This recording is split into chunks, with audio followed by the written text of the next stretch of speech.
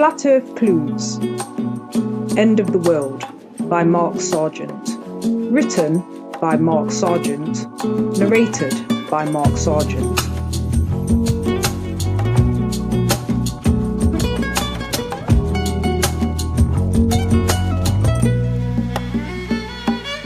Well, we all believed in that spinning ball.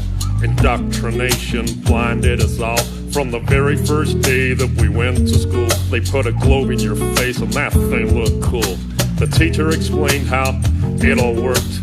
Of course it sounded so berserk, but who was I to question it? Because I was just a tiny kid. It sounded crazy as could be, but teacher would never lie to me. She was real nice, she didn't know. She too was taught to believe in that globe. I don't blame her, it wasn't her fault. She was only repeating what she'd been taught. I went through life believing that lie. That spinning ball was now in my mind. This is an audio recording by Mark Sargent for Lisa Newton out at Boogles.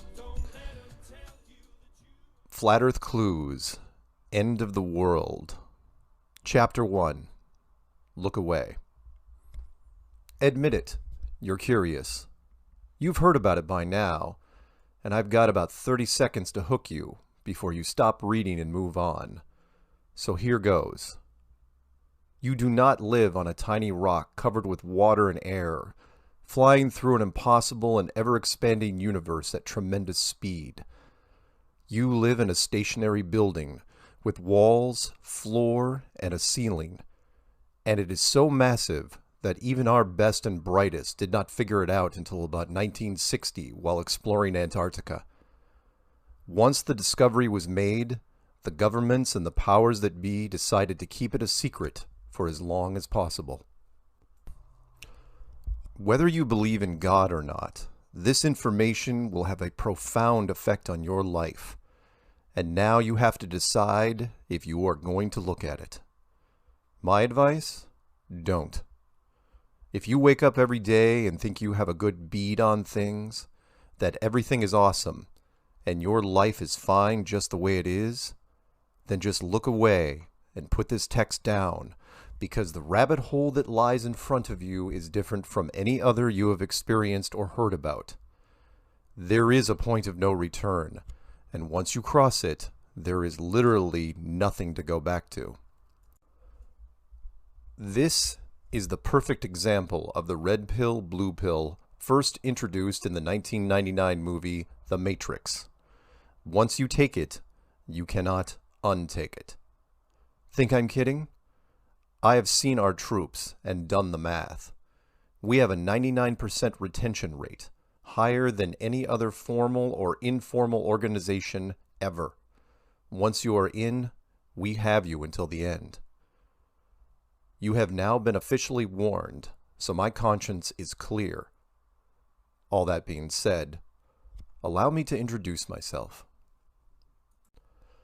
My name is Mark Sargent. I am the freshman recruiter for a fantastic place called Flat Earth University. It is all around you. And the first thing you should know about us is that we have people everywhere. Right now, there are Flat Earth members close to you. Maybe at your workplace, maybe at the bar, maybe in your immediate family. Most of them do not advertise, but will discuss the topic if approached. There is no physical campus. There are no certified professors. There is no quad where students lounge about playing frisbee golf. Almost everything about this wonderful institution is digital. If the Flat Earth concept throughout history was software, then we are Flat Earth 2.0.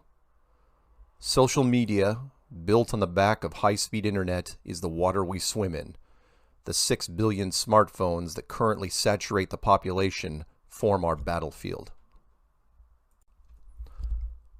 I say battlefield because the Flat Earth community is both institution and army, which makes sense because every great military force has an academy behind it.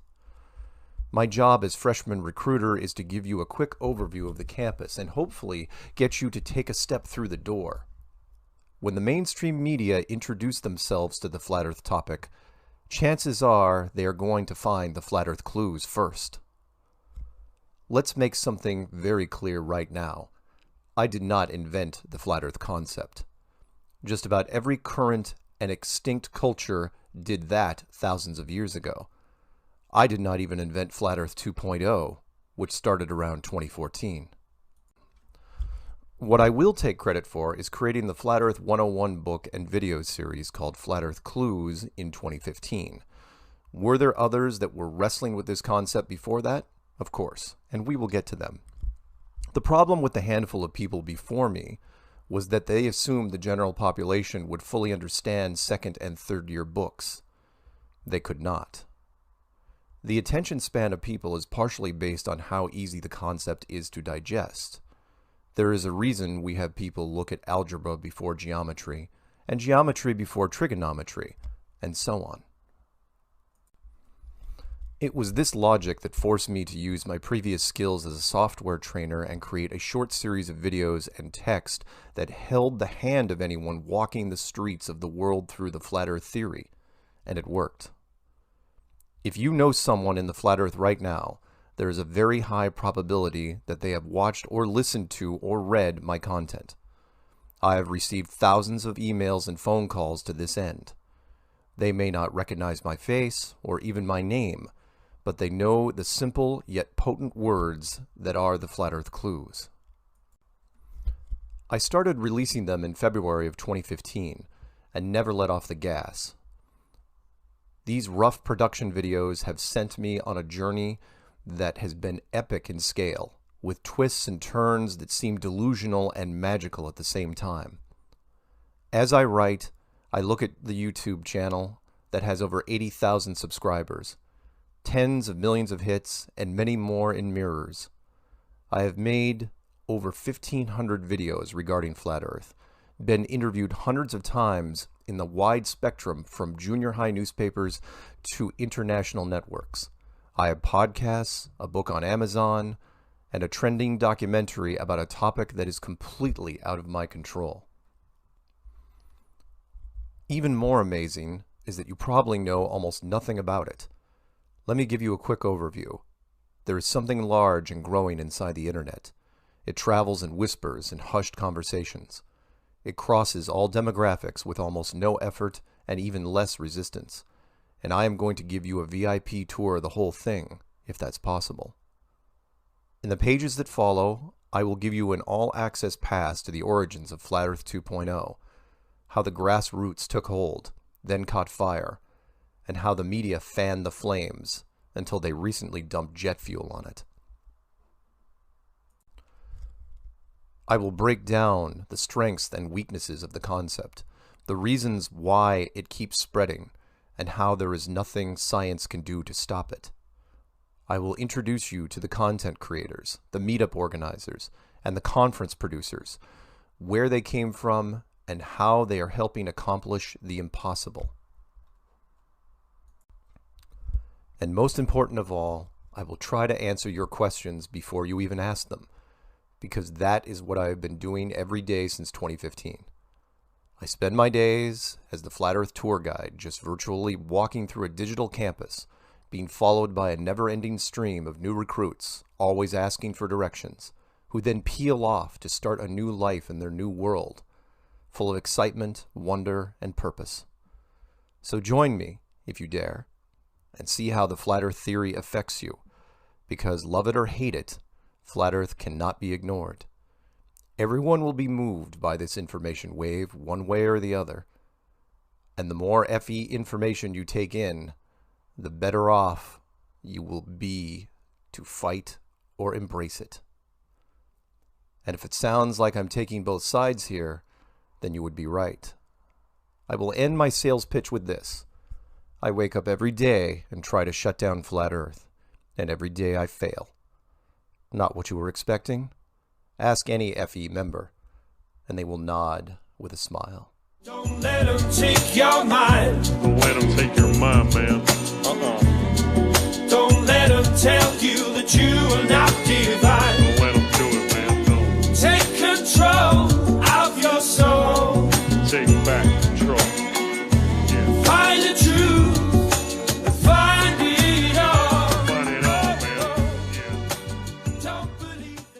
Chapter 2: How We Got Here.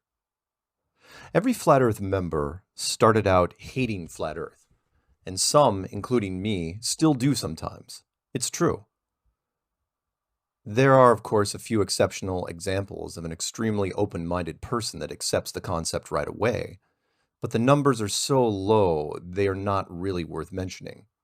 Spoiler alert, women tend to grasp the concept a lot faster than men. Women tend to be more open-minded in general, so no real surprise there.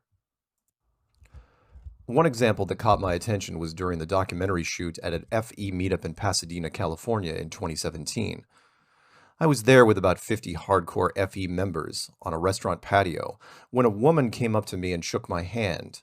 It was obvious she was new to the team, and one of the first questions all members ask each other is, "How long have you been in?" The woman looked down at her watch and said, "What time is it now?" It turns out that she was an Uber driver in Los Angeles and was giving a ride for one of our members to the event. In the 20 minutes that the car ride took, our member had converted her. She parked at the event and did not take any more fares for the day, instead choosing to walk and talk with the enthusiastic FE members at the restaurant. To the reader, my apologies for making assumptions. I should have probably mentioned earlier that the initials FE are a thing now. Ask anyone. If you start seeing the initials in different places, you will now understand why. As I was saying, most Flat Earth members start out loathing the concept. There are many variations on the theme, but the easiest to understand is, I became a Flat Earther because I tried to disprove it. From the outside, where the globalists live, it sounds like the easiest thing ever to debunk or shoot down. And that, of course, is the bait, the trap. Metaphorically, the Flat Earth concept looks like a simple child's toy lying on a park bench. You pick it up, already convinced in your mind how childish it is, like a puzzle designed for a 6-year-old. But the more you play with it, the more complex it becomes. The puzzle plays tricks with your senses, and 5 minutes later you are now convinced that what you are awkwardly trying to manipulate in your hands is not the same object you picked up. By then, of course, you are already doomed, because the idea is now firmly stuck in your head, like a marble in a paint can, and it cannot be shaken loose. One of the more elegant quotes I use regarding how people get sucked into Flat Earth theory is by George Orwell, legendary creator of the bestseller book 1984.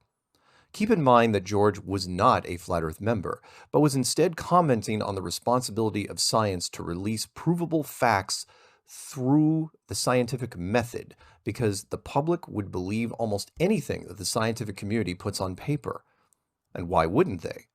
They are the intellectual authority, after all. The quote is from Tribune, December 27th, 1946. Most people, if asked to prove that the Earth is round, would not even bother to produce the rather weak arguments I've outlined above. They would start off by saying that everyone knows the Earth to be round, and if pressed further, would become angry. In a way, Shaw is right. This is a credulous age, and the burden of knowledge which we now have to carry is partly responsible. I found this interesting for several reasons. The first is that it was written in 1946, a full 12 years before NASA was even founded, and almost 30 years before the first blue marble shot was taken from space, and yet everyone knew the world was a sphere. It was already an absolute fact, a given. This fact was known to the world's population, even though no human being had ever been above the altitude of a commercial airplane. Nobody knew.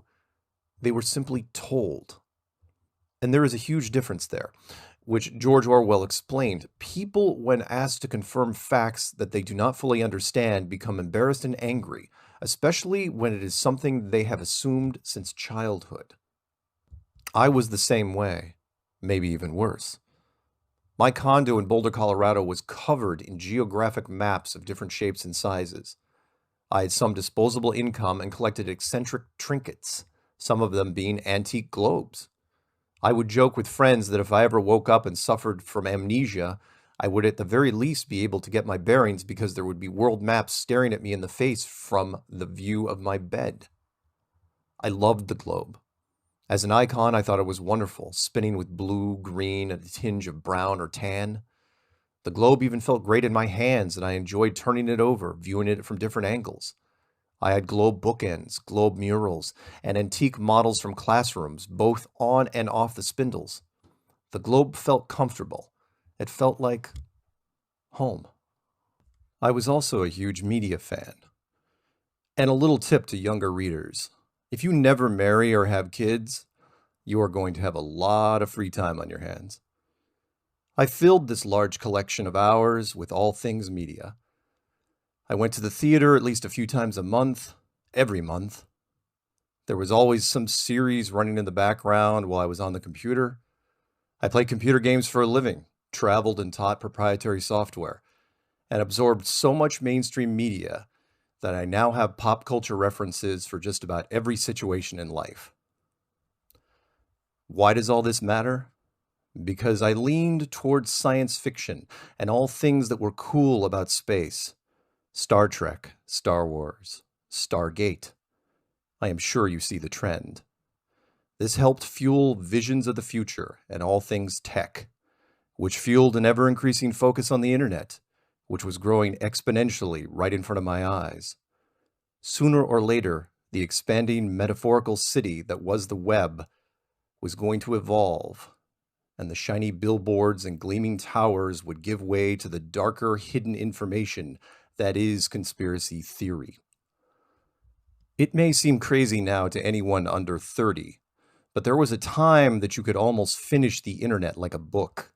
I am not kidding. There just wasn't that much out there.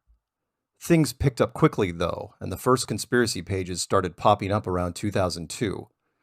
We are not going to cover the reasons for the increase here, although I am sure you could guess. And since we're at it, I am also going to make an effort not to cover most of the popular conspiracies out there in the US and abroad. This is for a few reasons. The first is that since Flat Earth appeared, just about everything else is a second-tier conspiracy and just not that important by comparison. The second is that there are a number of topics that are just too hot for the mainstream media. The personal emotions they invoke start conversations that many people find anti-patriotic and or depressing. That being said, I am not shy about mentioning conspiracies that mainstream will talk about, and I will touch on a few later. I will get back to the point.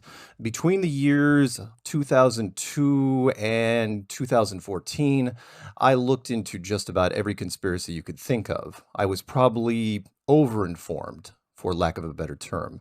I had even coined a conspiracy that I am pretty sure is still not documented, that being the Panama Canal. I can hear you already. The Panama Canal is not a conspiracy. Are you sure? Consider this. The largest engineering projects usually cost some lives. It is just part of doing business. Take the Hoover Dam, for example. This was a huge undertaking that used massive amounts of cement at height, similar to a skyscraper. During its construction, it took the lives of about 70 men. This would be considered acceptable losses by any city building project manager. The Panama Canal, however, was a much simpler design with no height. It was just a giant concrete ditch that connected two oceans and a lake. Do you know how many Americans died during the construction? The number of U.S. dead totaled close to 6,000. This may seem utterly incredible until I tell you that they died of malaria and yellow fever. Most people, upon hearing the malaria part, quietly nod their head with acceptance because we all know it's deadly and things like that happen. They say that it would also be the cost of doing business. Not so fast. You see, the Americans did not start the Panama Canal. The project was already partially completed before they got there. The canal was initially started by the French, who saw the military strategic value. The French lost over 20,000 men before the Americans even thought of picking up a shovel. So many French civilians died, in fact, that the citizens of Paris started protesting the body count. And with no solution in sight, the military and engineers withdrew forever. Where is the conspiracy? The Americans knew all this, and even armed with advances in mosquito netting and repellent, were fully aware that thousands of civilian lives would be lost, and they sent them anyway, without telling them the odds. If you had a 10% chance of dying from a jungle-borne disease, would you be eager to sign up? That, by very definition, is a conspiracy. You do not tell the men how many lives are being lost each month so that the project will be finished. The Panama Canal was completed by the Americans, and in hindsight, the end justified the means. As you will read later, you absolutely can put a price on human life. We do it all the time. It was these conspiracies and many others that kept me away from Flat Earth. All of them had their interesting facets, and all of them were far easier to believe than Flat Earth. In fact, there was a point where I put Flat Earth so far down the list that I considered it more of a joke than a conspiracy. Most of the time when I saw Flat Earth appear on my screen, I would bat it away like a slow fly heading towards a sandwich, or just roll my eyes and shake my head, something I see every day in the eyes of globalists faced with this topic. I was right there with you. And then one day, during the summer of 2014, I did the unthinkable. Bored with everything else on the internet, I decided to go to my bucket list and clicked on a link that was tied to Flat Earth. It all went downhill from there.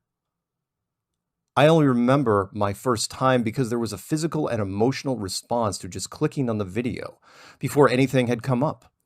Keep in mind, this was 2014, and I was an internet nerd. I had gone to websites that would have made a biker blush. Been there, done that. A little humor, forgive me.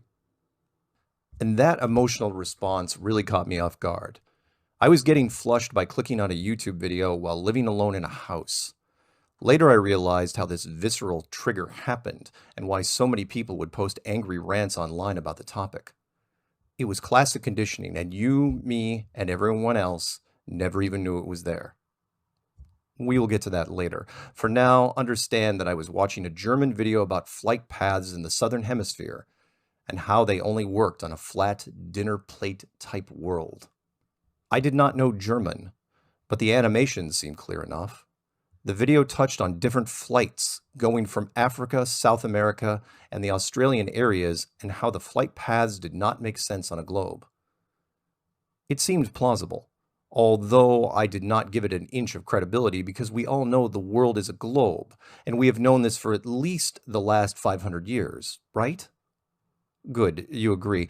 Flat Earth is stupid and we should all go home now. Maybe I would watch just one more video and one more after that. Then I ran into one by a man named Matt Boylan. Matt was both a blessing and curse to my life. I would like to give him a lot of credit, but I can't because he fights against the current of life like he is angry with it. All the real credit should go to his girlfriend who was living with him in Montreal, Canada. The woman in question sat him down on a couch and had him tell his story about he was first exposed to the flat earth and what he knew about it. It was probably the only sober, well-composed, articulate video Matt ever made. Trust me on this, I have looked at hundreds of his other works. It was also brilliant. He did one take and almost no editing. Matt lays out a story that is, at the very least, worthy of a Twilight Zone episode or a mid-budget TV movie. With some prompting from the girlfriend, Matt spins a slow-building tale of how he was hired directly by NASA to create photorealistic paintings for various mission simulations. Where it got interesting was how it tied to Flat Earth. Anyone who watched the documentary Behind the Curve already knows how Matt's story plays out, so I'm going to do something different and give you my interpretation of what I think really happened with NASA. I take pride in finding plot holes in media, and I think I have pieced most of this together. I do not think Matt Boylan actually worked for NASA. I think he worked for a guy who worked at NASA. Allow me to explain. This story takes place in the early 2000s when Matt was fresh out of university. He was a good-looking blonde kid and a hell of a painter. Matt was also an aspiring actor and landed some small acting roles in America. During this time, I think he was asked to help creatively paint some walls and floors of a ranking NASA executive out in the Hamptons, Who knows how they met? It's just one extra degree of separation. Sometimes these projects can take a while, and since this NASA executive was also hosting parties, he invited Matt to attend one at his house during the holidays. Why not, right? Matt was a good-looking French-Canadian actor/painter. Probably a few octaves more interesting than stuffy rocket science geeks. So Matt is at the holiday event just walking around, wine in hand, soaking this party all in, and a typical winter East Coast storm knocks out the power. Now they are down to wine and candles. Everyone knows that is when the best stories come out. NASA executives start speculating on different projects, and one of them speaks of a rumor that the world GPS system does not work down in Antarctica. Another exec chimes in that they have an ops team they could send to confirm it. A third exec then steps forward and calmly states that if they send out a team that far, they won't be coming back. Insert dramatic pause here. Matt, who has no clue what is happening, asks if the GPS system doesn't work because it's too cold. The ranking executive says, no, it's because it's flat. Matt doesn't get it, and the executive proceeds to grab some chalk and start drawing on the granite floor. As the ranking executive is drawing continents, he is talking about energy and how the world system runs on temperature changes.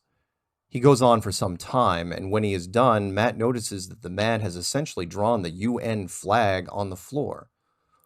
If you do not remember world politics, I recommend that you pause for a second and look up the image of the UN flag.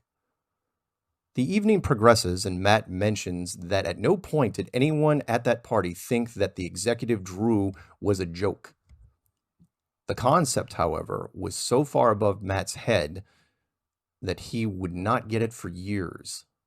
By that time, his communication with the NASA executives has faded away, and Matt was stuck with a large number of unanswered questions. More than special effects or acting, I love a good story. Writing is everything, and this was a tight little tale with a cool science fiction ending. I had to know more. I dedicated myself a weekend to sit down and solve the Flat Earth mystery once and for all. That weekend turned into 9 months. I joined a Flat Earth Society out of Hong Kong, whose first new member was 80s singer Thomas Dolby. Yes, I see the irony there. She blinded me with science. Every video I watched left me with more questions. Every loose end I pulled on left me with more strings. Day after day, the unanswered questions kept piling up in my head, and a pattern started to emerge. Everything pointing to the same conclusion. The world is not what we think it is. Days turned to weeks, weeks turned to months, until finally, in the early stages of 2015, I realized there was no possible way I could answer this massive riddle on my own. I finally swallowed my pride and turned to the internet hive mind, the web collective. The hive mind misses nothing. Surely they could quickly shut down what I had failed to do over the last 9 months. I created a short video series with my best arguments against the globe and treated it like a court case. To be clear, even today, I cannot with 100% accuracy prove the flat earth. I can, however, create so much reasonable doubt in the globe and solar system that the only place you have left to turn is some sort of flat earth model. If you think that reasonable doubt is not enough, I assure you it is. Reasonable doubt works in court every day and is strong enough to build an alternative science army. We will elaborate more on that in the next chapter. My internet cry for help, my web distress call, was sent out in February of 2015 in the form of a video series called Flat Earth Clues. It was accompanied by all my personal information, full name, email address, phone number, physical address, all of which are still out there to this day. This was done to make it even easier for the internet to contact me with the answers, and I fully expected them to come back with a short paragraph giving me the globe proof that would shut me and the flat earth down. I was hardly prepared for what happened next.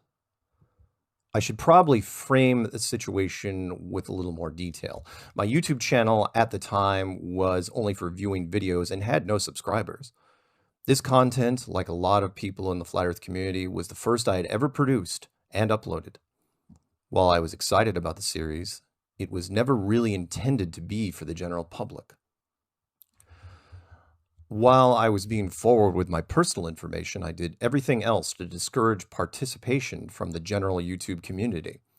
I did not allow thumbs up or down, did not allow comments, and did not monetize anything, further limiting the viewing audience. And the one thing I did as an afterthought was making the videos Creative Commons license. That license came back to haunt me and lit the match to the series. For those of you who are not familiar with Creative Commons license, let me explain. You are marking your video copyright free so that others can put it on their channel without fear of getting a copyright strike. You are not signing away all your rights to the content, but when it comes to YouTube, it's the next best thing. What I did not know was that there are people in the social media world who look for interesting content that is Creative Commons licensed. They then grab it, put it on their channel, and monetize it, every viewing giving them a few coins. It adds up quickly. It was this group that really turned the Flat Earth Clues into something larger than life. It should also be noted that these channels are under no obligation to inform you that they have done this. You are giving away your video, and while a polite thank you may be nice, it is not required. I only knew about all these mirrors because of the emails I started receiving, talking about the length of my movie. At first, I thought the people contacting me were not quite clear on what the definition of a movie was. Maybe it was YouTube slang for something else. I didn't know. I was getting older after all. Eventually, random emails came in stating that they had enjoyed my 2-hour production, and I had to ask what exactly they were clicking on. Through some distracting investigation, I learned that many people were mirroring the clues, and several had combined them into a single 2-hour video. To make things more confusing, they changed the title from Flat Earth Clues to something completely different, even though the audio and video remained the same. A few examples would be, they are hiding God with the greatest lie ever. They are hiding God with the biggest lie ever. And Under the Dome full documentary. Each title tailored to a different audience, each generating millions of hits. At this point, I had far more views and subscribers from other channels than the originals ever generated. Calls came in quickly, some of the first being fringe podcasts looking for more information on the topic. Those interviews generated others, which generated larger and larger media interest.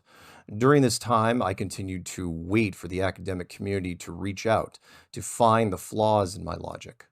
Weeks went by, then months. Holding my breath, waiting for the other shoe to drop was not an option now. I was dedicated to the cause. I was officially now a flat earther, and the movement was on the rise. Below is an excerpt from the 2019 How We Got Here speech, summarizing the whirlwind that followed. Almost immediately, I was set upon by people who wanted to know more. The emails started pouring in, and the phone calls came at all hours of the night. Podcasts wanted to do interviews, students wanted details, and then there were the YouTube channels. Oh, so many new YouTube channels. A large Christian prophecy channel that was created by Rob Skiba reached out and wanted to debate me. During the podcast, you could feel his mind racing with new possibilities. After the second show, Truth Frequency Radio contacted me and asked if I would like to do a program of my own to talk about the flat earth and spread the word. And 2015 continued like that, a true grassroots year for flat earth. More channels dedicated to destroying the globe model appeared, and the entire conspiracy world took notice, because it was, and still is, the most hated and most polarizing fringe topic there is. Professionals from different walks of life began to come forward. Military instructors from all branches, pilots, engineers, surveyors, flight instructors, many going on public record, all of them singing the same tune. They had all heard about the curvature of the earth and how it spins, but none of them used it in their calculations, even when they should have. As 2015 drew to a close, the topic had started to expand with different facets, discovering new ideas almost weekly, and enthusiasm was high, even though mainstream news viewed it as just another internet flash in the pan. They couldn't have been more wrong. At the beginning of 2016, a Grammy-nominated rap artist named Bobby Ray Simmons Jr., known professionally as B.O.B., released a new single called Flatline. The song was unusual for two reasons. The first was that it included a 60-second audio clip from astrophysicist Neil deGrasse Tyson as he described the Earth as being pear-shaped. The second was that it implied that the scientist was taking government money to hide the fact that the world was indeed flat. This is when the mainstream media first took notice, mostly because it was new news. This is something they had never seen, and even before the media could fully digest the concept, the scientist in question did the unthinkable. He fired back. For reasons that continue to remain unknown to us, the leading face of mainstream science decided to make an appearance on Comedy Central and then do a 7-minute monologue against rapper B.O.B. on why the Earth isn't flat. He used no animations or graphics, but made a point to use profanity at the end while symbolically dropping the mic on the stage and the topic. With the help of his nephew, Neil Tyson even made a response rap song. The effect it had was, well, flammable. It was, without a doubt, the most interesting story to start off the year and helped fuel the emerging flat Earth topic in social media. Between the two people involved, one in the music industry and the other in science, there was no way the average media editor could ignore it. The mainstream exposed ordinary people who had never looked at a single conspiracy to the simple words that now echo everywhere: flat Earth. In droves, the general population searched for the reason why this was a headline and were pulled into a rabbit hole which few can escape. And if you think that's the strangest thing to start off the flat Earth world in 2016, you would be sorely mistaken. Leonardo DiCaprio visited the Vatican, and guess what he brought up on camera? You would be right if you said flat Earth. Being an A-list celebrity only gets you 15 minutes with the Pope. Did he talk about climate change? A little bit. Did he bring the Pope an art book showing the world as an enclosed structure and how it represented the promise of the future? Indeed he did. After Leonardo left, the Pope left the Vatican and flew to Cuba to meet with the Orthodox Pope, the first time the two had met in 1,000 years. We don't know what they talked about, but after he left, the Orthodox Pope went straight to Antarctica, one of the hot buttons of the flat Earth community. Who else went to Antarctica in 2016? Secretary of State John Kerry, for one. And even though it might not sound strange to you, it did to me because he was there on election night, when he should have been back in the States backing his candidate, Hillary Clinton. Astronaut Buzz Aldrin was also there in 2016 and had to be emergency airlifted for health reasons. The very first Flat Earth Video Awards show was also in February of 2016. Yes, there were already so many Flat Earth videos that we were starting to give out awards. By April of 2016, Flat Earth regional meetups were appearing. The first was in Houston, then Seattle, and after that in just about every state you could imagine. And this wasn't just happening in the United States. Across the pond, Dave Murphy from the UK had already made the first Flat Earth appearance on Macedonian television. By August of 2016, I started keeping track of the numbers and the sheer volume of videos that the topic was helping create in social media. We weren't just an anomaly, we were a certified trend, and were gaining speed every month. As 2016 drew to a close, we were a cool club that had gotten some solid attention. But the future was uncertain, sometimes even precarious. Not for long. Within a month, all that would change. In 2017, like a sign from the heavens, someone had carved into a hillside in Los Angeles, Google Flat Earth. Even now, this person responsible has never come forward. That very night, basketball all-star Kyrie Irving announced during a podcast that he believed in Flat Earth, and the day after that, LeBron James, the most popular face in American basketball, supported him. I cannot overstate the shockwaves that Flat Earth was creating in the sports world. We could have raised millions of dollars and approached LeBron's agent to say those words, and probably would have been refused. Without asking, LeBron ended up saying Flat Earth on camera for free. Every sports periodical in the world covered this story immediately. Then the general media dived in. Over the next few months, it was the water cooler topic. The crossover media was surreal. There I was, reading a Rolling Stone article about Jimmy Kimmel and Dave Chappelle on late night television discussing Kyrie Irving and Flat Earth. To be honest, it only surprised me a little. And when I saw actor Chris Pratt debating Flat Earth on ESPN with a panel member, I wondered how far this could go. To add to the fire, NBA Hall of Famer Shaquille O'Neal supported Kyrie as well during a live broadcast, but only stood by it for 10 days.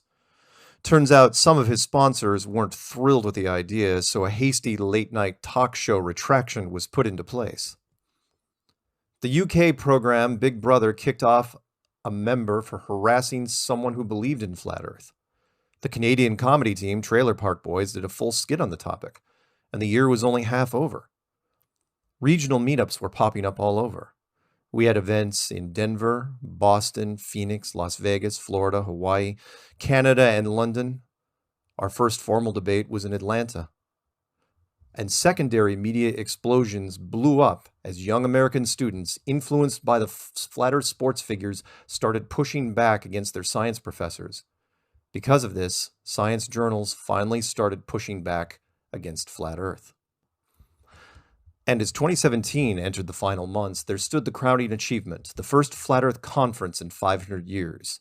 It might as well have been forever, an ancient truth made new again simply by brave people believing in it. International media flew in for the unique event and were amazed by the conviction, the passion, and the sincerity of all the people involved. The largest YouTube channels in the world were now wading into the Flat Earth pool. Late-night talk shows were taking shots at us monthly. Who the hell was Freddie Flintoff? I didn't know, but apparently he was talking about Flat Earth over in London. HBO, Vice, ABC, BuzzFeed, German television, Russian television, British television, Hustler magazine, university classes, radio stations. The last day of 2017, rapper B.O.B. was preaching Flat Earth to Bill Nye the Science Guy, and I didn't care. That same week, Kyrie Irving was using Flat Earth in his shoe commercials, and still, mainstream science thought we would just go away. In 2018, we changed gears. If some is good, then more is better. We did more meetups, not just every month, but almost every week. I had to build a special playlist on my YouTube channel, and there are now hundreds of regional meetups on it. You would think at this point that nothing could surprise the media when it came to Flat Earth. They had already seen a rap battle between a Grammy nominee and the world's most popular scientist. They had watched the sports world openly debate the shape of the world. What other rabbits did Flat Earth have in its hat? Well, this, for one. Mad Mike Hughes, a California stuntman, put a giant Flat Earth sticker on the side of a homemade rocket and literally launched the topic to a new level. Did it prove Flat Earth? Not at all. Was it covered again and again in social media as the launch was delayed twice? Yes, it was. In 2018, there wasn't just one Flat Earth conference. There were 3. We had one in the US, one in Canada, and one in the UK. All of them were different, and all were fantastic. We now had dedicated venues where we could share our ideas and experiences. Just before the first Canadian conference, the first mainstream documentary on the topic defied all expectations and competed in 22 film festivals in 7 countries. So many showings that the producers could not even begin to attend them all, and started flying me out to them. And during all this, the numbers, the precious stats that I love, reached for the impossible. In June of 2018, Flat Earth, which started at a modest 50,000 search results, had hit 20.9 million. The cherry on top being that the President of the United States was sitting at 20.8 million. And somewhere along the line, the powers that be decided that we were getting a little too excited. The U.gov survey said it all. Americans were now starting to lean towards Flat Earth too quickly for their taste. Indeed, a full third of young Americans didn't believe in the globe anymore. YouTube took matters into their own hands and tore down their own scoreboard that we would stop pointing at it. Google went before the United States government and said they were doing what they could to deal with the Flat Earth problem that kept spreading, but secretly loving us because we kept people on YouTube, now the largest television network in the world. National Geographic tracked some of us down and condemned the Flat Earth movement as being a danger to medicine, a threat to technology, and had the potential of sending science back to the Dark Ages. I thought they were being a tad dramatic, but they did have a point. We weren't going away, and they knew it. Behind the scenes, they told me that it concerned them that science wasn't meeting us on the battlefield. They were hoping they could rally some of them to engage us. It didn't work. Science did everything they could do to avoid the topic, to pretend that it wasn't there and that people weren't listening. Shane Dawson, one of the largest channels on YouTube, made a single flat earth video in 2018. It now has 28 million hits. They talked about it on The View with Al and Alda. Shane's demographic is under 20. What is science going to do to stop that? Nothing.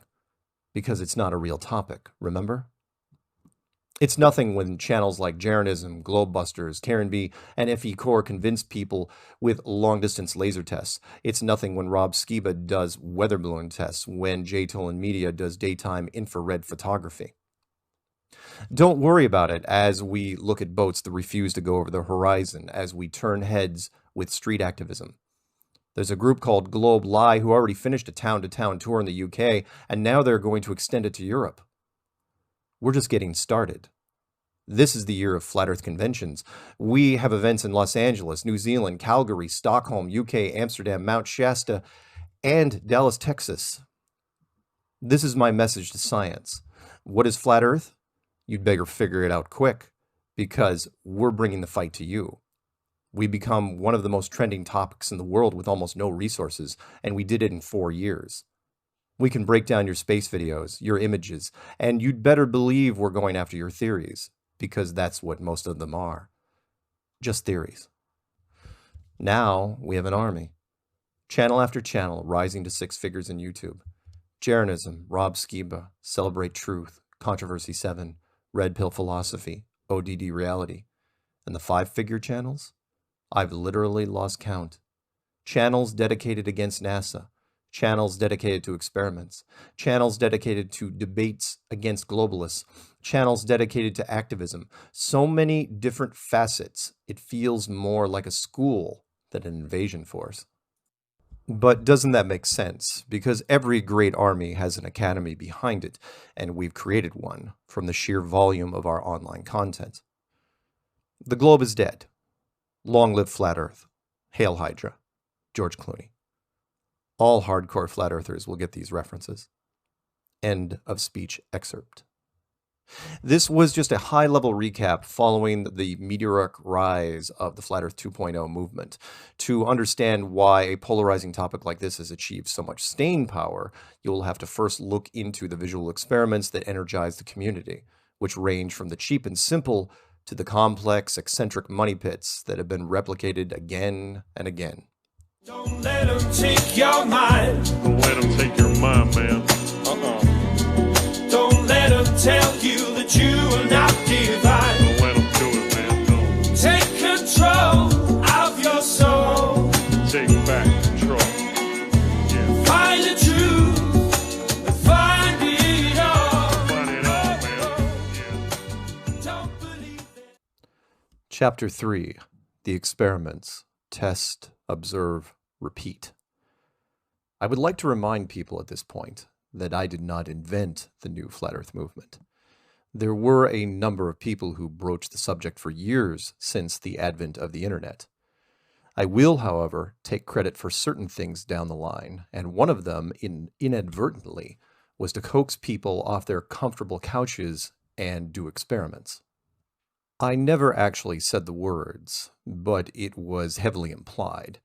Do not take what I say as gospel. Do your own research and ask questions. Honestly, I never thought that people would jump up from their seats and create their own globe testing experiments from scratch, and yet that is what quickly happened starting in 2015. From what I can gather, no one in the Flat Earth community had suggested such a thing until then. There were different books and videos on the subject touting different experiments from the past and a large list of proofs, but no one came out and proposed the obvious, which was to challenge the internet hive mind to actually sit down and prove the globe for themselves. I never at any point in the clues directly promoted experiments. I merely connected the dots and detailed a thought experiment on how the world could be built and hidden from us. After the clues were released, I would mention in interviews things like the Orlando Ferguson map from the 1800s that looked similar to a roulette wheel. Right away, listeners were contacting me and pointing out a few things. First was that I should not bring up a roulette wheel ever because all the numbers on the wheel add up to 666. Believe it or not, that little factoid is true, and since the conspiracy world and pretty much everyone else stays away from that number, I took that to heart. And the other was that a number of people were already starting to do experiments, and the first thing observed was that there was zero Earth curvature detected. So the Orlando Ferguson map needed to be classified as secondary reference material. Maybe it was out of boredom, maybe it was subliminal hot sex messaging, hard to say, but the challenge was accepted by the internet, and one of the first things people did was run to the beach with HD cameras and start doing long-distance photography. Let's take a look through the viewfinder. Part 1, long-distance photography. The most damaging piece of evidence against the globe model is lack of observable curvature, otherwise known as the curvature of the Earth. It was picked up on immediately by the community, and it is still today the most heavily used FE reference in the war against scientism. Simply put, long-distance photography is the easiest and most convincing argument that Flat Earth has. How it works seems a bit complicated at first, but I have a way of breaking complex and semi-complex subjects in different ways, so one of them is going to resonate with you.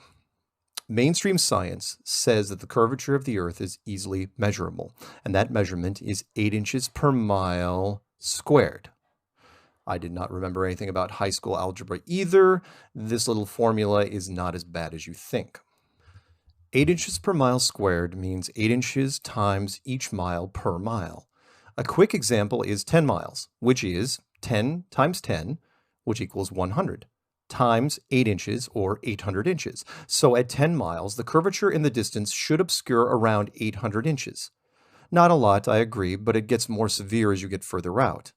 50 miles is 50 times 50 times 8 inches, which is around 1,670 feet. That means if you were looking at an object 50 miles away, the object should be hidden by 1,670 feet of curve. Whatever thing you are looking at has to be taller than that. To make it as easy as possible, at 50 miles, you should see nothing shorter than 1,670 feet high. Well, that is a problem because we can see everything at that distance, and some much, much further. For people over a certain age, including me, this will seem confusing because we should have run into this paradox a long time ago, especially over water. I mention water because it always lays level, hence the name water level. Water does not curve, and it is the most reliable medium for these tests. So sailors over the centuries, including those alive now, should have realized this optic issue, and they would have if they could have recorded it with any degree of resolution, which did not exist until very recently. I have to sidetrack for a minute to set the stage.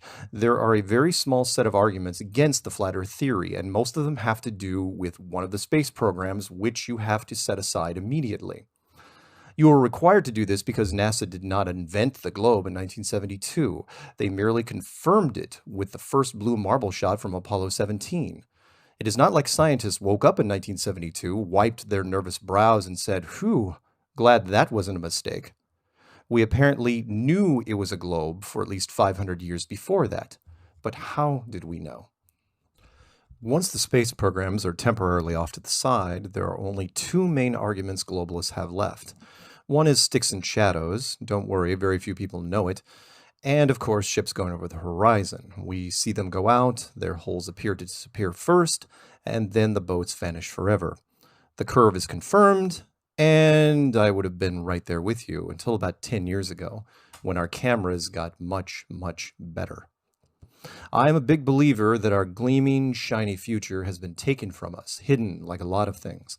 Anyone who is old enough to attend a World Expo or even watch a single episode of the Jetsons knows what I mean. We do not have flying cars or robot servants, no teleporters or matter replicators or even holodecks. Everything now in life is still very similar to what it was decades ago, with the exception of one thing: computer technology.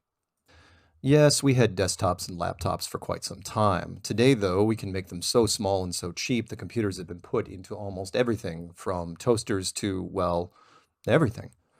This part of our future actually happened, and most people missed it. Everyone under the age of 30 just takes it for granted, but I can assure you it exceeded most futurist expectations.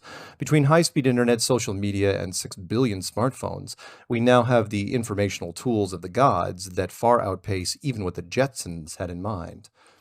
What happens when you combine a powerful computer with a camera? Some very cool things, like almost unlimited in-camera editing, massive image storage, impressive versatility with light settings, and the part most important to Flat Earth members, high resolution and zoom.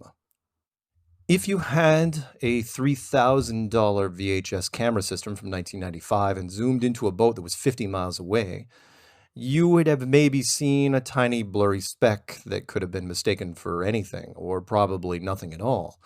Now, however, the game has changed.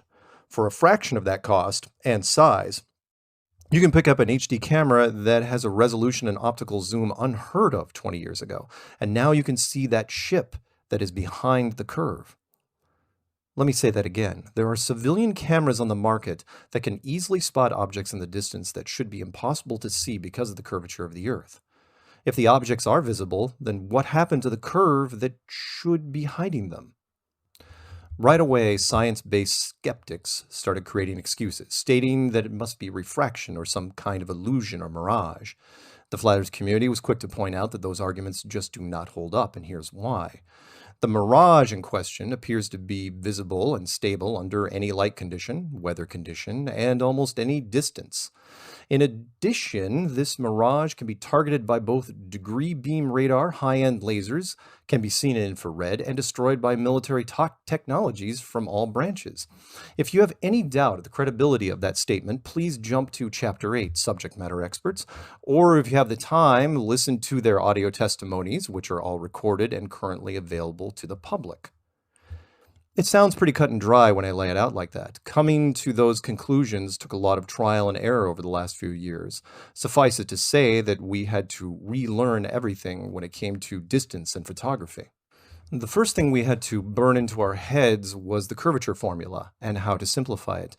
I'm sure there are math geeks out there who will say 8 inches is too clean a number, and they would be correct. After about 500 miles, you have to factor in some additional geometry equations, and things get too mathematically messy for the average person. Yes, that includes me. Since the Flat Earth community rarely completes experiments anywhere near a distance of 500 miles, most people on both science and FE side agree that at less than 500 miles, 8 inches squared works just fine. Why do the FE members try to stay under 500 miles? Even with the best optics at sea level, your sight range is limited. This is due to the thickness of the atmosphere. Remember that what you are breathing right now is a thin version of water. It is these scientific factoids that keep me up at night. Let us do a little chemistry review. The water that you drink is H2O, or 2 parts hydrogen and 1 part oxygen. You know that because water, the most critical of life's components, is shown everywhere, all the time, in various forms, including the equation based on the periodic table. What you probably don't know is that what you breathe is hardly even oxygen. The composition is N4O, or 4 parts nitrogen and 1 part oxygen. Yes, there are some trace gases, but you get the idea. It is only mostly transparent, and it stacks and gets thicker over distance, so at different levels it is only 90% transparent, then 80, and so on. It's the reason you can't see Japan from California, or Mount Everest from everywhere. Long story short, at only a few hundred miles, you are looking through an ever-changing soup that will often act like a lens and distort images just enough to reinforce the curve, but sometimes it does not, and that is when we take full advantage. I have viewed both personally and online too many of these photography tests to count, and it is impossible to do them justice here. This book is not just meant to be read, but also referenced, and I encourage the reader to pause, put the book down, and look up anything that I am talking about, because it is all out there. Despite my best efforts here, there will be gaps and unanswered questions. Please take the time and look up what we are covering in this text. Some notable photography videos can be found by searching any of the following words with flat earth: Chicago skyline, flat earth, Salton Sea, flat earth, sunrise, sunset, lake, sea, lighthouse, ship. The list goes on. Critics will try to minimize the results by amplifying the viewing height, which changes the viewing distance on a globe. I counter these skeptic arguments with a tidy little experiment on my channel called 7.53 mile frozen. As always, put flat earth into the search with it. The test was conducted on an almost frozen lake by a husband and wife team fairly new to the flat earth community. The test's simplicity was almost childlike. The video showed two people just before dawn at water's edge. The wife was on one side of the lake with a flashlight, the husband on the near side with an HD camera. The distance of the test was 7.53 miles. In clear but freezing temperatures, the flashlight was set onto thin ice, and the camera, tripod at minimum, set on the ice as well. In this case, viewing elevation was practically 0. Rounding down to 7 miles, the math is 7 times 7 times 8 inches, or 32 feet. The flashlight beam was 3 inches off the ice and water, and then filmed with clarity. Even the most exaggerated case of refraction could not explain this. The most popular experiment, because of sheer distance and debate, has to be the Chicago skyline. There is some irony here, because the original footage most often used was taken by a non-flat earther. The time-lapse footage was shot from the other side of Lake Michigan, looking back at the Chicago city skyline. It covers 12 hours and goes through multiple weather conditions, including sunlight, clouds, rain, and continues from sunrise to sunset, even into darkness. At no point does the skyline morph or go inverted. It is right there in plain sight, and it should not be. There is simply too much distance, too much curvature of the earth, and yet the images do not lie. Again, look at the long-distance footage for yourself. There's a lot of it out there, taken from just about every beach you can imagine and every shoreline object you could ever think of. Every day our members do this experiment, and every day our ranks grow because of it. Until mainstream science can produce a simple explanation that can counter all the video images, the FE concept is only going to spread. Part 2. Laser tests. After the initial long-distance photography test, the FE community wanted more, and since some of the military subject matter experts, Chapter 8, that use beam radar and lasers could actually touch these impossible distant objects, it seemed like the next logical step. Acquire a laser, find a distant target, and see if you can hit it. Simple as that. A laser beam flies impossibly straight, defying some of our childhood thoughts about light. Laser beams are cool and resonate with us, dreams of the gleaming future that never fully materialized. In this case, a laser beam is the next best thing to reaching out with a very long finger and tapping something on the shoulder. Or so we thought. Even the best laid laser plans are not what we think. One of the first and biggest advocates for laser tests was the YouTube channel Jaronism. You might remember him from the documentary Behind the Curve. Jaron contacted me in 2015, and there were loose plans to do a laser test from Port Angeles, Washington, to the beaches of Vancouver Island, Canada. The plans fell through, and we did not meet that year, but in hindsight, the test would have failed because we knew nothing about lasers. Turns out, with these devices, you get what you pay for. Despite the early setback, Jaron had the testing bug in his head. Based in Northern California, he purchased a mid-grade civilian laser and started doing shoreline tests. The test setup is what you might expect. Laser on one side, target on the other. Cameras are on both sides, communicating through cell phones. Keep the beam as close to the water as possible, and keep the math variance calculations to a minimum.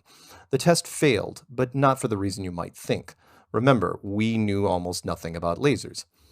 With civilian-grade lasers, there is going to be what is known as beam dispersal, or spread.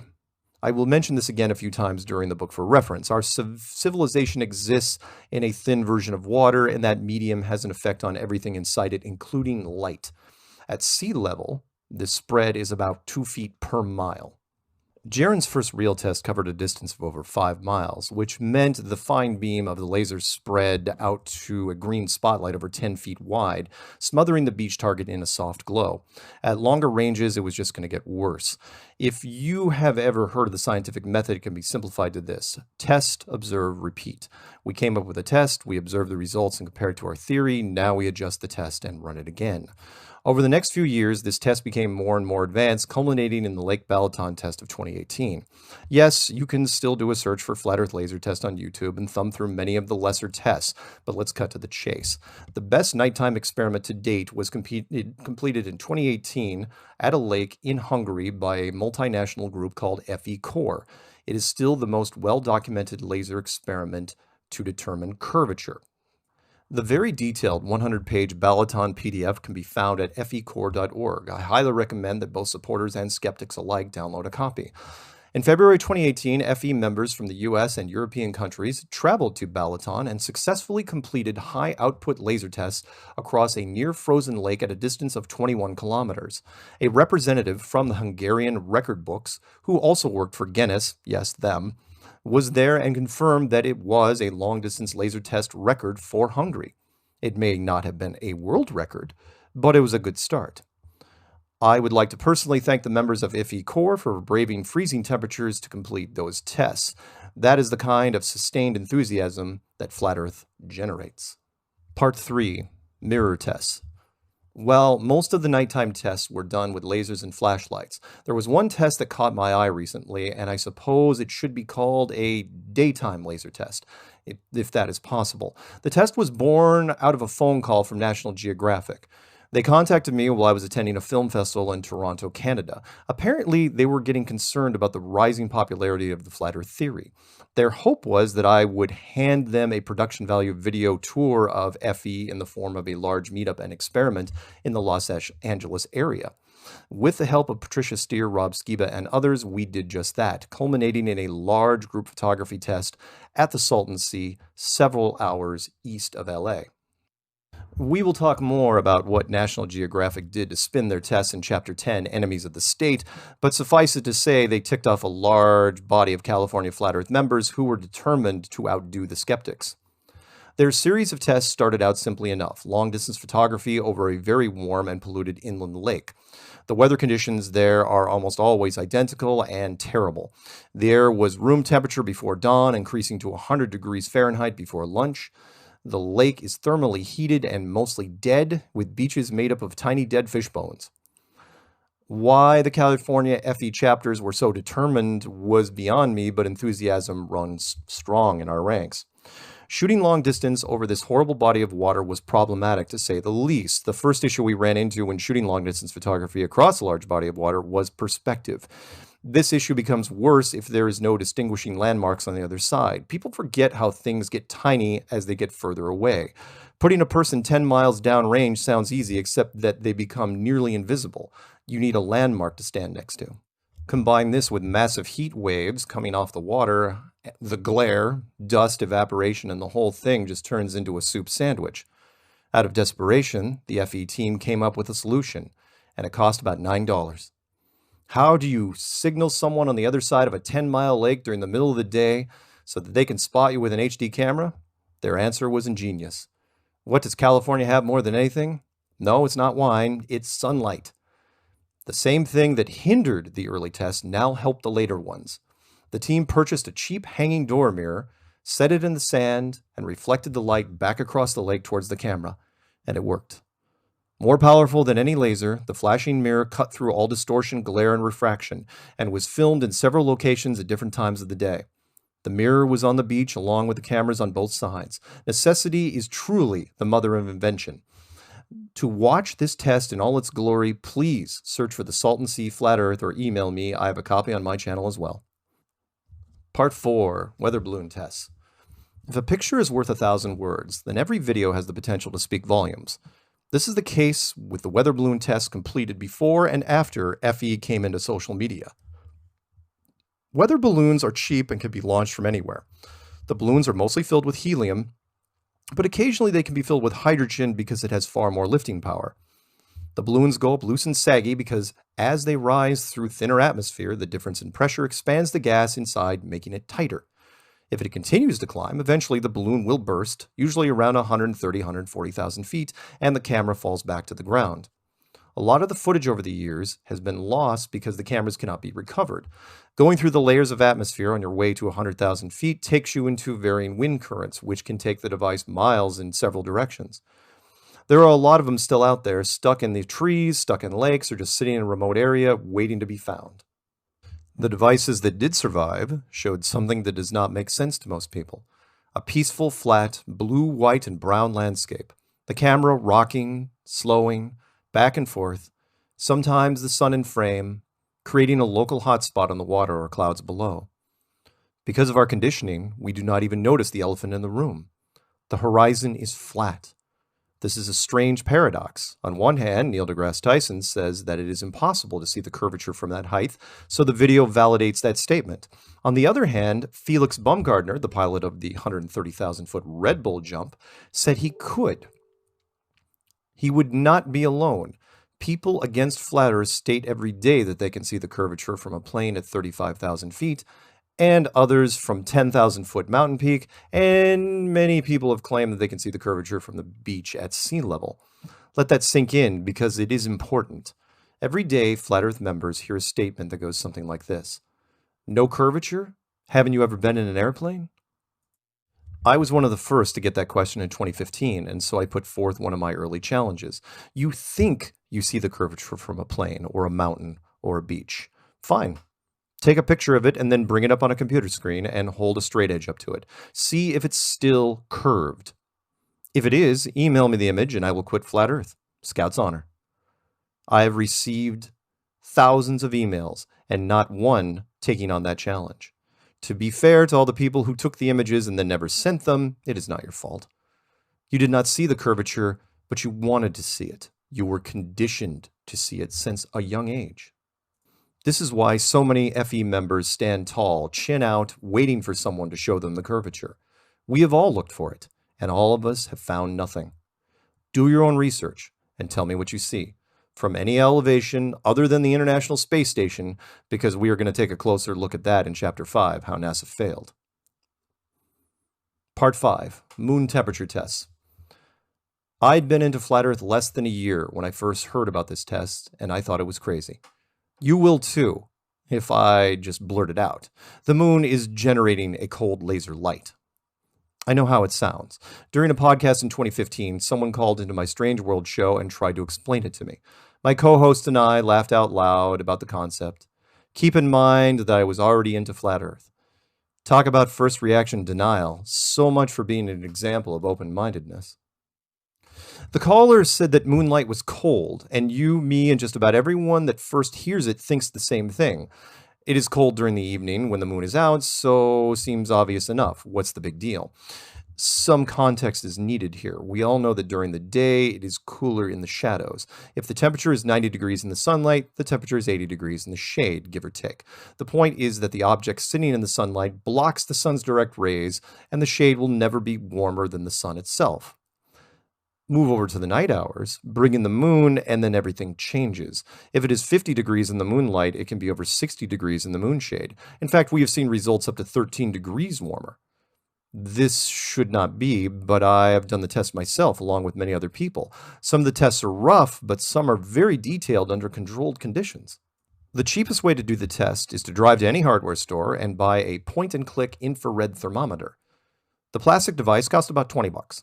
This type of thermometer is used by mechanics to check the temperature of moving engine parts, or road crews to test the temperature of melted road repairs. The test itself takes just seconds. Go out at night when a full or near full moon is high in the sky. Point the gun at an object in the moonlight and make sure to eventually turn the laser pointer option off. Then point and click at an object in the moon shade and see what happens. The more advanced version of the test involves tiny digital thermometers and 3 glasses of water. Why 3? One test target is in the moonlight, one is in the moon shade, and one with the jeweler's magnifying glass amplifying the moonlight. I was the first to propose the question about magnified moonlight. If a magnifying glass can focus the sun rays and make more heat, what happens to moon rays if they are cold? Funny thing, the magnified moonlight gets even colder. Does this prove a flat Earth? No, but it destroys any mainstream relationship between the moon and the sun. We are taught in school that the moon reflects the sun's rays. This does not mean that the moon should generate heat, but at the very least, the rays should not be cold. The connection gets even stranger when you realize that we have the technology to do this now. University programs have known for years that when you shift the frequency of a laser, you can change the beam spectrum so that it creates a cold light. It is known as a cool laser. One of those convenient scientific factoids I looked up one day. This then begs the question, if the moon is generating a cold laser light, and anyone with a $20 plastic hardware tool can detect it, why isn't anyone taught this in school? Because it raises some uncomfortable scientific questions that lead to others which never really end. In the next chapter, I will give you some examples of why mainstream science has been squirming since Flat Earth came back into focus. Don't let them take your mind. Don't let them take your mind, man. Don't let them tell you that you are not divine. Don't let them do it, man. Don't. Take control of your soul. Take back control. Yeah. Find the truth. Find it all. Find it all, man. Yeah. Don't believe it. Chapter 4, The Questions. A few years ago, the largest television channel in Germany, ZF1, reached out to me in hopes for a debate between a hardcore Flat Earth member and a scientist. They had convinced an astrophysicist from Georgetown University to take part in a debate, and the rules for this exchange were more than civil. To keep us from talking over each other, it was decided that we would have ZF1 record videos of the questions and rebuttals and play go-between. This meant that I would never speak with the scientist directly, which I thought was fair considering the circumstances. ZF1 said that I should start the debate, and they asked me to come up with 5 scientific questions that they then recorded and sent off to Georgetown. From the large battery of questions that all FE members have, I chose 5 and tried to keep it as non-technical as possible. You will no doubt recognize some of them, although worded a little more softly for the debate. Question 1. Long-distance photography. Mainstream science says the curvature of the Earth is 8 inches per mile squared. This means that at 50 miles, there should be at least 1,600 feet of curvature, making any object shorter than that impossible to see, and yet we film them every day. There is no inverted distortion as you would expect with a mirage, and these objects show up on radar and infrared. How does science explain this? I would like to point out that this particular question is difficult to answer if you are not a meteorologist. There are not a lot of them out there compared to other scientific disciplines. Question 2, gravity versus the vacuum of space. Science tells us that gravity is the only thing holding down the atmosphere in which we breathe and live, and yet they cannot tell us exactly where our atmosphere ends and where the powerful vacuum force of space begins. If the floor above you was turned into a vacuum chamber and you pulled the cork on the ceiling, what would happen? The air pressure would equalize instantly and violently. Even the most novice scientist would agree. Why didn't gravity keep all the air in the floor below? Question 3. The solar eclipse shadow is too small. Textbooks say that our moon is 2,000 miles wide, and yet the eclipse blackout zone that travels the Earth has been confirmed to be only 70 miles wide. That is a 97% decrease, equivalent to a man walking next to a building having his shadow shrunk down to the size of an action figure, something we do not ever see in real life. Science will say that the moon is condensing the shadow. If that is the case, then we should see the same that when the Earth blocks the sun during a lunar eclipse. The Earth is 8,000 miles wide, so the blackout zone on the moon should be 240 miles wide, easily visible on the surface without a telescope, and yet we only see the phases and a red color change. Why is that? Question 4. The moon is generating a cold light. We all know that when it is 90 degrees in the sunlight, it is 80 degrees in the shade. But with the moon, it is the opposite. If it's 50 degrees in the moonlight, then the temperature is 60 degrees in the moonshade. If the moon gets its light from reflecting the sun, then how can it be creating a cool laser light?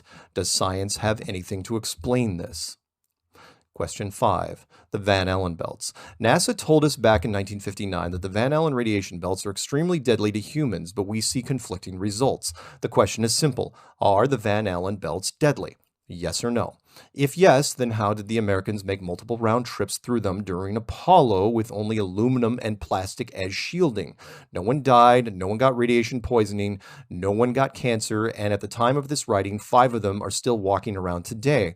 All others died of natural causes. If no, they're not deadly, then why did NASA make a video in 2014 called Orion Trial by Fire, in which they clearly state that they cannot test manned capsules outside of low Earth orbit because they have not solved the radiation problem yet? ZF1 took this recording to Georgetown, and the scientist folded like a card table. There would be no video responses to these questions, and the segment never aired. The audio recording of the initial ZF1 interview is posted on my YouTube interview playlist. Feel free to listen to it. I could not make this up if I tried. To be fair, the scientist in this case did not have a chance. I was surprised he even entertained the initial television proposal. This is because most PhDs are limited to their very specific discipline. Rarely will they wander outside of their comfort zone, and most of the time I'm going to hit them with a shotgun pattern of questions. After the German segment was canceled, I took those 5 questions and posed them to others in the scientific community, and the results were always the same. The higher you get in education, the more your field of study becomes specialized. Let's say your area of expertise is physics. My first question is a question of meteorology and photography. Not impossible to answer, but you will not find a lot of academics that specialize in this. The second question seems to live in the realm of physics, touching on a law of thermodynamics, but is not provable unless you are intimately tied to aerospace and one of the space programs like NASA. The third question goes into optics, light, and eclipse shadow, which also could be addressed by photography, except that all photographers are down here on the ground. Astrophysicists do not often deal with light and shadow the same way that photographers do. The fourth question throws all experts for a loop because most have not even heard about it ever. The moon is generating a cold laser light. Do astrophysics and thermodynamics no longer apply? I can imagine a whole lot of glazed looks from the scientific community on this one. And finally, question 5, which should be addressed by an astrophysicist, but would probably be safer in the hands of NASA, who has not even attempted to address it, even in online forums. I have spoken to people who specialize in radiation, but they can only take the question so far. Eventually, all thought roads to this question lead back to the American space program. That all being said, the flat Earth community reserves the bulk of the questions from globalists, and they start one of 2 ways. How does blank work? Or what about blank? I personally receive versions of these questions every hour of every day via email, text, and phone messages. Here are just a few examples of what we've had to address since 2015. For the record, I do not believe in stupid questions. Almost all of these were born out of classic conditioning that we all received at a young age. Every question invariably starts with the words, if the Earth is flat, why doesn't the water fall off into space? It seems so juvenile, but it is one of the top 10 questions, all because of modern artist renderings that keep getting reproduced again and again. You've seen it, the giant flat Earth asteroid flying through the cosmos. The FE community hates these illustrations, but the media keeps using them for their articles and animations. The FE model is not a larger version of the Norse world Asgard. Even the old drawings of Asgard are depicted as an enclosed system. The Thor movies with their cosmic waterfalls did the flat Earth community no favors. In the FE model, the water can't fall off because all the oceans are hemmed in by a massive coastline known as Antarctica. Think of a giant building with a saltwater lake inside it. What keeps the water in there? It's the same thing. Easy to explain, but difficult to break out of if you have been looking at internet images of water pouring off the side and ships going over with it. If all the other planets are spheres, then why is the Earth the exception? This question is usually asked by people that have some understanding of the current solar system model, and it has to do with what I call conformity conditioning. If everything else in the sky looks like a ball, then we are also a ball. I am totally with you on this, except that we've been creating fake space pretty well since the 1970s. It's called a planetarium. I know that the only people who have ever been to a planetarium are over 40, but the reference is important. From the sky standpoint, a planetarium is very similar to what the FE model believes in, at least from what it displays. A planetarium is just a domed structure with a pretty light show on the ceiling. The technology used is primitive compared to what is being used in the outside world, but the principle is still the same. All the planets and stars in the ceiling are a light show, nothing more. There was an astronomer from the UK who spoke with me on his show for over an hour, and he could not absorb the concept. He kept bringing up more examples of different planets, all with the same argument. He seemed somewhat proud that he could see the moons of Jupiter through his telescope. I asked him if he brought a pair of binoculars to a planetarium and looked at Jupiter on the ceiling, did the binoculars make Jupiter look more or less real? The astronomers said that was not a fair question because a planetarium Jupiter was merely inside a building, to which I responded, who's to say that when you don't walk out of that smaller building, you haven't just walked into a much bigger one? At that point, he knee-jerked into how it was too big a conspiracy, and that NASA and the US government would never lie to us. We'll get to that. How do we have time zones? The first 100 times I heard that question, it surprised me because how it is phrased is more complicated than it should be. The real question is, how does a giant sun not light up the entire flat Earth world all the time? It is interesting that people would immediately go to the next level, that being time zones. I say that because I worked in the time and attendance software industry. The average person knows very little about time zones other than they exist. Case in point, many Americans even today think that the United States only has 3: Pacific, Central, and Eastern. To answer the question, it's a big jump for someone to believe that the world is a disk instead of a globe, but you can't just stop there. You have to throw out everything you know about our solar system and the known universe, including the sun being 400,000 miles across and 93 million miles away. I can tell you from experience that when you finally get your head to mentally change the world from globe to flat, you barely have enough energy left over to change anything else. The rest of the universe still clings to you, so the sun is still huge, which means it shines on everything all the time unless you make it small, very small. This is unfortunate for the flat Earth community because most of our sun models are less than 50 miles wide. Why is this concept a bad thing? If the FE enclosed system is at least 20,000 miles wide, then a 50-mile wide sun would be barely a single pixel. This does not show up well in artist or physical renderings, but you have to show the sun and the moon, so you blow them up a bit, making them hundreds, if not 1,000 miles wide. At that point, there is a conflict with the FE model. The globalist has to ask about it, and we have to break it down just like I did. If I fly in a straight line, keep going, and arrive in the same place that I started, did I not just circumnavigate the globe? Now we're talking. You are starting to think about not what you know, but how you know it. Using a modern example is what I like to see, a thought experiment with the tools that are available. Circumnavigation, however, is also easy to do on a flat world. Run your finger along the outside edge of a dinner plate. Technically speaking, you are circumnavigating that plate, but the plate is not a globe. What about compass headings? In the FE model, magnetic north is at the center of the disk. While you flew around it, north would react the same way that it would on a globe. So what is different? On the globe model, the plane would just fly straight. On a flat model, the plane would make an almost undetectable left or right-hand turn. What about gravity? That is literally the whole question, nothing else. It forces the FE member to coax something else out of the person asking. The question might as well be, and I have heard it from time to time, what about science? That is what they really want to ask. If I had to go back a few years and do follow-up research, I would try to plot a high school GPA graph in relation to this question. I am pretty sure anyone that asked this would place in the top 10% of grade point averages. They retained something from their science classes, enough to create a mental barrier, but not enough to articulate it. That is not meant to be insulting, just to prove another point about conditioning. Without a doubt, the word gravity is the #1 weapon that science uses to defend itself against FE. Without it, their case is lost. They cling to it with visible desperation and nervous laughter. Why is the word gravity used so much in the flat Earth arguments? It goes all the way back to Newton, the falling apple, and the early bricks of the scientific foundation. Gravity holds down the atmosphere. It has to. Gravity keeps the world together. It is the linchpin of the entire scientific world, even though they do not like to admit it. It's a dicey topic because even now it cannot be proven. It is just a theory. Research it for yourself. The face of science, Neil Tyson, has said in many interviews that they do not know what gravity is, only what it does. They know the symptoms of gravity, but cannot reproduce it. Let me say that again.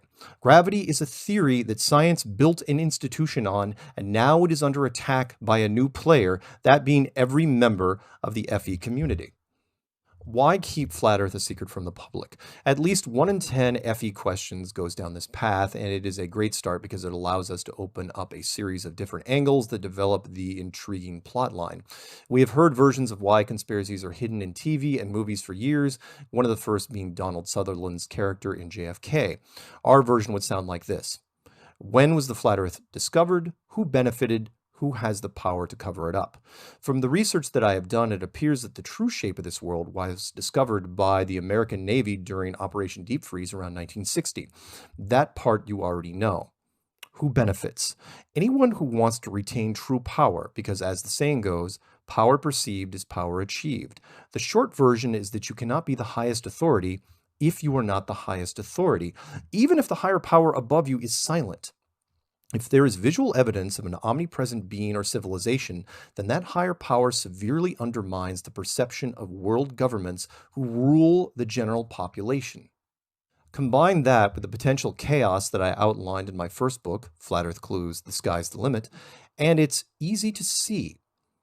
As I've stated in many interviews, I would have taken the same steps as the governments in 1960 and years afterwards. This is a secret that is part mind bomb. There will be consequences to setting it off. There is one other large question which is inevitable in any FE discussion. It is not just mere earthbound players who helped keep the secret, but also the builders of this amazing place. It is a topic that expands quickly and tends to diminish all the great technical issues leading up to it, so we will save it for Chapter 13. For now, let's take a closer look at the most common globalist group that Flat Earth has been successfully attacking since 2015, NASA, and everything that went wrong with their space production since 1958. Don't let them take your mind. Don't let them take your mind, man. Don't let them tell you that you are not divine. Don't let them do it, man. Don't Take control of your soul. take back control. Yeah. Find the truth. Find it all. Find it all, man. Yeah. Don't believe it. Chapter 5, How NASA Failed. I imagine that someday soon there will be people in the FE community that create entire books dedicated to the downfall of NASA. Of all the topics tied to FE, this one generates by far the most passion. For me, everything is about the story, the plot lines, and for decades, the script writers of NASA have been absolutely terrible. Let's begin. First and foremost, let us address something that UK journalist Piers Morgan reminded me of during an interview. I am an American and proud of it. We have no shortage of flaws, but even now, as our inevitable decline gains speed, we are still the best game in town. We build it bigger, faster, stronger, stranger, and we only pull things back and set limits after we have gone too far. God, I love this country sometimes. I say this because America has its go-to icons. Baseball, apple pie, the Stars and Stripes, and since the 1960s, NASA and the Moon program, known as Apollo. Despite how long it normally takes for a civilization to make advancements in medicine and technology, no one thought it was strange when a brand new agency, founded in 1958, went from nothing to the moon in 10 years. I cannot overstate this. We were told that a new branch of the military was being formed using experimental rocket technology, and after destroying a slew of test rockets, immediately kicked it into a higher gear and made, 9 round trips to the moon with no fatalities? Then, after this whirlwind tour of impossible engineering, they shut it all down in 1972, citing bad TV ratings, and that was the last we heard of it. No one ever went to the moon again. But I am getting ahead of myself. I believe in good script writing, and even though this was not the last season of the Game of Thrones, the Apollo program is still awful. Let's back up a bit and look at Apollo. In plot writing, you have to keep things consistent. It's not like the old days when a TV cowboy western could get away with having a minor character die, then show up alive again for no apparent reason during the final scene. This is the internet era. There are a lot of media nerds out there, including me, and now we are digitally connected. There are now dedicated websites out there who look for production mistakes in fictional media. They go through everything frame by frame for the boasting rights of saying that a single coffee cup moved from one side of the room to the other without the character ever touching it. Why are there so many mistakes in media? Various reasons. Like the chaos that ensues on any production set, or to save money, the studio films the script out of sequence. Many times a movie has to reshoot scenes, which means rebuilding a set after it was moved or torn down. Even when a mainstream production thinks they got it right, mistakes still make it through the cracks, like a car driving near the Shire in the first Lord of the Rings, or a Starbucks coffee cup on a table in Game of Thrones. Sorry for bringing them up again. That last season was such a train wreck. The plot holes are what I enjoy. Having plot holes in entertainment is sometimes forgivable. Writers change their minds all the time, and producers throw wrenches into stories often. Plot holes should not exist in the news. Yes, history is written by the winners, although Napoleon said it better. History is just lies that are agreed upon. When some of the media nerds who stared at coffee cups all day started focusing on conspiracies, interesting things appeared. Take, for example, the early technology advancements by NASA. Remember, they had to build a full-blown space deployment system from the ground up. There is a natural evolution of these systems. The origin of the Saturn rocket went all the way back to World War II Germany, when the V-2 was just an unmanned explosive missile being launched at London. The progress of this system followed a predictable arc. The rockets became larger, with greater range. The fuel system advanced, guidance systems were added, and on and on. Everything stayed consistent. A rocket shape now is what a rocket shape was then. There is no mutation into something we could not recognize immediately. The same goes with cars. The original Model T, designed by Henry Ford, has all the basic features you would find in a car you drive now. The Saturn rocket built by NASA followed the path that everyone expected and was the most high-profile icon of the program. Some of the other systems connected with Apollo did not benefit from the same plot arc. When researching Apollo, the two systems that suffered from major plot holes were the LEM, or Apollo lander, and the astronaut suit. The Lunar Excursion Module, or LEM, was designed by my next-door neighbor. Not kidding, and not an exaggeration. His name was Wayne Ottinger. We shared a wall at a triplex he was renting in Boulder, Colorado, while waiting on his next house to be built. He was one of the most famous mechanical engineers you have never heard of. His book, Unconventional, Contrary, and Ugly, the Lunar Landing Research Vehicle, goes into painstaking detail on how he built the flying car that put the Americans on the moon in 1969. The only problem was that Wayne designed a convertible lander, one that was tested extensively here on Earth, and it crashed in spectacular fashion here on Earth. It was exactly as his book described. It did not work right, and it was the ugliest flying car in the world. Cut scene to a year later when Apollo headed towards the moon, and the lander they used was completely different. It was not a convertible. In fact, the design was completely different. The capsule looked like it was built by homeless people using cardboard and curtain rods. Zoom in on any image and tell me I am wrong. Who designed this? Wayne Ottinger was arguably the garage mechanic for NASA. He knew all the astronauts on a first-name basis, and they called several times while I was at his home. His walls were bristling with NASA achievement plaques. He spent years designing the vehicle that would be used by Apollo, and at the last minute, with no reason given, they switched to something that was never tested on camera, and it worked perfectly. This is what is known as a classic plot hole. The writers did not like the existing storyline, so they changed it. I know where your head is going. You think that there was a second program and that NASA was running a parallel or backup system and they could lean on it if the mission was in jeopardy. That program idea is a stretch, considering none of the astronauts ever mentioned testing the actual LEM that was used on the moon, nor did they have time to test it. If a secret program helps you resolve the tangle, then fine. I have another one for you, though, that is even more difficult to undo. Like the LEM, you can follow the path of the astronaut or spacesuit from the beginning. Most of the popular spacesuit images come from the moon landing itself. We turned the Apollo suit into an icon, and that is what the general public has assumed all spacesuits will look like in the future.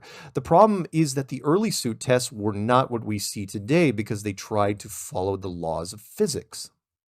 As covered earlier, one of the laws of thermodynamics says pressure needs a container, period. This is not a guideline or a rule, it is a law of the physical world, one that should be impossible to break. NASA knew this when it first started designing spacesuits. Do a little research and you will find still shots and videos on the early prototypes. Funny thing is that the early suits were huge and made out of rigid metal and firm plastics. They looked like robots from bad science fiction movies of the 1950s. The designs were crude and clunky, and from a production standpoint, completely unusable and unbelievable. None of the suits were flexible enough to be used in a small spacecraft, or even a large one for that matter. To get the astronauts on the surface with hard suits, you would need a large dressing room with a LEM that was 10 times larger than what they wanted. So the writers just changed the script, took a huge risk, and it paid off big. It is one of the boldest pieces of writing I have ever seen. The NASA producers created the soft spacesuit, changing forever what we know in the world of entertainment, and the suit is utterly impossible. Pressure needs a container. If it's a hard container, like a can of hairspray or a propane tank next to your home, then that hard container is under physical stress from the inside. And you knew this already. Contents under pressure, we see that message all over the place. If it's a soft container, like a balloon or a basketball, the stress is still there and the container will expand depending on the level of pressure. Blow up a balloon with a few breaths, it gets tighter. Let go of the balloon and 100% of the time it will fly away as the pressure is released. A basketball, which is just a thick balloon inside layers of material, does the same thing and gets nearly rigid with a few pounds of added pressure. All soft containers act like this. There are no exceptions. You have dealt with them your entire life, and they all follow the law of physics. Higher pressure is compelled to equalize with low pressure. So why is it that the first astronaut suits do not follow this law in any way? How does a thin fabric suit protect the wearer against the unbeatable vacuum force of space? I put this question to science years ago, and there has been no response. Every once in a while, some internet troll will suggest that it's all in the layers. Not a chance. My winter coat has layers, and all it does is protect me from the cold. A basketball also has layers, but with pressure, it goes tight as a drum. The spacesuits they show us on television never do this. This is why I was so impressed with the move that NASA made in regards to the suits. The general public knows almost nothing about physical laws like thermodynamics, and so they abandoned the rigid metal suits, switched over to fabric, shot the footage, and nobody noticed. The astronauts were on television walking on the moon in their flexible fabric suits with full articulation points. They could squeeze in and out of their never-tested LEM. They could run, fall, play golf, and build complex electronic systems on the moon's surface with gloves that should have been inflated oven mitts. No one in the mainstream media questioned the impossibility of these things. NASA was too big, too iconic. It could not have been done, and therein lies part of the paradox. NASA is the poster child of cutting-edge science, but everything that they were showing us on TV was at best science fiction. To clarify, yes, I'm saying that NASA and the space programs that eventually followed are limited fiction. 99% of the employees working for these groups have no idea that there is a problem. They turn the wrenches and build things. Once the rockets leave visual range, that is when the illusion starts. Yes, I am saying that most NASA people are innocent of the conspiracy, so for everyone that knows someone that works for aerospace, you can keep your blood pressure down. Most of the media do not know what is going on either, and NASA started early in setting the rules for them.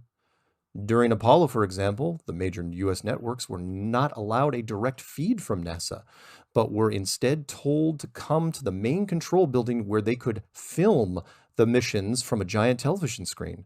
No explanation was given for this, and even though the networks were not happy with the terms, they accepted it and moved on. Even today, with a huge amount of independent journalism, everybody gives NASA a pass. The media will often run stories on crimes committed within all other branches of the military, but their aerospace counterpart stays out of the headlines. Yes, NASA is military, part of the Department of Defense since day one.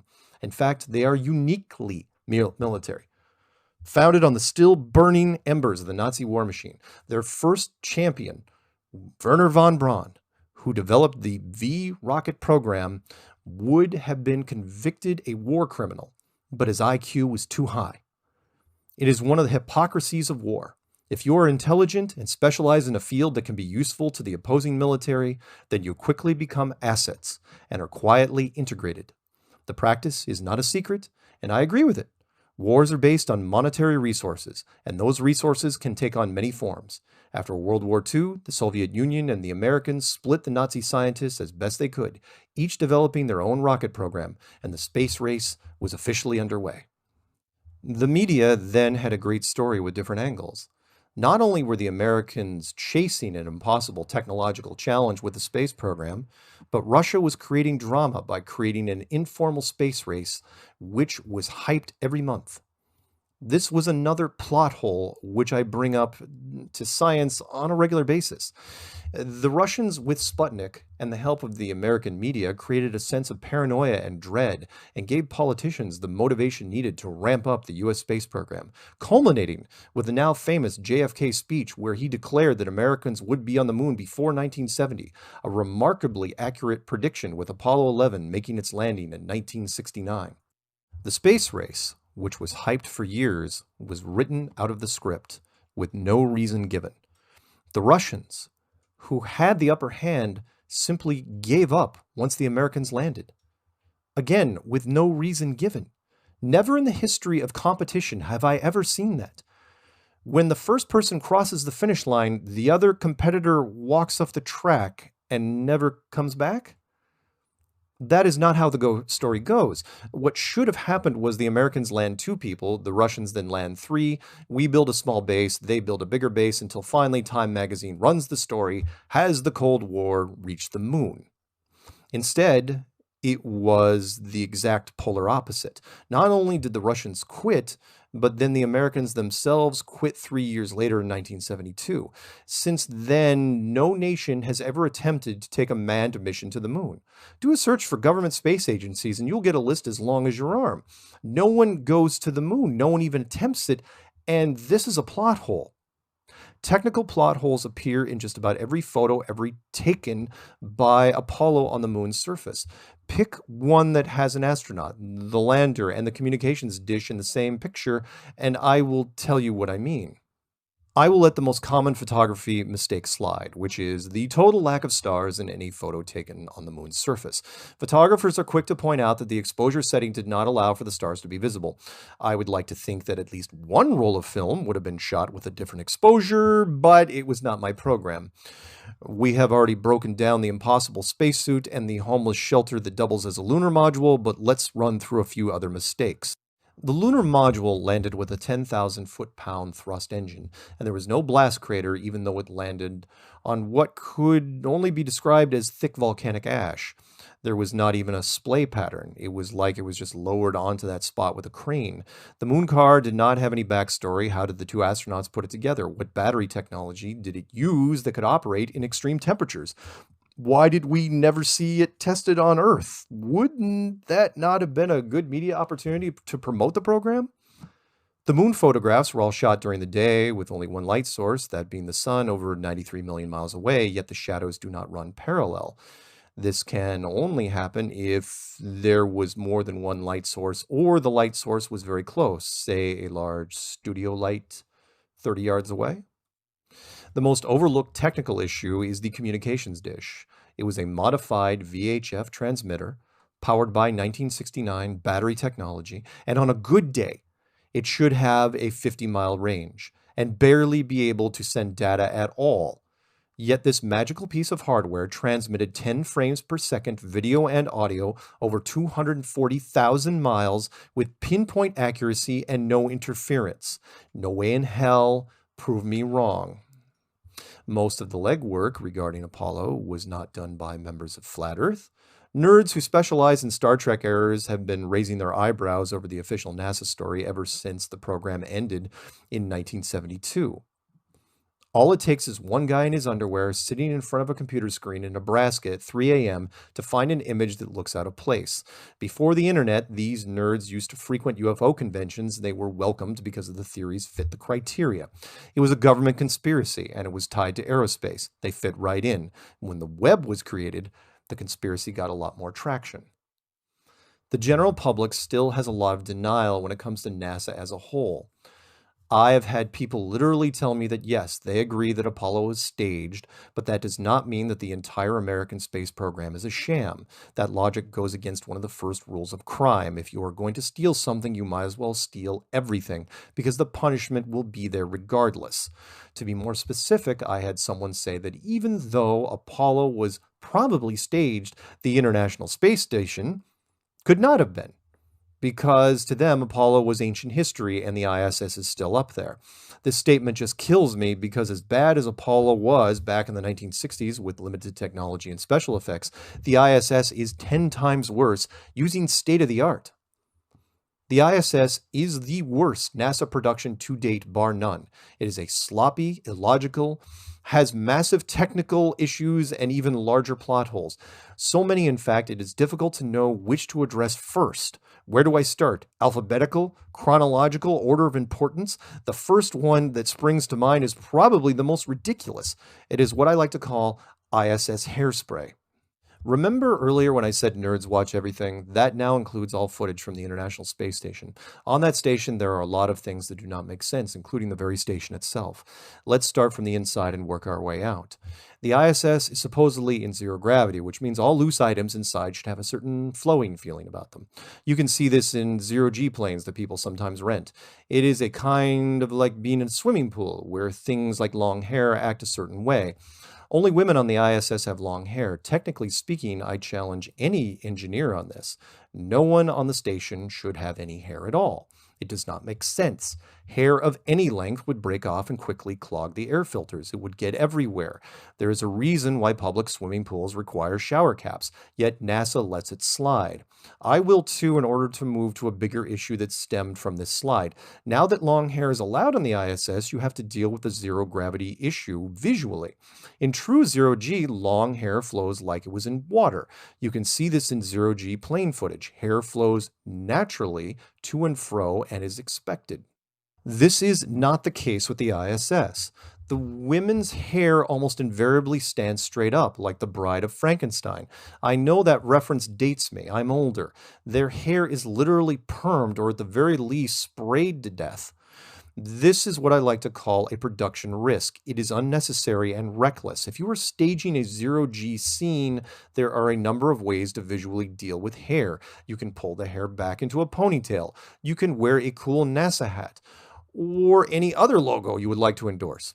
As mentioned above, you could make short hair mandatory for both sexes. The last thing you should do is set the hair in place. It never looks natural.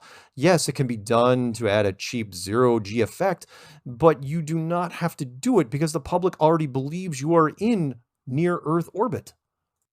Again, all of this is easy to find. Simply search ISS hairspray. After that, you could look for ISS green screen, where the technical issues never stop because NASA is fond of giving live interviews to media and school children. One of my favorites is watching an ISS member reach for and put away a hat on the other side of the room, even though he never grabbed it. You see, the floating hat was CGI and the monitor layer glitched. I cannot do it justice here. You will find it. Other interior issues include no interior doors. Even though ISS should be similar to a submarine, where hatches are opened and closed on a regular basis to minimize risk in case of a hull breach. This apparently is not a concern on the ISS, where micrometeors the size of a nickel would kill everyone in a split second. Remember the vacuum of space? It is instant, violent, and total. What you have seen in TV and movies about a leak that reduces your oxygen levels slowly? Not true. While we are in oxygen, how exactly does the ISS produce oxygen? Do they break water down and filter out the hydrogen? That is fine, but we are breathing 80% nitrogen. Where does that come from? Think you can solve that with an oxygen-rich environment? Not likely. When the O2 levels get higher than 40%, it becomes toxic to humans. Ask any scuba instructor. In case you doubt the instant pressure equalization, run a quick search for steel railcar versus vacuum. I have spoken with Navy personnel, and every submarine guy said the same thing. If there is a breach, you will not drown. The pressure and cold will kill you long before that. Now, there is a comforting thought. Those same Navy personnel also said that every large vessel has a full-blown machine shop on board. These rooms are large, noisy, consume a ton of power, and are full of very heavy, all-steel machines which can fabricate parts on demand. The ISS does not have a machine shop, so how does it get exact custom specification parts on a regular basis? In fact, how is the ISS even surviving in that orbit? It is made out of aluminum and plastic, which is not nearly strong enough to withstand the extreme pressure difference of space. How was this tech marvel constructed? Why was there not some time lapse made over the last 20 years? Why has no one questioned this until now? There are a number of people who think the FE community is treating NASA unfairly. It is because they have earned it. The production mistakes have been there since the beginning, like a Hollywood studio that has been allowed to continue making terrible movies. People in my circles never stop asking questions, and in NASA, there is no shortage of targets. NASA wears white, does not carry guns, and smiles to the cameras. But to the flat Earth world, they are always suspicious. When the Japanese space program, JAXA, sent HD satellites around the moon, why did they not take any images of the American site right below them? Why do most Americans not know that the space shuttle program has been shut down for years? Why were the astronauts in the 1980s using motorcycle helmets attached to non-pressurized suits and short-sleeve shirts during liftoff? Wikipedia states that there are only 6 countries with launch capability in 2018, yet Israel crash-landed a probe into the moon a month into 2019? Why is the American space program using only Russian airspace to launch and land its manned missions?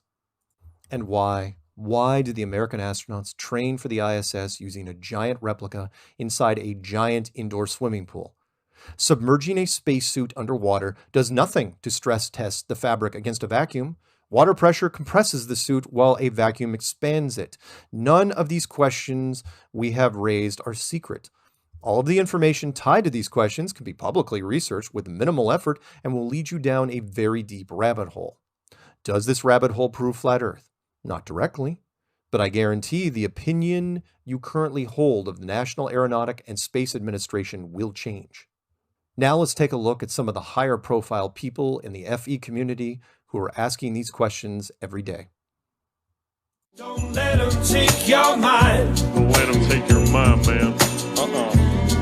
Don't let them tell you that you are not divine. Don't let them do it, man. Don't. Take control of your soul. Take back control. Yeah. Find the truth. Find it all. Find it all, man. Yeah. Don't believe. Chapter 6, Word on the Street. When I do public Q&A sessions, I invariably get asked about different FE members, sometimes professional questions, sometimes personal. This chapter is dedicated to a number of people who have walked with me along this journey, friends and adversaries. If there is one thing I can say for sure about the FE community, it is an interesting mix of people. Here is the inside scoop on some of the more interesting and eccentric Flat Earth members. Let the gossip begin. Matt Boylan, aka Math Powerland, aka the originator. Matt was the first FE person to ever call me and has been there since the beginning. If you listen to his version, he was there before the beginning. He often emails in all caps, even though he should know better. Matt called me in February of 2015, less than 2 weeks after the clues had been released, and pretended to be someone from an education system. Matt wanted to feel me out before giving me his real name. He is a bit paranoid, but a lot of fun to watch. Almost every producer that has ever reached out to me was looking for Matt. They saw what I saw. Matt is a very creative guy, a hell of a painter, a small-time actor in his younger days, but when he plays guitar, It sounds like someone is hitting a baby with a cat. In 2015, Matt refused to do interviews. He was an aloof artist from Montreal with a chip on his shoulder, so I did his interviews for him. Matt then decided he could dictate to me the talking points of those interviews, and he wanted me to attack the Catholic Church. More specifically, he wanted me to discredit the Jesuits. I had no reason to do this and said I would take the Flat Earth journey alone if needed. He said he would side with another high-profile FE member named Eric Dubé and discredit me if I did not fall in line. I keep strange emails like that even now, just in case. They say that behind every great man is a great woman, and that is the case with Matt. It was his 2014 girlfriend in Canada who sat him down on a couch sober to tell his sort of true story about the NASA party he attended in the Hamptons. I do not know all the details of his exodus from Canada, but at some point Matt decided, for whatever reason, not to pay taxes, which in itself is a little strange considering that Canada has some of the most relaxed tax laws anywhere. So he flees Montreal and drives across America, starting in Florida, heading west across the U.S., looking for, well, a wife and citizenship. Matt would do video updates every so often, and in several you could see interested women in the background. Matt is a good-looking guy with no shortage of talent and confidence. At one point he called me while I was in Boulder, Colorado. He wanted to come up for a visit. His vision was to rent a large loft in Denver and do late-night comedy music shows, drug-fueled to soften the audience.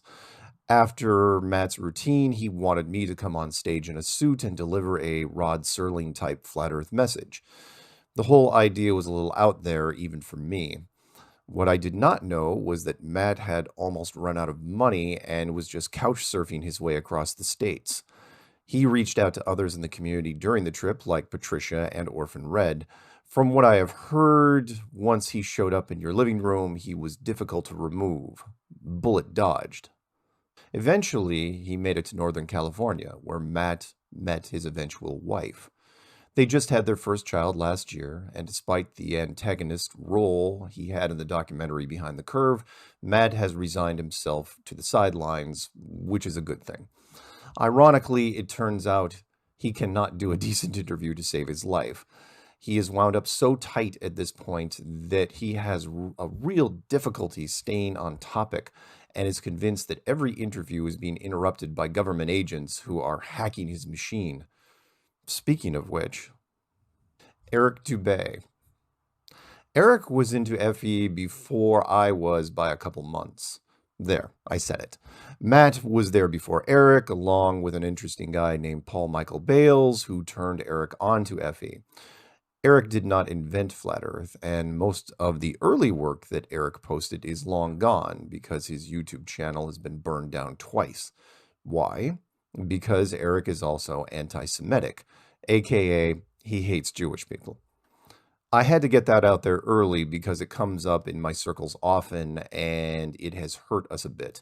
Eric used to make a lot of FE videos, do podcast interviews, and his YouTube listener base grew by leaps and bounds. Every so often, in the middle of a long video series, Eric would go off-road and create a video bashing Jewish people. Then, like it never happened, he would start making FE videos again.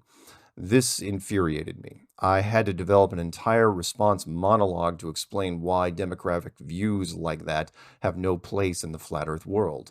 It is called the I hate Eskimos speech. I would like to think I am everyone's potential friend. Since getting into FE, I decided I will never commit a malicious act against another person, and I have no issue with any demographic group. That being said, I hate the Eskimos.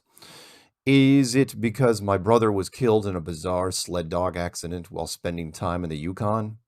Is it because my sister was smothered when an igloo caved in on her? Is it because my father died when his whaling ship was rammed by a giant Eskimo canoe? Are any of these things true? No, but they help with the revenge narrative. What's my point? My point is that even though I have an unquenchable burning rage directed towards the Eskimo people for unjustified and fictional reasons, that discrimination has no reason being next to the Flat Earth Army. You want to hate people, do it on your own time, and we had better not hear about it. Case in point, long before Netflix bought the Behind the Curve documentary, some of our people had a meeting with them in Los Angeles. This was a few years back when the content online was not nearly as overwhelming in terms of volume. During the meeting, an intern cross-referenced Flat Earth with Eric Dubay.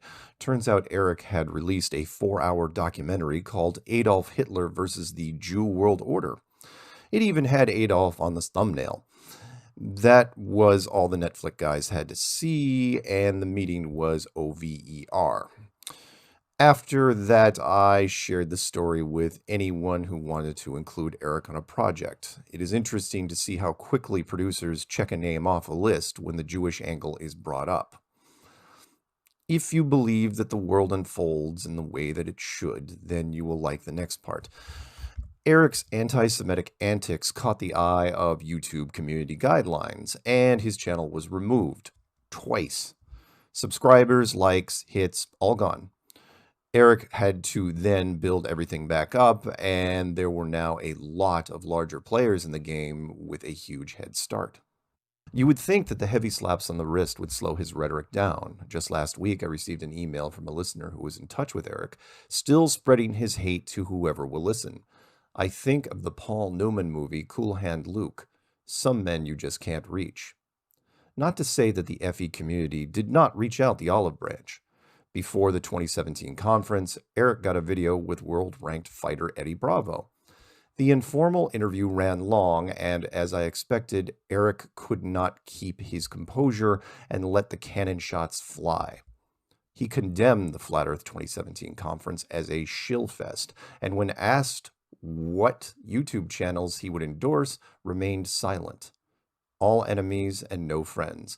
Eric will never be invited to anything, and his personal views will keep him away from any large projects down the road. To all the Eric supporters who keep leaving comments on every interview that I do, get bent. Patricia Steer is not a man. I should not have to say that, but many bad things on the internet appear to have sticking power. She is a spellbinding combination of Jessica Rabbit and every Disney queen you can think of. She is also not a bad person. Like Jessica Rabbit, she was just drawn that way. Patricia briefly lived with a guy in England, and after realizing he was not a match, understatement, broke up with him and came back to the States. The male ego is a fragile thing. After a breakup like that, some guys will just call her a bitch. Some will go too far and call her a lesbian. This idiot went for the sensationalism and actually said Patricia was a man. I, Mark Sargent, am telling you here and now that ridiculous statement is just desperate coattailing by a guy who should have realized a great thing that was right in front of him. Patricia is all woman, trust me. I went over her with a flashlight in a dark room because I could not find any freckles. She was 53 at the time. There was one on her stomach, and she knew exactly where it was before I did. That is how aware she is of the world perception and her place in it. Honestly, I am really surprised this guy's rumor is still floating around, especially after the childhood photo montages that have been posted online. Allow me to elaborate. Imagine a girl who turns 13 and overnight becomes beautiful. She then becomes more attractive every year. This is someone you can photograph from 100 different angles and have 100 different looks. All great. Photogenic does not really do her justice. Then later, she doesn't have kids, never gains weight, and develops an impeccable fashion and sense of style. She was not tall enough to be a professional model and too reserved to be a professional actress. Patricia has a voice for radio, which she did, and a face for television, which she did not. A little inside tip about men becoming women. You cannot do much to convincingly change the voice to female. We can do surgery for a lot of things, but medically altering vocal cords is not one of them. I am an audiophile. I would know. You can always tell. I will end the man argument right now with a logic question. If every childhood picture shows a beautiful redhead, then at what age was she a guy? Oh, right. Never. The suspicions that are directed at her are not unwarranted. I know, a double negative, tricky. Patricia is also the most mysterious woman I have ever met. When she signs her emails, it's Miss Steer. When read a certain way, it says mystery.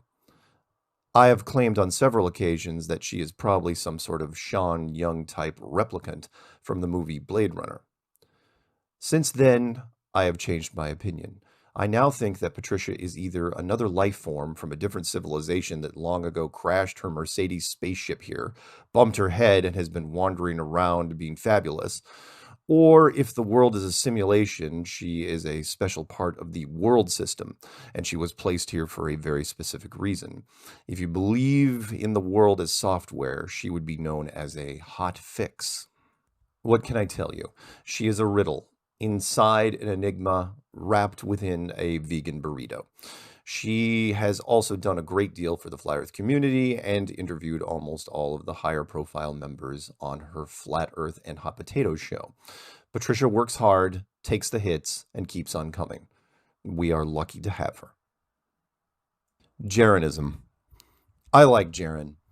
He has been with the FE cause since 2015, and his YouTube channels are impressive considering the topic. Over 100,000 YouTube subscribers, a spin-off channel with Globebusters, and the whole thing started because he thought my video production techniques were entry level. And they were. When I first got into Flat Earth, I knew nothing about narration, video editing, or video publishing. I literally sat down with a video editor that came free with the machine, called Windows Live Movie Maker.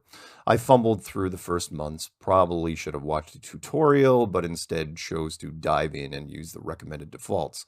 This gave the Flat Earth Clues an unpolished, fast production look that did not impress Jaron. He did like the topic, though, a lot. The Jaron quote I enjoy most goes something like this. Well, if this Mark guy can make a popular video, I can totally do it. Translation, my video production value was similar to someone applying for their first year of film school and could be replicated by just about anyone. Second translation, I can make a better movie than Mark Sargent with one hand tied behind my back. And that is exactly what he did, on the cheap as well. Jaron went down to the second-hand store and picked up a used copy of Visual Studio 12, installed it, and went to work. In less than a year, he had more YouTube subscribers than I did and had drawn in solid content creators who were also producing on a regular basis. Not to say that Jaron did not have several hurdles to deal with along the way. Some were his fault, others were not. I watched him miss 5 screen tests in a row for a New York television production company. 5. What Jaron has been dealing with lately are the laser tests seen in the 2018 documentary, but I will discuss that more in Chapter 7, Behind the Curve. It is a little-known fact that one of Jaron's subscribers is Grammy-nominated rapper B.O.B. They have been communicating through emails off and on for a while now. B.O.B. recommended that Jaron not respond to most listener emails because people tend to open the communication lines wider and wider. This is a common practice in the celebrity world, and I disagree with it. I'm not a celebrity, and I realize that it is the listeners who have allowed me to do certain things, including the writing of this book. As long as I have the time, I will acknowledge and talk to them.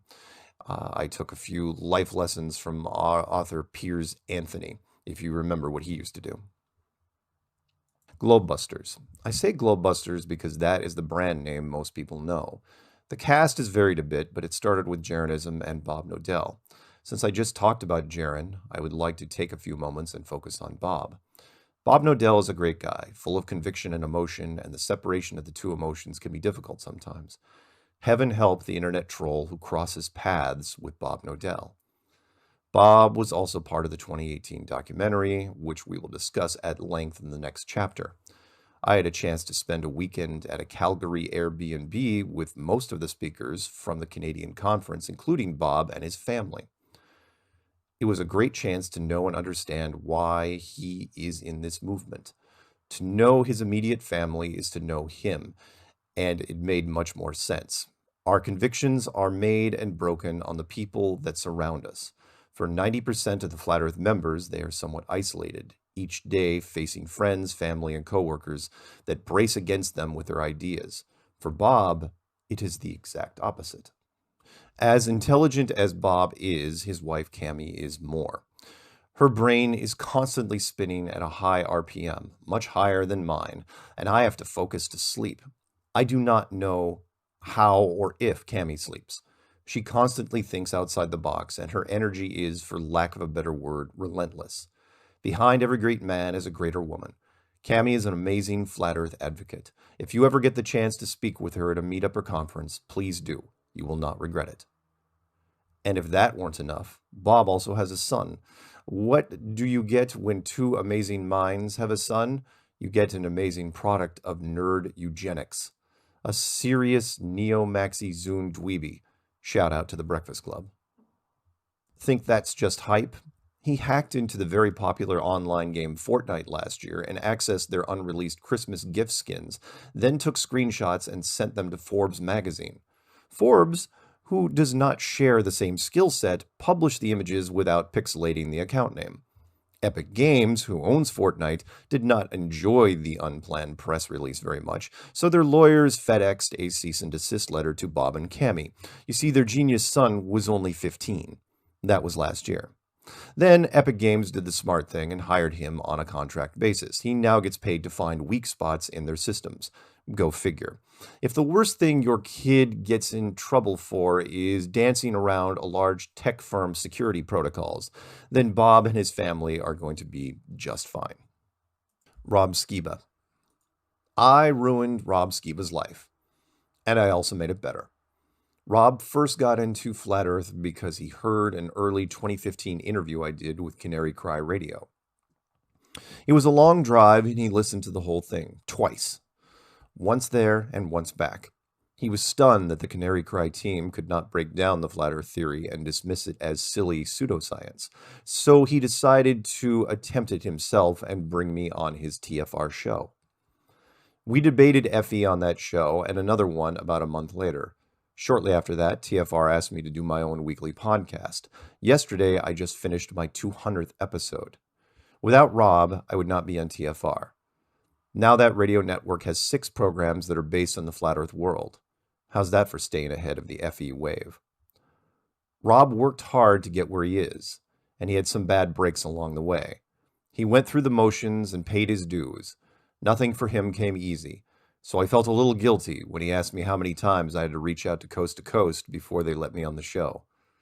Unsolicited, Coast to Coast called me, even though I had almost no internet presence. The same thing happened with the book publisher in the UK, and the podcast, the documentary team, and everything else. Flat Earth has a life of its own, and I am just along for the ride. Rob's first love is in film production, and his public speaking material shows trace evidence of this. So when I had a chance last year to bring Rob up to a Hollywood celebrity's weekend house and watch his face as he sat by the fire and talked Flat Earth, it was really satisfying. He will be able to dine on that story for years. Out of everyone in the FE community, I root for Rob the most because he deserves it. He traveled a long road to get here and took the risks when he needed to. Part of what I do now is for guys like Rob. David Weiss, otherwise known as DITRH. I have heard from a trusted source, no wait. I heard from my father's brother's nephew's cousin's former roommate, and even though I do not have third-party confirmation, I am pretty sure that David Weiss is Jewish. I do not kid him much about this because the anti-Jewish rhetoric is alive and well on the internet, especially in the conspiracy world. If you've ever watched my videos and wondered who made all the great Flat Earth slides that are cycling through the background, you can thank David Weiss. Almost all of the images I use now are taken directly from his coffee table book. The images are packed with so much information, I had to bump up the slide time to almost 13 seconds each. David requested this change, of course. He is good about making technical suggestions to my work. I call it constructive criticism. David and I try to one-up each other when it comes to new FE information. The running joke is that if I call him to report a fresh story or angle, he will respond with, "That was so 7 minutes ago." Not kidding. It happens a lot. I best him maybe 1 out of 4. Maybe. David creates short but potent videos about perspective. He debates science advocates more aggressively than me, and sometimes that backfires. If you don't kill them with kindness, they will defend themselves. We share the same head frequency sometimes, which is good when trying to figure out a media angle. And he will bust your chops if you give him an opening. My favorite David Weiss moment was when he, Patricia, and I were invited to Shane Dawson's apartment studio in LA, shooting a mini documentary for his brother Jared. We sat and listened to each other being interviewed while his sometimes co-host actor friend Curious Jay sat and quietly observed.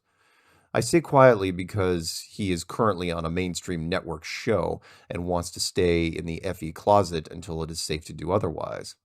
There are a lot of higher profile people like Curious Jay out there, and we will get into that later. It was a fun weekend, and we all had that team spirit going. Every time I see David's name pop up on Skype, it is always unexpected and interesting. I do not think we have ever scheduled a call. I was so proud of him to get the Owen Benjamin podcast, not because Owen is a massive celebrity like Savanye, inside joke, but that the timing was perfect. Owen is really hard to nail down. Eric tried for months, and David made it look easy. The chemistry between Owen and David was great to watch, and it cemented David in FE lore, whatever that turns out to be.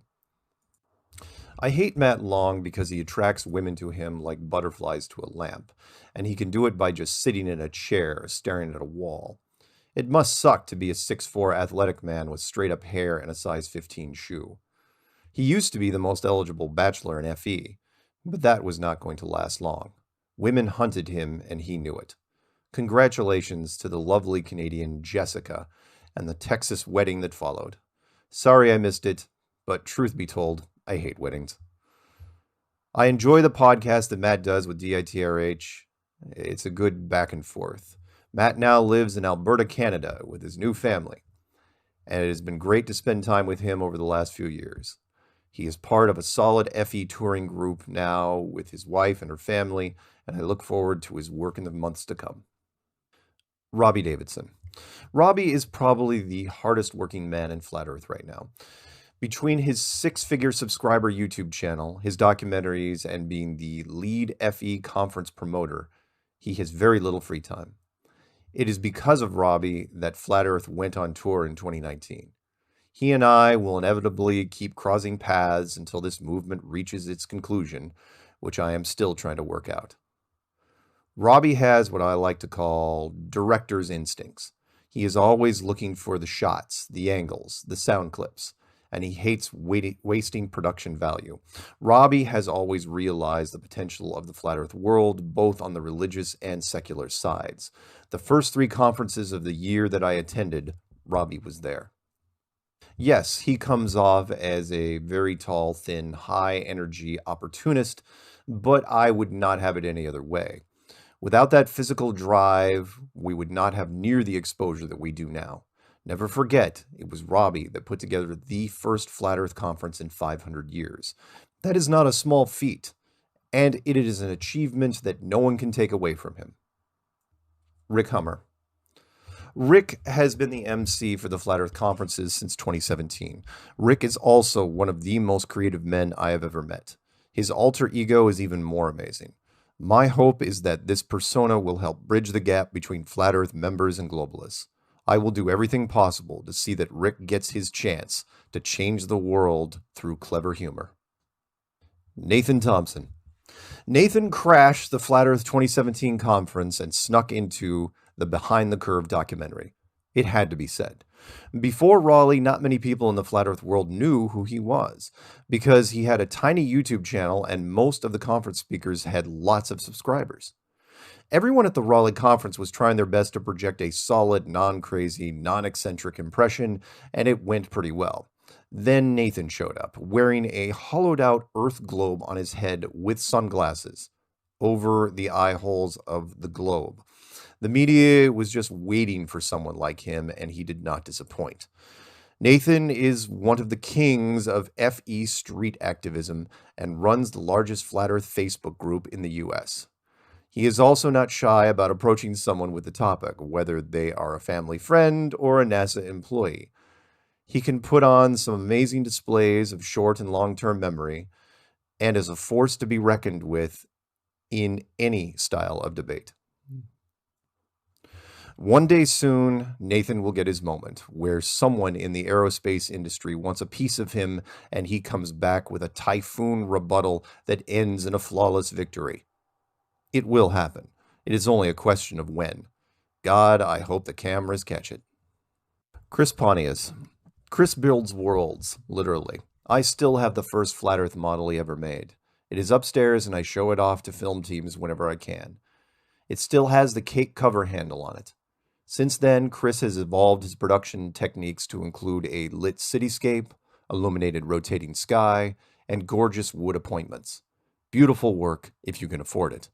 These labors of love do not come cheap. He now runs flatearthmodels.com.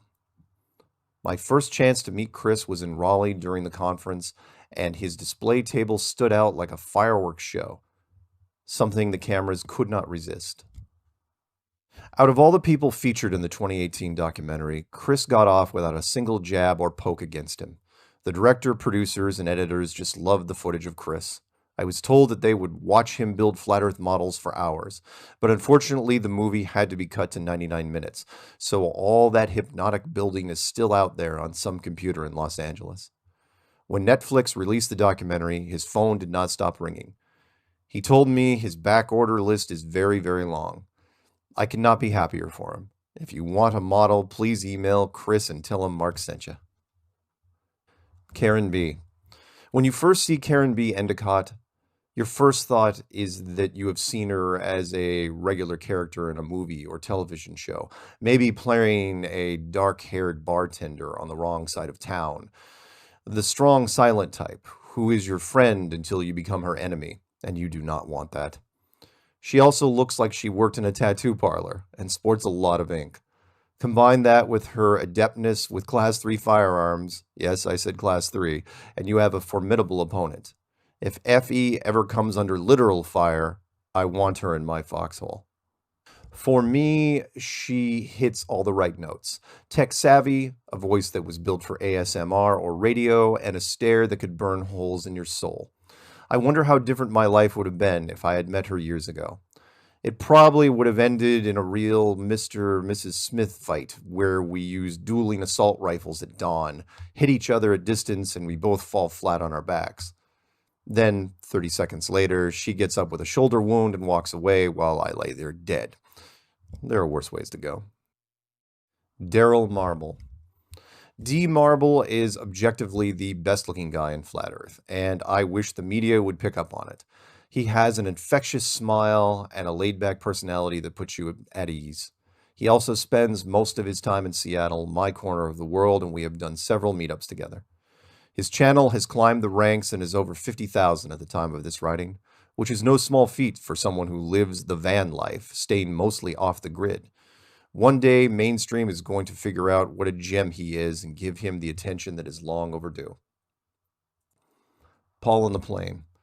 Paul pre-records a lot of Flat Earth shows on TFR and is rarely live on air. Yesterday, I caught a live show and was stunned because I could not remember the last time I heard him live.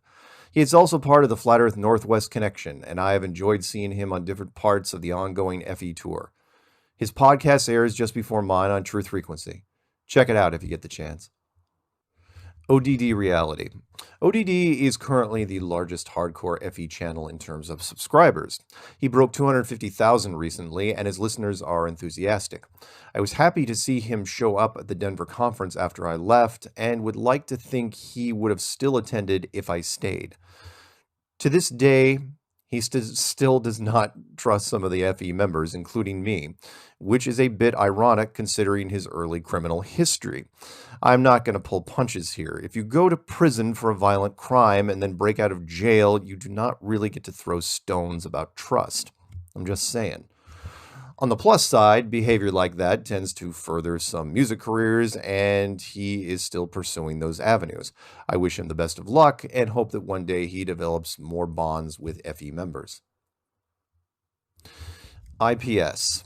The mysterious man known only as IPS, International Plane Society, came onto the scene a while back and made a great first impression, gaining quick fame with chat room raids where you create a hangout, accumulate people, and then send them into the chat rooms of other hangouts, spreading flat earth propaganda as they go. The guerrilla tactics worked well and generated a bunch of attention until some larger channels threatened to get YouTube administrators involved, something about inciting a riot. IPS then hosted a Flat Earth art show in New Mexico, met up with higher profile FE members, even made a brief appearance sitting next to Bob Nodell in the 2018 documentary. Everything seemed to be going well for him. Then his timeline gets a little fuzzy. IPS then changes alliances and starts attacking most of the community, finally saddling up with Mad Mike Hughes, the rocket stuntman. We will get to him in Chapter 10, Enemies of the State. Probably not the horse I would back in this race, but then again, most of the tickets on the racetrack grounds are losers. Nathan Oakley. If you are a globalist, the last FE member you want to debate is Nathan Oakley. Not because he makes points with grace and finesse. He makes them with a baseball bat, covered with nails. Nathan's earlier interviews, including a notable piece by Vice Media UK, shows a different person. He used to be quite the oral moderator, keeping hangouts in check, more of a politician than anything else. Recently, Nathan has decided to become a weapon, using globalist troll tactics against them. Yelling, berating, profanity, everything but the kitchen sink. The funny thing about this is that a lot of Nathan's audience responded favorably, and his numbers started going up across the board. The nastier he became, the more people noticed. I can't really condemn it because every cause needs a William Wallace, someone willing to pick a fight and keep the opponents coming back. There are a few days that I envy what he does. Most of the time, I am glad Nathan is sticking his chin out and not me. Roxanne Glenn. Roxanne Glenn is awesome. I would say she rocks, but that is too easy. She has helped develop the Flat Earth UK scene into a hotbed of activism. There are many others in the UK scene to be sure, but Roxanne is the standout for several reasons. First, she is a female putting herself out there in a conspiracy world dominated by males. She goes above and beyond in this capacity, doing things like Speaker's Corner, look it up, and hitting the pavement whenever she can with amazing confidence and relentless stamina. And as an interesting side note, I do not know anyone who can pin down her lineage. I have a feeling that if Roxanne ever took one of those swab genetic tests, it would come up with a bunch of 3% stats and a region list as long as your arm. As an FE standout, Roxanne has amazing leadership qualities, and her optimism is contagious. I am glad the media is starting to take notice with her, and I hope that trend continues. Caroline Walter. In 2018, I flew to Colorado Springs and spoke at a Flat Earth meetup. Several people came in from different states. One woman drove up from Arizona, and it was the first time we met. Her name is Caroline Walter, and she is a prime example of what FE enthusiasm can do.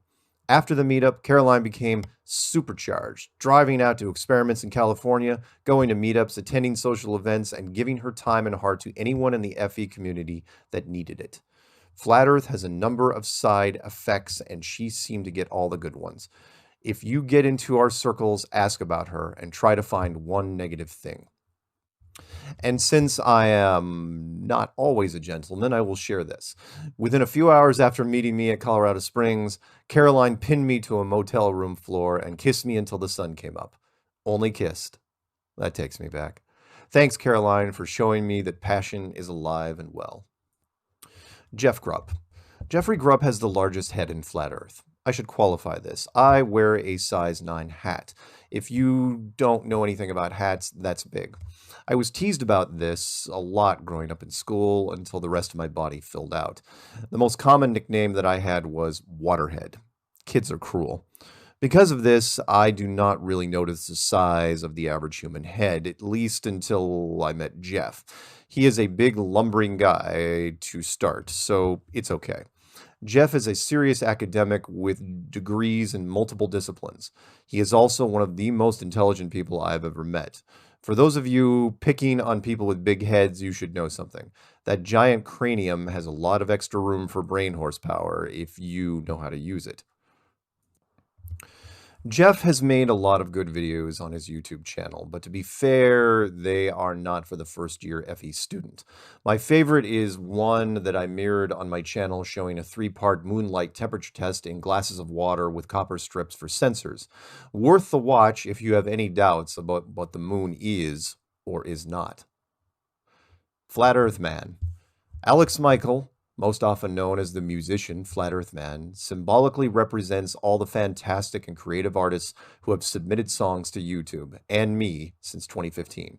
It appears that Flat Earth University also has a thriving music department. The music is what separates us from every other conspiracy out there. In most of the conspiracy world, the participants fit a certain profile, and we have all seen it.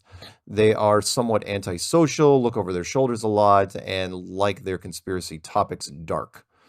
These people also think The Dark Knight was the greatest superhero movie of all time, and I agree with them. Flat Earth is anything but dark.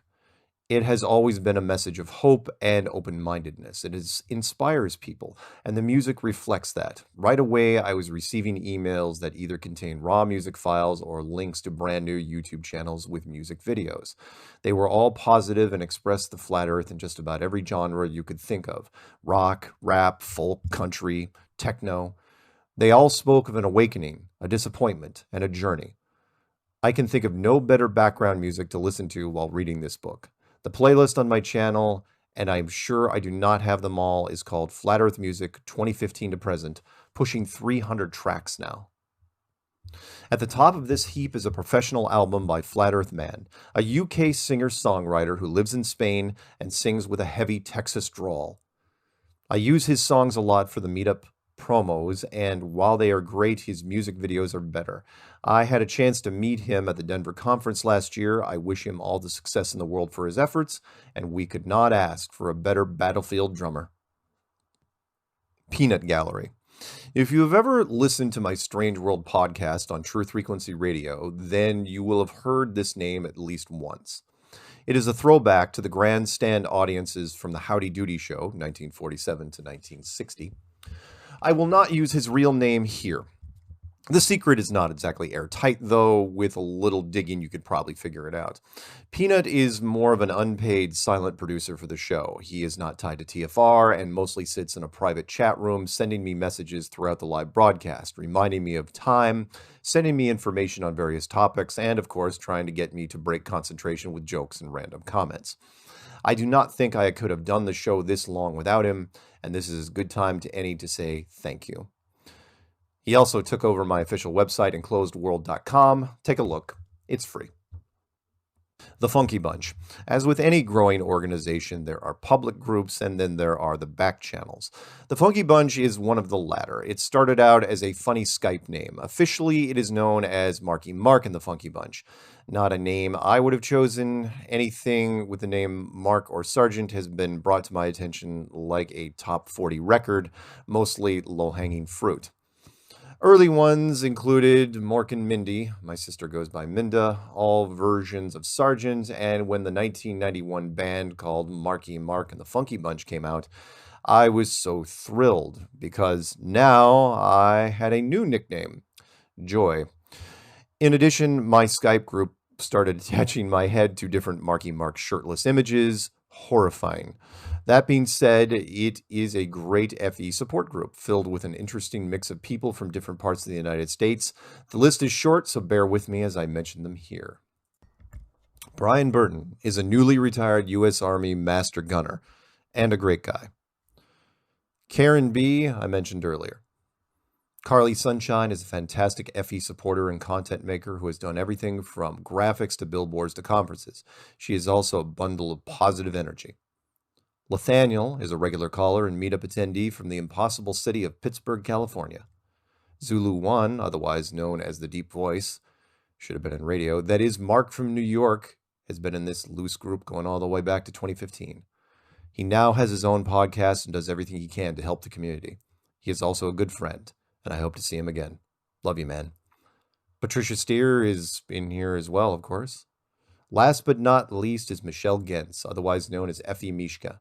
She is out of Sacramento, does meetups, attend conferences, and is Effie hardcore all the way. She helps bruise my battle-damaged ego by telling me she is into silver foxes, like me.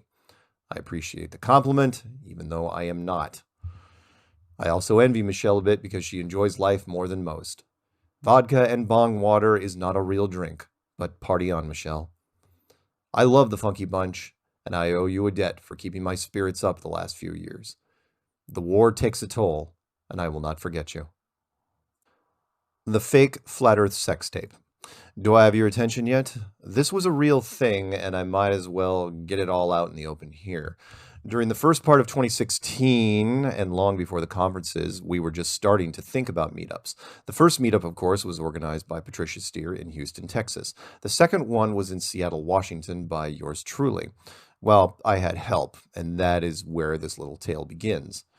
The inner circle groups were smaller then, and one of my favorites was Canadian woman who goes by the YouTube channel Orphan Red, a slight takeoff of the BBC show Orphan Black. Orphan and I spoke often, and it was always interesting. She is an attractive, highly intelligent, and a natural flirt. She liked scheming as much as I did, and somewhere in the middle of one of those what-if conversations, we decided that it might be fun to add some dirt to my clean image, so we concocted a fake sex tape idea. Oh, don't look at me like that. A number of people have smudged up their reputation with sex tapes over the years. Hell, the entire Kardashian media empire started off with one, in case you forgot. It was not an elaborate plan. We would organize a restaurant meetup in Seattle. I did not want to drink and drive, so I got a hotel room across the street. Orphan and I would shoot some innuendo scenes at the hotel, implying naughty behavior, then leak it anonymously to a known YouTube globalist troll, and from there it would be spread. Simple, right? Ah, the best laid plans. I should have remembered to always expect the unexpected. After Orphan and I checked into the hotel, we walked over to the restaurant. On our way, we were ambushed by another Canadian woman named Melody. Turns out Orphan and Melody were right across the water from each other. Orphan in Vancouver, Melody from Victoria. Melody had taken a last-minute seaplane down from Victoria to Seattle and was waiting for us when we arrived. Melody makes an impression. A full 6 feet tall, blonde, pretty, and very focused. As the FE members arrived, she made her intentions known. She wanted to know me better and was willing to do anything to accomplish this, including using Orphan. As the evening progressed, Melody proceeded to flirt with both Orphan and me, to the point where Orphan whispered after dinner that she wanted to take Mel back to the room. Somewhere during the dessert, Mel and Orphan disappeared from the event. The next day, everyone went back home to their respective countries, and Orphan put together our little tape set to music. It was leaked as planned, and there was backlash from the community as expected. It amplified an already bitter rivalry between Patricia and Orphan. Short version of the rivalry is this. Orphan thinks that Patricia is stuck up, and Patricia thinks that Orphan is a woman of questionable morals. I did my best to stay out of it, but in the end I had to make a choice, and the queen outranks a high priestess. That being said, I would still recommend Orphan to any Canadian media that is looking for home court FE members. She has done the legwork, is articulate, and can hold her own in any interview. The princess dress and high-pitched squeaks are just an act. Yes, I know, probably not the best idea to make a fake sex tape. I am only going to apologize to one person regarding this, and that is Patricia. She and I were trying to establish an example for the community, and I let her down and hurt her in the process. For that, I am truly and deeply sorry. The queen should not be tarnished by the deeds of others. That may be a little flowery, but she will know what it means. There was a silver lining that came out of this for me. It turns out Melody was not a strange FE stalker fangirl after all. Shortly after the event, we started talking on Skype. She and I actually had quite a bit in common outside of Flat Earth. Both born and raised in the Northwest, I can actually see Vancouver Island from here. Small world. We also worked for video game companies, and she spent time in the States working for the company that created the now famous Farmville. She invited me to live with her in Victoria, so I took the Anacortes ferry and spent the next year living in Canada, just up the road from Whitby. It was a fun year. I made videos, learned a great deal about our northern neighbors, and spent time with a sweet young woman. She was too young, though, 29 when we met. It ended quietly almost a year to the day later. I'll always remember you fondly, Broken Cat. The Jonathan from Jersey Orphan Red incident. I have to mention this because I get asked about it from time to time, mostly about Jonathan and what happened to him. Jonathan Macedo was my first co-host on Strange World, and I do not think I could have started the show without him. Like a lot of radio show hosts, I needed a wingman. He and I spent the better part of 2015 feeling our way through podcasts, coming up with topics, and interviewing subject matter guests. Jonathan is a man of, how should I say this, appetites. I have met men like this over the years, and their desire to consume tends to dominate their lives. Having a certain zest for living comes at a price. Jonathan would send me pictures of some drug-fueled nights in Las Vegas. You know the kind I mean. What I did not know is that Jonathan was flirting off air with Orphan Red. It was probably harmless. He is on the east coast of the US and her on the far west of Canada, but who knows? Something could have eventually happened. Maybe the flirting was getting frustrating for Jonathan. Maybe he was just having a bad day. But everything came to an accidental head during a Strange World podcast he did in 2016. When you start doing radio and podcasts, sometimes you learn as you go. At Truth Frequency Radio, you really do have to feel your way. When a caller gets into the switchboard, they are put on hold and automatically muted. The host cannot hear them, but they can hear the hosts and the show even when they go to commercial. This is helpful unless the host forgets this fact. Jonathan forgot or never knew this. When Orphan called in, was put on hold, he made a mistake. I saw the call come in, recognized the number, and mentioned to Jonathan that it was her. Unexpectedly, he goes off on a rant, telling me how done he was with all that. Then continues about her overly exposed breasts, her squeaky voice, and other things. It was all I could do not to scream into the microphone. He had no idea she heard everything, and before the commercial break ended, she dropped off. I was in a tough spot. Orphan was already going to be stewing about this, and telling Jonathan on air or during the next commercial would have made him useless for the rest of the evenings. So we continued on. I never did tell him. Jonathan found out soon enough. There are types of women who take things sitting down. Orphan Red is not that type. Even after I apologized to her, she created a video where she tore Jonathan a new one. He did not see it for a few days. I was certainly not going to be the messenger. When Jonathan found the video, things got much worse. Normally, when you talk smack about someone who is walking around the corner and they are within earshot, you just fess up and eat crow. Jonathan did the opposite. Not only was he not sorry, but he had a few other things to say on the topic. So he posted a 3-page rant on Orphan's Facebook page. It was taken down later, but not before I got a copy. In the rant, he quit the show. I really hope that one day he gets back into it. I miss Jonathan and think he could still do a lot for the community.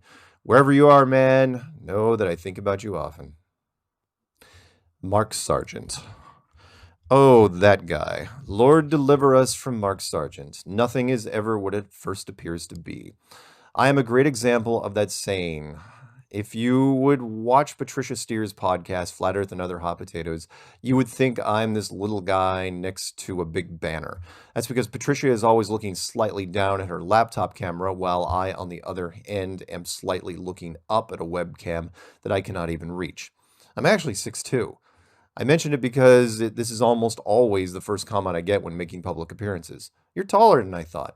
Amazing what perception can do. I was born and raised in the Seattle area and graduated from South Whidbey High School. When Flat Earth members reveal their high school or university, journalists quickly blame the academic credibility of that specific institution and that I was just some borderline student that barely got through the system. They could not be more wrong. I was an excellent student, graduated as class president, and helped lead the basketball team to its first ever state tournament. I did all this while not even being old enough to drive. You see, I graduated almost 2 years early and played my last basketball game at the age of 16. True story. So, no, I did not skate through a flawed system, and blaming any high school or university is just a knee-jerk response by people with closed minds. I am also a huge mama's boy. If you watch the 2018 documentary, you may have missed a little jab by the director because it was overshadowed by the flat earth concept electrocuting your brain. Yes, I currently live with my retired mother at her golf course condo on Whidbey Island. Before you start winding up with your Norman Bates parodies, it's not like that. I left Whidbey Island and lived in Boulder, Colorado for 20 years, then lived in Canada for a year. Most island grads do not even leave the state. I have nothing to prove there. Not that peer pressure ever had much of an effect on me. My mother is currently stage 4 and has refused chemo. I agree with the decision. Whatever time she has left in this world, it will be spent with me if all possible. I owe her a lot. When I was in Colorado, I did not come home much for various reasons, so Mom flew out to see me in Boulder when she could. My life would have been much shorter without her. I remember her retirement event that I attended years ago, and I know how much love the South Whidbey school system showed her. I have never met anyone who passed on so much positive energy to so many young minds. When she finally leaves this world, it will be the worse for it. I love you, Mom. I wrote the Flat Earth Clues in Boulder, Colorado in 2015. Everything about that story is true. I just woke up one night with all the text in my head, and the idea has consumed me ever since. I am not now, nor have ever been, a federal agent trying to bring down the entire conspiracy world from the inside. If that was the case, then I would be the worst secret agent of all time. Since 2015, I have been striving to set a good example for the Flat Earth community. When exactly am I going to make my move against FE and reveal my grand plan? I've been accused of being a lot of things over the last few years. Everything from a Hollywood studio executive to a large Jewish woman. I could not make that up. The conspiracy world is naturally suspicious, and I cannot really blame them too much. Even though I sometimes squint when I see an FE member with more YouTube subscribers than me, it's natural. Envy is one of the 7 after all. And why anyone would envy me is puzzling. Take, for instance, how unphotogenic I am. Some members of the Funky Bunch have pointed out how the media seems to always get my bad side. A little secret I will share with you. When it comes to cameras, it's all my bad side. I have seen it over and over. Different journalist teams shooting me with still shots or video, each looking down at the camera like something broke. The truth is even stranger, because I am better live. Sounds like a band thing, right? Better live? In case you ever meet me in person, I'm just a goofy, warm, disarming guy who believes in Flat Earth so strongly that I want to share it with the world. I am humbled that the sharing has had so much of an effect. Don't let them take your mind. Don't let them take your mind, man. Don't let them tell you that you are not divine. Don't let them do it, man. Don't. Take control of your soul. Take back control. Yeah. Find the truth and find it all. Find it all, man. Yeah. Don't believe that. Chapter 7, Behind the Curve. I learned so many little details about the filmmaking industry while taking part in the 2018 Flat Earth documentary. Timing is everything, and no one believes that more than me. I had just gotten back from spending a year with Melody in Victoria, Canada, when documentary filmmaker Daniel Clark called me from Los Angeles. He expressed his interest in making a human interest film about the Flat Earth community. It seemed innocent enough to me. I had been getting calls from different producers for almost 2 years at that point and didn't think much of it. Producers come and go, but very few actually follow through with anything. This project felt different right off the bat. Daniel flew up to Seattle, and we had lunch at a small seaside pizzeria in Langley. We talked for less than an hour, and then he suggested breaking out the cameras from the rental car to start shooting. Daniel and I spent the rest of the afternoon in town and on the beach on Useless Bay, and that is where the first scene of the movie opens. Just Daniel and me talking on the sand about Flat Earth. Chronologically speaking, it was completely accurate. In the 7 months that followed, Daniel's team and members of the Flat Earth community built something special, but none of us knew that until it was released to the public. Many filmmakers in Hollywood start out in the documentary field for several reasons. Documentaries are much cheaper to make than fictional movies. They also carry fewer producers as baggage, and writing is really just a bunch of notes about who is going to be on the film and what locations would carry the most production value. The risks for documentaries are well known. The topics tend to delve into fringe, which the general public do not want to watch, and Daniel decided to go with Flat Earth. Was it madness or genius? Either way, it was going to be a fun, cheap little ride. I say cheap because Daniel's Los Angeles group was on a shoestring budget, and I'm talking shoestrings from the dollar store, in another country, where the dollar has a 20-to-1 ratio. All the people who built the film had day jobs in their production houses. This was a side project for them, and they still pulled it off. Think what you want of the topic, but the Behind the Curve team beat the odds in every sense of the word, so kudos to them. Until the movie went to its first film festival, I only met Daniel Clark and Caroline Clark. I mention their names separately because they are not married. It's just a coincidence. I once met a couple who ran a pinball arcade in Lyons, Colorado, who later got married. His last name was Carol, and her first name was Carol. You work out what happened next. Caroline Clark joined Daniel for the second trip to Seattle, where they shot footage of my mother and so desperately wanted to bring my sister into the film because of how much she hated the topic. My sister was having none of this and took off with her husband to see Tom Petty in concert, one of his last. Daniel shot a short interview with my mother and I outside of my sister's house. We probably should have moved to another location, but since the odds were strongly against this film even seeing the light of day, we decided to stay put. Thinking back, I recall that filming at my sister's house without her permission was a bad idea, but the only way I would get in trouble was if the film succeeded, which it did. I was right. Always go with your gut feeling. This is also my first example of the power of editing. In the film, my mother was seen walking down the stairs from my sister's house, but the interior shots were of my mother's 2 miles away. Despite the bare-bones budget of the film, it was shot in a variety of U.S. locations, and I was there for the bulk of them. During one of the remote shots, the film team and I traveled to see the Great American Eclipse. We took 2 cars and drove down from Seattle to Salem, Oregon, staying at an Airbnb in Newburgh. Shout out to George Fox University alums. In Salem, I got to see my first total blackout eclipse, and it was gorgeous. Another example of creative film editing was when Behind the Curve portrayed an immense number of people who were supposed to invade the small Oregon town of Salem. The news footage even talked about deploying the National Guard. We walked the streets of Salem the night before, and it was so empty you could have shot a cannon through it and not hit a single soul. It turns out procrastination also applies to fair weather astronomers. All those budding eclipse watchers did not leave their homes until the morning of the eclipse and turned Interstate 5 into a parking lot. Most of them missed the blackout zone, which was only 70 miles wide. Daniel met up with me in Houston, Texas, when Patricia and I went to the Kennedy Space Center. There was a scene where I was sitting on a chair display system trying to get it to work. There was only one green button for controls, and it did not work, like most things in the aging amusement park. Being that this was 2017, I quickly turned to the screen itself, naively thinking that NASA would have upgraded to some sort of touchscreen system.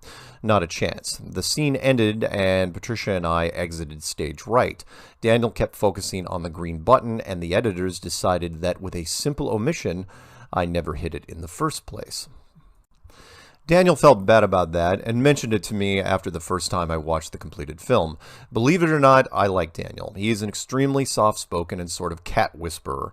He reminds me of the kids in school who were reserved enough to draw attention from extrovert assholes that picked on students for kicks. Daniel sometimes gave off the vibe that he was a victim of this, so when one of our FE members laid hands on him after the LA Film Festival, I took offense. There is no excuse for that. I do not think that the film team knew what they really had until they attended the first Flat Earth Conference in Raleigh, North Carolina. They had attended several regional meetups in the Los Angeles area, but nothing could fully prepare them for the bedlam that was the 2017 event, the first of its kind in 5 centuries. Several things stood out at the event. One was the building surge of enthusiasm that people had as they met more Flat Earth members that shared their ideas, sort of a giant happy AA meeting. The second was the media. During the first day, some networks just sent scouts to see if it was actually real. By the second day, there were camera teams everywhere, stepping over themselves to see if they could capture what we were all feeling. At one point, I was wearing 3 hot microphones, one from the documentary team, one from Vice, and one from German television. It was quite the crash course in journalism and media. And the conference went off without a hitch, or so we thought. We'll get to that in a bit. The film wrapped up principal shooting and spent the next 3 months trying to condense most of 2017 down to less than 100 minutes. I believe that some things were just meant to be, and this saying applies to Behind the Curve. There might be 1 million aspiring filmmakers in the world today, and out of those, 99% never even complete a single project worth submitting to a producer or festival. At the Toronto Film Festival, there were over 3,000 films submitted. Of those, the voting board chooses 100. We made the 100 easily, and it went like this over and over. Thousands of submissions, and Behind the Curve makes the cut. Not only did the documentary make the cut, it was often cited as a top 10 must-watch because of its groundbreaking content. Then it started making much-watch lists for general films as well. There I was in an entertainment article standing on Useless Bay Beach, looking terrible as always, and on the image next to me were Bradley Cooper and Lady Gaga from A Star is Born.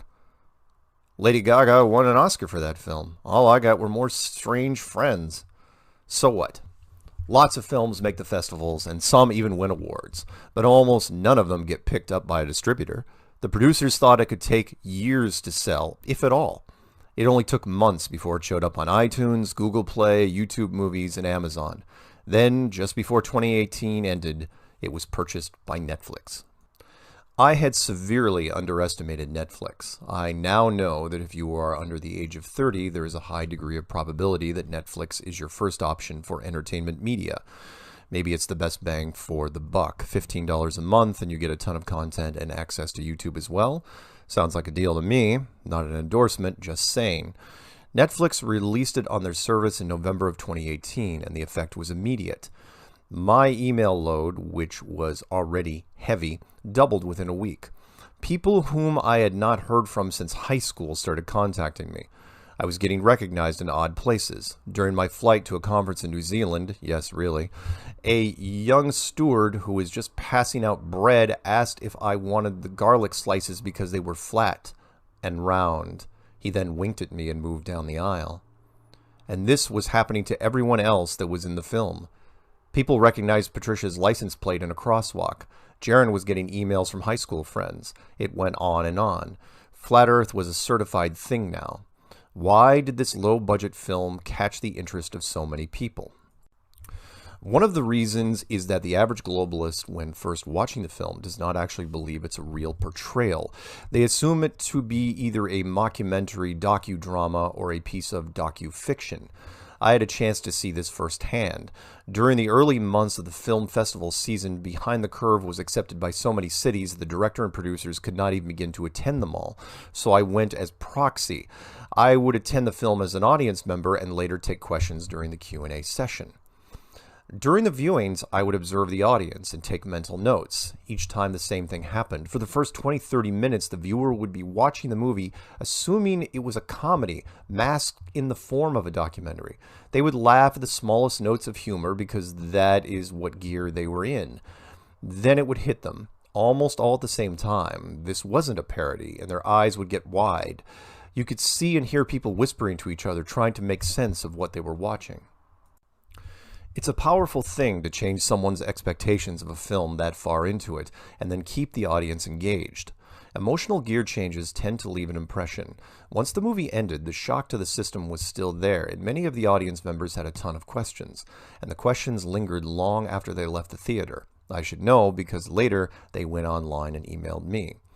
My favorite example was from the main editor of the film, Nick, who I had a chance to meet in Toronto. Nick gave the film to a fellow editor friend of his in Los Angeles. Without any context, he was to watch the film. Nick's friend knew nothing about Flat Earth. After the film was over, the friend had a series of questions for Nick, all about the production. He asked what kind of budget they had for the film. Nick did not understand. So his friend clarified and asked where they came up with the money to pay all the actors, meaning us. You see, Nick's friend watched the entire film and at no time thought the subject and the people in it were real. When Nick let his friend in on the secret that every bit of it was real, save the creative editing, his friend was blown away and had to reevaluate the entire experience. Keep in mind this was a Hollywood editor, and still the movie topic kept him in a constant state of denial. The filmmakers were not in denial. They knew full well how the flat earth concept could influence people, and their wake-up call was during the Raleigh conference when, during my Q&A session, a 12-year-old kid came up to the microphone and started asking me questions. At that point, the human interest story that Daniel and the Delta V team were trying to create became too real. It's all fun and games until you involve children. I had no idea they felt this way until I listened to the director's commentary that is only available in the iTunes version. If you fast forward to the Raleigh Q&A scene, you can hear it for yourself. Daniel, Caroline, and Nick all agreed. They had to take a stand against Flat Earth. For the children. The Delta V team had a problem, however, and that was most of the movie had already been filmed. Reshooting the movie was not an option, so they did what they could in editing, while still attempting to leave it as a human interest story, a look at the people of Flat Earth. They took at shots at Bob and Jaron, and could have painted everyone else in a kinder light. Don't get me wrong, I am not mad at Delta V. I would have probably done the same thing. They are globalists who do not believe conspiracies exist in any fashion, that what you see on the mainstream news is exactly as advertised, and the United States government would never lie about anything. I believe in everything for a reason. The way they shot the movie, the science subject matter experts, even the slightly derogatory title, invited the audience in to laugh, to be safe. In the end, Behind the Curve turned out to be our biggest recruiting tool to date, and I would not change a thing, even though I want to. The Flat Earth community hates the film truly, and not for the reasons you might think. Yes, they think Jaron and Bob were not treated fairly, but the biggest thing is that they were opposing views in the film. The Flat Earth Army wants a total victory, and several are trying even now to create propaganda films of their own. Behind the Curve is, at the very least, a fair look at our community 2 years ago. Love it or hate it, it plants the seed in the heads of the globalist masses and starts them down the path. Once a new Flat Earth recruit starts walking that path, I'd like to introduce them to some advanced FE topics, like testimonies from subject matter experts in all walks of life. Let's take a look at some. Don't let them take your mind. Don't let them take your mind, man. Don't let them tell you that you are not divine. Don't let them do it, man. Don't. Take control of your soul. Take back control. Yeah. Find the truth. Find it all. Find it all, man. Yeah. Don't believe that. Chapter 8. Subject matter experts. Below is a list of testimony shows that you can find on my YouTube channel or Truth Frequency Radio, otherwise known as TFR. The playlist is called Flat Earth Testimony Shows by Subject Matter Experts. I will not be going over all of them here, but it is important to know all the different subject matter experts that have reached out to me since 2015. I highly encourage you to, at some point during this chapter, put the book down, go to the playlist, and listen to some of them for a while. Since their interviews, none of the people involved have recanted their testimony, and no one in their respective fields has contacted me to dispute their claims. A United States Navy missile instructor, United States Navy submarine chief, a career land surveyor, a civilian flight instructor, industrial valve expert, United States Army artillery radar operator, FedEx international shipping expert, corporate travel agent, Air Force navigator, Australian intelligence officer, air traffic controller, United States Army master gunner, United States Army aviation and ground training combat expert, a USDA surveyor, a 32nd degree Mason, an etheric science researcher, a commercial airline captain, a defense intelligence agent, a U.S. merchant marine, a civilian 737 pilot, an industrial vacuum expert, United States Navy navigator, United States Navy electronic warfare technician, an AutoCAD technician, and a Christian paleontologist. All of these men and women reached out to me unsolicited. Some recorded the show live with me, others pre-recorded their testimony so that sensitive information could be edited out at their request, and still others who feared for their jobs and safety sent written statements for me to read on air. There were even some who contacted me, then got cold feet and asked me not to publish any of their information. In all cases, I respected their wishes. I am not exactly sure what correct protocol is here. I am not exactly a professional journalist, although since 2015, my YouTube channel has become not just a Flat Earth recruiting station, but a FE news reporting vehicle as well. The first subject matter expert came out of the blue and for me was a godsend. I was waiting for someone in the academic world to show me documented proof of where I went wrong, but instead I received people who should have dealt with globe evidence in their careers but did not. Sean McCrary was a 10-year veteran of the United States Navy. He was also an instructor for the Sparrow missile system, and he wanted to talk about flat Earth and how all the weapons and tracking systems in the Navy confirm it. My co-host Jonathan insisted that Sean remain anonymous and at the very least not give out any personal information during the live broadcast. Sean disagreed and wanted to go public with his testimony. He talked with us during all 4 segments of a 2-hour broadcast, during which our IT specialist said the station was getting pinged from the Department of Defense. This was not surprising. You do not want a missile instructor giving out classified specs on one of your current ship-to-ship weapons systems. Naturally, the conspiracy world pushed back and questioned Sean's credibility, and why not? He could have been anybody, just another voice on the radio spinning a fishtail. Sean was prepared for that and released 2 videos on YouTube without any prompting by the station or me. The first was helicopter footage of Sean flying to a stationed ship, the USS Iwo Jima. The video is unedited and shows Sean, the helicopter, and the ship group from a mile out all the way until the deck landing. That confirms his service. The other video, which was much more interesting, showed what could have been the inside of any high school gymnasium. It was a large, well-lit room with a high ceiling. The only difference was 2 massive Sparrow missile system turrets in the middle of the room. It did not occur to me that you would first train people on a land simulator before sending them out to actual military vessels. In the video, Sean is completely silent. In the background, you can hear the trainees talking quietly. After panning the room slowly, the camera focuses on a coffee break station.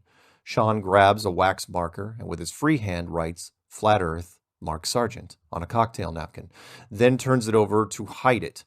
He then turns the camera back on himself, smiles to the audience, and ends the video. So much for the credibility trolls.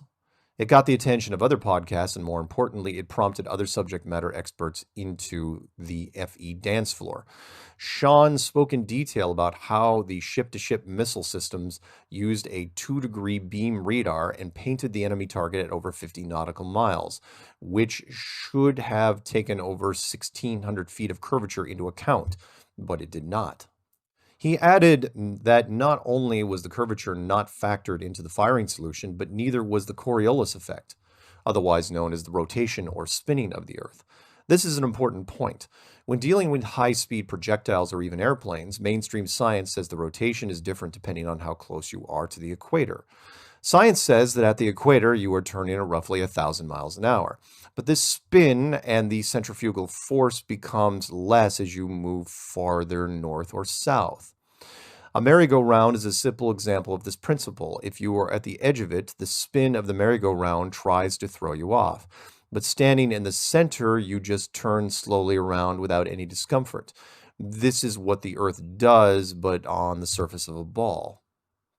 The 1,000-mile-an-hour spin of the Earth will affect the firing of any ballistic weapon, or at least it should. If you are shooting from a place near, say, Canada, the spin of the Earth will be considerably less, say 600 miles per hour. When acquiring a target, you have to add something to the distance, wind speed, and elevation. You now have to factor in geographic charts. Sean stated that in some cases these geographic charts exist, but they are usually very old and no one uses them, ever. I've heard this again and again with military gunners from different branches. Whenever you hear a sniper on CNN talk about the curvature or spin of the Earth, take it with a grain of salt and keep in mind they are not even shooting a full mile. The men and women I talked to were firing rounds at 10, 20, and 30 miles. Sean's Navy targets were over 50 miles. So who are you more likely to trust? A sniper on mainstream news reaching for a 1-mile target, or a missile that goes into the next zip code? During the back part of the interview, Sean added that the maps that military ships use to plot a course are not that accurate and constant adjusting is needed. He also mentioned that the ships being targeted could be seen at night with a true heat signature infrared technology. Without giving away classified information, he stated that infrared doesn't lie because optical mirages do not give off heat. At over 30 nautical miles, these ships at night could be seen clearly. Sean turned out to be the perfect first subject matter expert, and I could not have been more grateful. Wherever you are now, Sean, thank you for starting the experts off on the right foot. I hope that more people will eventually realize what you did and acknowledge you for the courage you had coming forward. A Navy submarine chief heard the Strange World broadcast with Sean and came forward as well, doing several interviews on different broadcasts. The chief talked about how submarines were really no different than airplanes when going through the water, as the submarine still had to plot a three-dimensional course and never had to adjust for curvature. He also reinforced Sean's testimony on firing solutions, not taking into account curve or spin, and said that modern torpedoes have an unclassified range well over 30 miles.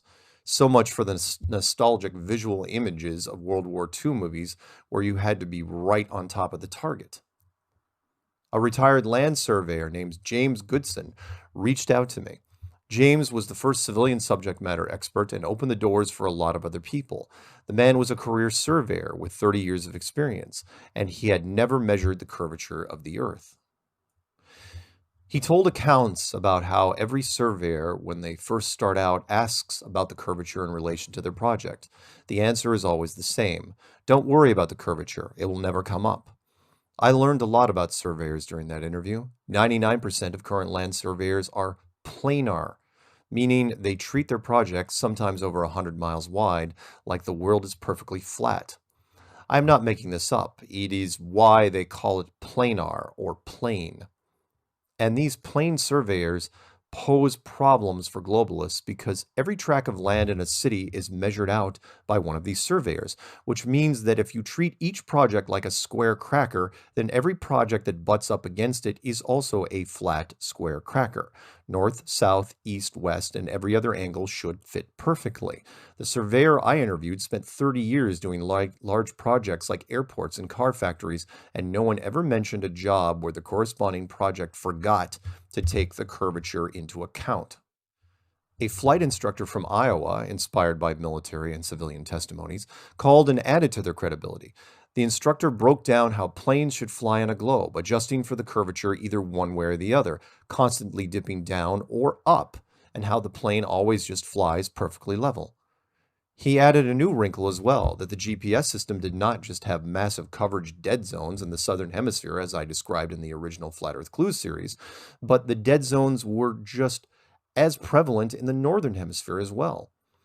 Even planes flying simple routes over the United States can run into large gaps, even though they should be covered by 32 overlapping military satellites. One of the most interesting experts that contacted me was from the field of industrial valves, and we were fortunate to get him.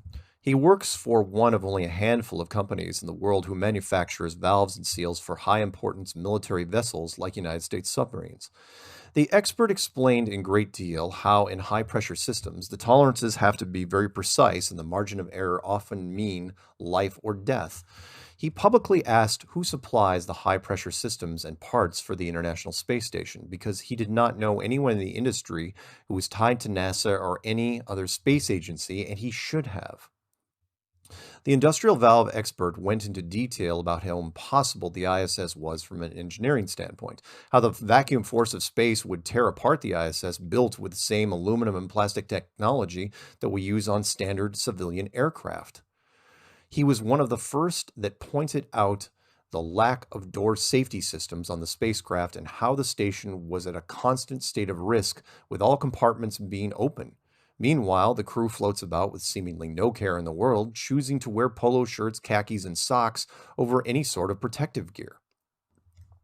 The expert painted a broader picture of what I already knew, that the general public was blind to what was right in front of them, mostly because they were never educated on simple concepts in physics, the most important being pressure and how it affects everything in our lives.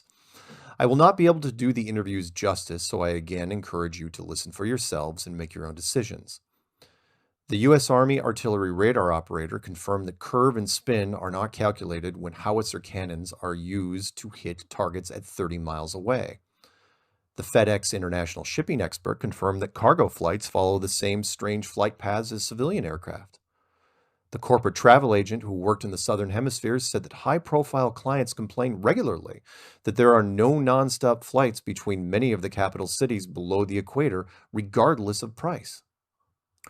The Australian intelligence officer said that there is only one side to the compass, and that is magnetic north.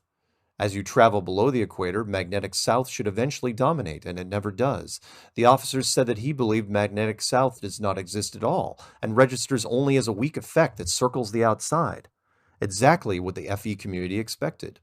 Earlier this year, a globalist working in Antarctica was asked on camera what a compass does on that continent, and he replied, "It's almost useless." The U.S. air traffic controller spoke about planes. He could see with his ground radar there were other airports on the ground, something that should be impossible with the curvature of the Earth. The U.S. Army master gunner, now a good friend of mine, went on record and said how much harder tank warfare would be if you had to take your shots with the added calculations of geographic location to compensate for the spinning Earth. Another surveyor, this one from the USDA, added to the list, stating that only the geodetic surveyors who make up less than 1% of the surveyors in the world believe that the world is a globe, and he was willing to debate any of them. An AutoCAD technician discovered flat Earth after working on projects that surveyors had given him for years, and now is a hardcore activist who goes by Just Jack. If you are young enough, you may have caught him during the Logan Paul mockumentary, which we cover in Chapter 10, Enemies of the State. An industrial vacuum expert specializing in near-molecule-free rooms for building complex electronics reaffirmed the valve engineer, stating that the vacuum power that most people think of is not even close to what can be created with machines. From his testimony, we learned that attempting to create a pure vacuum on Earth requires 3 stages. In the first, a large engine takes the room to 95% molecule-free. Not just oxygen or air-free, but molecules themselves. The second stage requires an even larger engine and can take it to 99%. At that point, he said no machine on Earth has the power to finish that last 1%, and that it has to be done chemically to slowly leach off the remaining traces. The vacuum expert ended the interview by stating the ISS existing in this pure vacuum environment is physically impossible, given the plastic and aluminum materials used. The International Space Station is a complete lie, and the world believes it because they see it on television. I had the pleasure of meeting a U.S. Navy electronic warfare technician at a meetup I flew out to in Colorado. He was a great guy who came on the air and said that every Navy radar operator has seen things and viewed targets at distances that are several times the maximum range of the equipment used, and that because of their positions and training, these extended ranges are dismissed as anomalies and rarely documented. The Flat Earth model changed the Navy veteran's perspective on what he knew about military radar, and now it all makes sense. When the atmosphere is under the right conditions, it extends the range of military radar to the point where they can see behind the curve. The subject matter expert that inspired me the most came fairly recently, a former female 737 pilot who flew for KLM Airlines in Europe. I say former pilot because after an in-flight disagreement with co-pilots about the shape of the Earth, she dug her heels in and made a note to tell the corporate doctors that she believed in the flat Earth. For this statement, the KLM doctors grounded the female pilot and sentenced her to a desk job until she renounced her belief. I respect and admire her for her convictions and would like to say I would have done the same thing. I hope that we get to meet one day, maybe during one of the Flat Earth conferences in Europe. She is a true ally of the cause, and with that, let's look at some of the good people out there who help the Flat Earth community indirectly. Don't let them take your mind. Don't let them take your mind, man. Don't let them tell you that you are not divine. Don't let them do it, man. Don't. Take control of your soul. Take back control. Yeah. Find the truth and find it all. Find it all, man. Yeah. Don't believe it. Chapter 9, Friends of the Family. Amy Adams. American actress Amy Adams hates Flat Earth, but I do not consider her an enemy. I heard about this from a very reliable source whom I will not name. Suffice it to say the source in question is a living legend in television who is highly respected in the industry. I met him at his weekend house outside of Los Angeles in 2018 with Patricia Steer and Rob Skiba. We spent hours talking about the flat earth community, its trials and tribulations.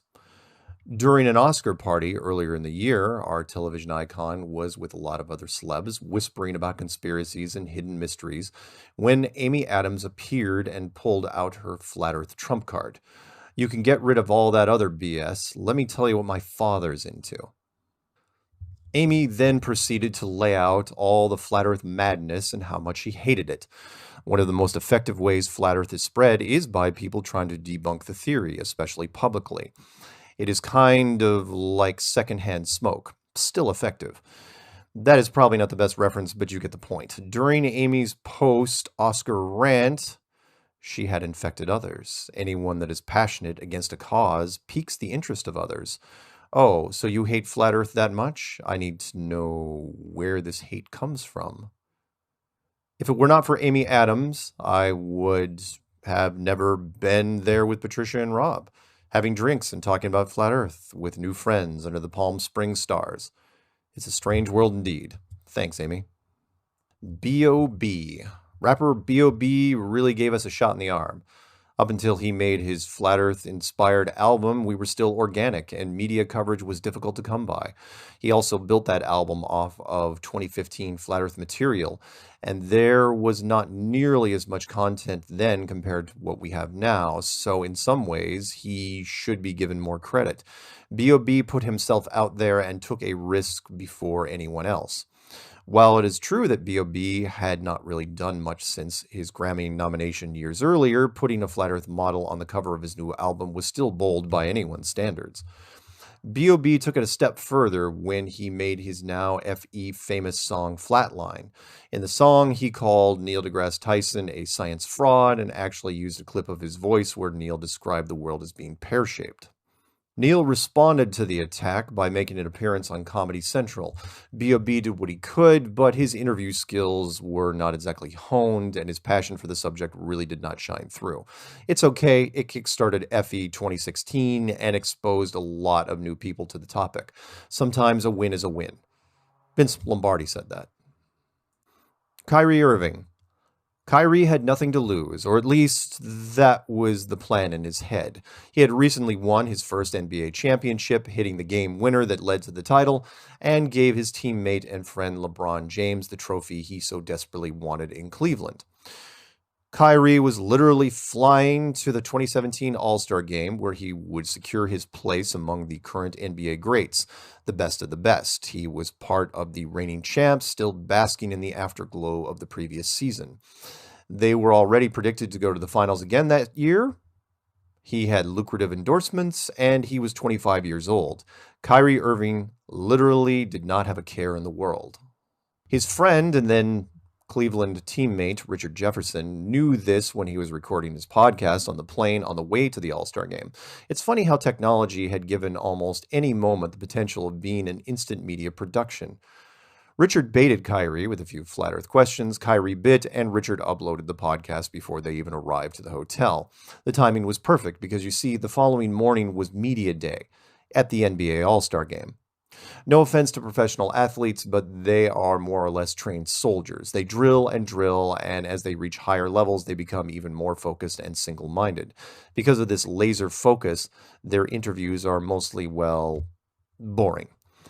Offense, defense, plays, strategies, coaching, scouting, practice, losing seasons, winning seasons, playoffs, finals, off-season. We've heard it a million times, which is why journalists often struggle to find anything new to write about. This is why stars like Dennis Rodman were so easy to cover.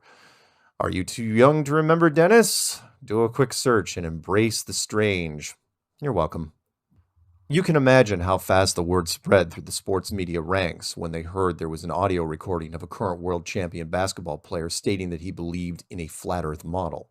It was simply too good to pass up. The next day, mainstream media descended upon Kyrie. The questions thrown at Kyrie were fast and furious. A reporter from USA Today chastised Kyrie, stating that he had a responsibility to not teach kids bad information. Kyrie did not back down and instead encouraged people to figure out things for themselves. There was this beautiful shining moment posted by South American television where LeBron James, the most famous basketball player in the game, was in the booth right next to Kyrie. LeBron was fielding Kyrie-related flat earth questions. LeBron calmly yelled over to Kyrie, asked if he still believed that the earth was flat. Kyrie said yes, and LeBron was okay with that. Why wouldn't he be? His 25-year-old teammate was the reason LeBron was wearing the championship title ring. Funny what winning and success does to some people's opinions. What Kyrie had not counted on was that things change quickly in the sports world. There is always a new season, and journalists never fully forget anything. Kyrie used his champion status to broker a deal with the Boston Celtics and became their premier player. Expectations were high, and regardless of how many points he did or didn't score, the FE question was now always in the back pocket of every reporter that would spend time with him in the locker room. Kyrie never backed down, even when the media thought he did, because once you get into FE, you do not have anything to go back to. Flat Earth is forever. Kyrie's one moment of weakness was exaggerated by the media because that is one of the things they do. In a gathering for Fortune magazine's 30 Under 30, an acknowledgement of influential people under the age of 30, Kyrie was again asked about FE. In an audience cell phone recording posted later, Kyrie apologized to the high school science professors that had been contacting him ever since the 2017 All-Star Game. Kyrie's 2017 statements had created a problem with urban high school educators. Kids are easily influenced, we all know that, and in all demographics, there are idols, in film, music, and of course, sports. Kyrie was now an icon and spreading the FE good word. When a high school science teacher who makes maybe $40K a year talks about the globe, and some of the students hear from Kyrie who makes, say, $10 million a year, what do you think is going to happen? The kids started pushing back. They valued Kyrie's opinion more than the teachers, and it was happening again and again. The fears of the USA Today reporter were coming true. Kyrie apologized to the teachers for the grief he was causing them, but did not retract from Flat Earth because he could not. My opinion is that there are always casualties in war, and the science teachers were going to have to deal with this sooner or later. It was inevitable. Shaq. Shaquille O'Neal held on to Flat Earth for as long as he could, and the media attention he generated in the first 10 days was invaluable. Shortly after Kyrie came out at the All-Star Game as a Flat Earth member, NBA basketball legend Shaq joined in during a podcast of his own, much to the dismay of his co-host, who berated him nonstop until the broadcast ended. Over the next week, the sports world was on fire with FE rhetoric, desperately searching for answers. Was this an NBA thing? Did it have to do with race, or was it part of a broader educational failure? Keep in mind, it was not just these two men. Other NBA stars chimed in, both young and old, like Draymond Green and Paul Pierce, all backing Kyrie, stating how he was one of the most intelligent players they had ever met. Unlike Kyrie, who felt like he had nothing to lose, Shaq was well seasoned in the ways of media and legacy. All it took was a call from his agent, who now focuses solely on Shaq's endorsement deals. You see, Shaq makes $20 million a year, more money than he ever did playing, and is still a highly sought-after brand representative. There are clauses in these contracts that deal with things like bad behavior, act out in a way that reflects badly on the brand, and they can use that option to cancel the contract. Think that's an exaggeration? Look at what happened to Tiger Woods when he had that affair and crashed drunk into a tree. 10 days after this Flat Earth-laden podcast, Shaq was in damage control mode. The first stop was Jimmy Kimmel Live. I have never seen anything like it. Shaq sits down, and after the applause ends, Jimmy's first words were, "So, you were kidding about Flat Earth, right?" This was not an accident. This is what happens when your agent scrambles because of sponsor pressure. This was not just a first question of the interview, but the very first words. Shaq tried to play it off for a while, but it did not matter to the FE world. 10 days was more than enough time in the social media world, and we appreciated it. Thanks, Shaq. You did what you could. CBS.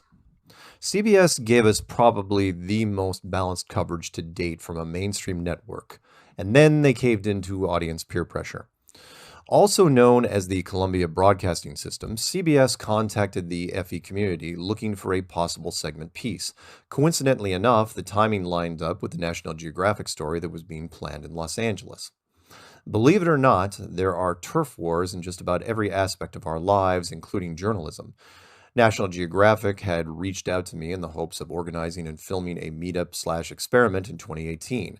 CBS had reached out to people in our Los Angeles chapters for the very same thing, and now that the event was set, National Geographic wanted exclusive rights and asked if Flat Earth would tell CBS to not attend. The Los Angeles FE chapter did not know what to do, and I hate politics. I simply grabbed the contact information from both National Geographic and CBS and sent them to each other to let them fight it out. A compromise was reached where National Geographic would have exclusive rights to interview me, and CBS had the rights to everyone else. CBS chose Jeranism, who bailed on the meetup event, and so they went with Patricia Steer, the better camera-ready choice. What most people do not know is that Rob Skiba was also there. Rob had 10 times the subscribers that Patricia had, and probably twice as many as mine, but was passed over because Rob's prime focus next to FE was religious prophecy. We will get to that a little more in Chapter 11, Religion and Why Flat Earth Matters to You, but suffice it to say, if you are religion heavy, the media will always bump you down the list. CBS spent the afternoon at the Los Angeles meetup with Patricia, and it went well. There is something else you should know about Patricia. When she is on camera, she will only show you her good side, and it never ever break character. Because of this, the only footage they could edit was flawless. It was good enough to be the showcase for CBS Sunday Morning with Jane Pauley. For Flat Earth, it was instant media credibility. An award-winning journalist spotlighting the FE theory, and it was not a hit piece against us. CBS would eventually regret that decision. Most media, when covering the flat earth theory, have to attack the topic in one form or another, some more than others, but the best we could hope for is neutral, where the media outlet asks the audience to make up their own mind. That is what CBS did, and I could have not been happier. They also put the piece on YouTube with Patricia as the thumbnail. Watching her state her flat earth claim with conviction made me so proud. She never missed a beat. The YouTube piece climbed the search charts quickly and sat as the #1 FE result for several months. Once it reached 1 million hits, the video disappeared. And it was no surprise to me. I knew exactly what happened. CBS is an older network, and their audience is the same, older. The older generation grew up with the space program and watched Apollo on television. Flat Earth flew right in the face of that. This audience was also not shy about writing letters to the network voicing their displeasure. Give the people what they want. CBS did, and again, I do not blame them. Copies of the original Sunday broadcast are everywhere. Things stick on the internet. There's a copy on my channel. Again, I encourage you to pause for a few and give it a look. TFR. Truth Frequency Radio is the bravest little podcast station in the world, and they have been with us since the beginning. They generally go by TFR, but mostly because everything is abbreviated these days. I blame the millennials. TFR is just another TLA. I will tell you what that is at the end of this section unless you figure it out first. Technically speaking, Rob Skiba was the first show on that network which delved into the flat earth by interviewing me twice. Right after the second interview, they messaged me asking if I would like to do a weekly show of my own. I humbly said yes and started up immediately.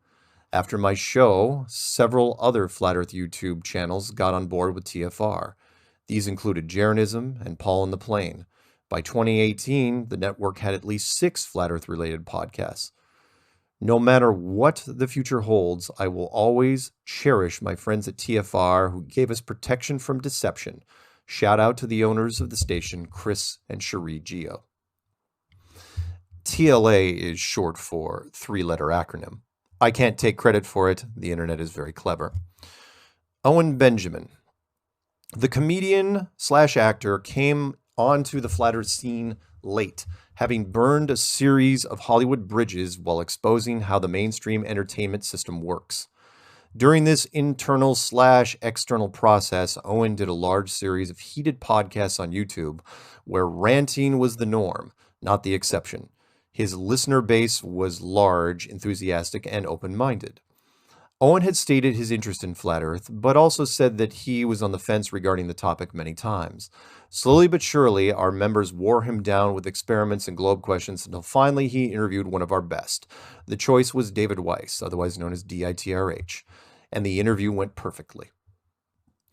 David and Owen blended so well, it seemed like they had been doing it for years. There was this wonderful moment towards the end of the interview where Owen had figured out David's accent. Owen said he had a friend that lived on the East Coast that sounded just like him.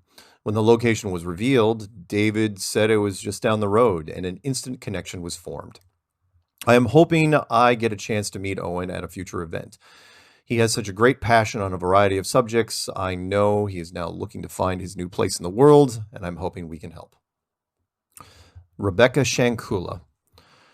Even if you are already in the FE community, you probably do not know this woman's name. I met her in 2015. She was the first producer to ever contact me and was also the one who woke me up to the media potential of Flat Earth.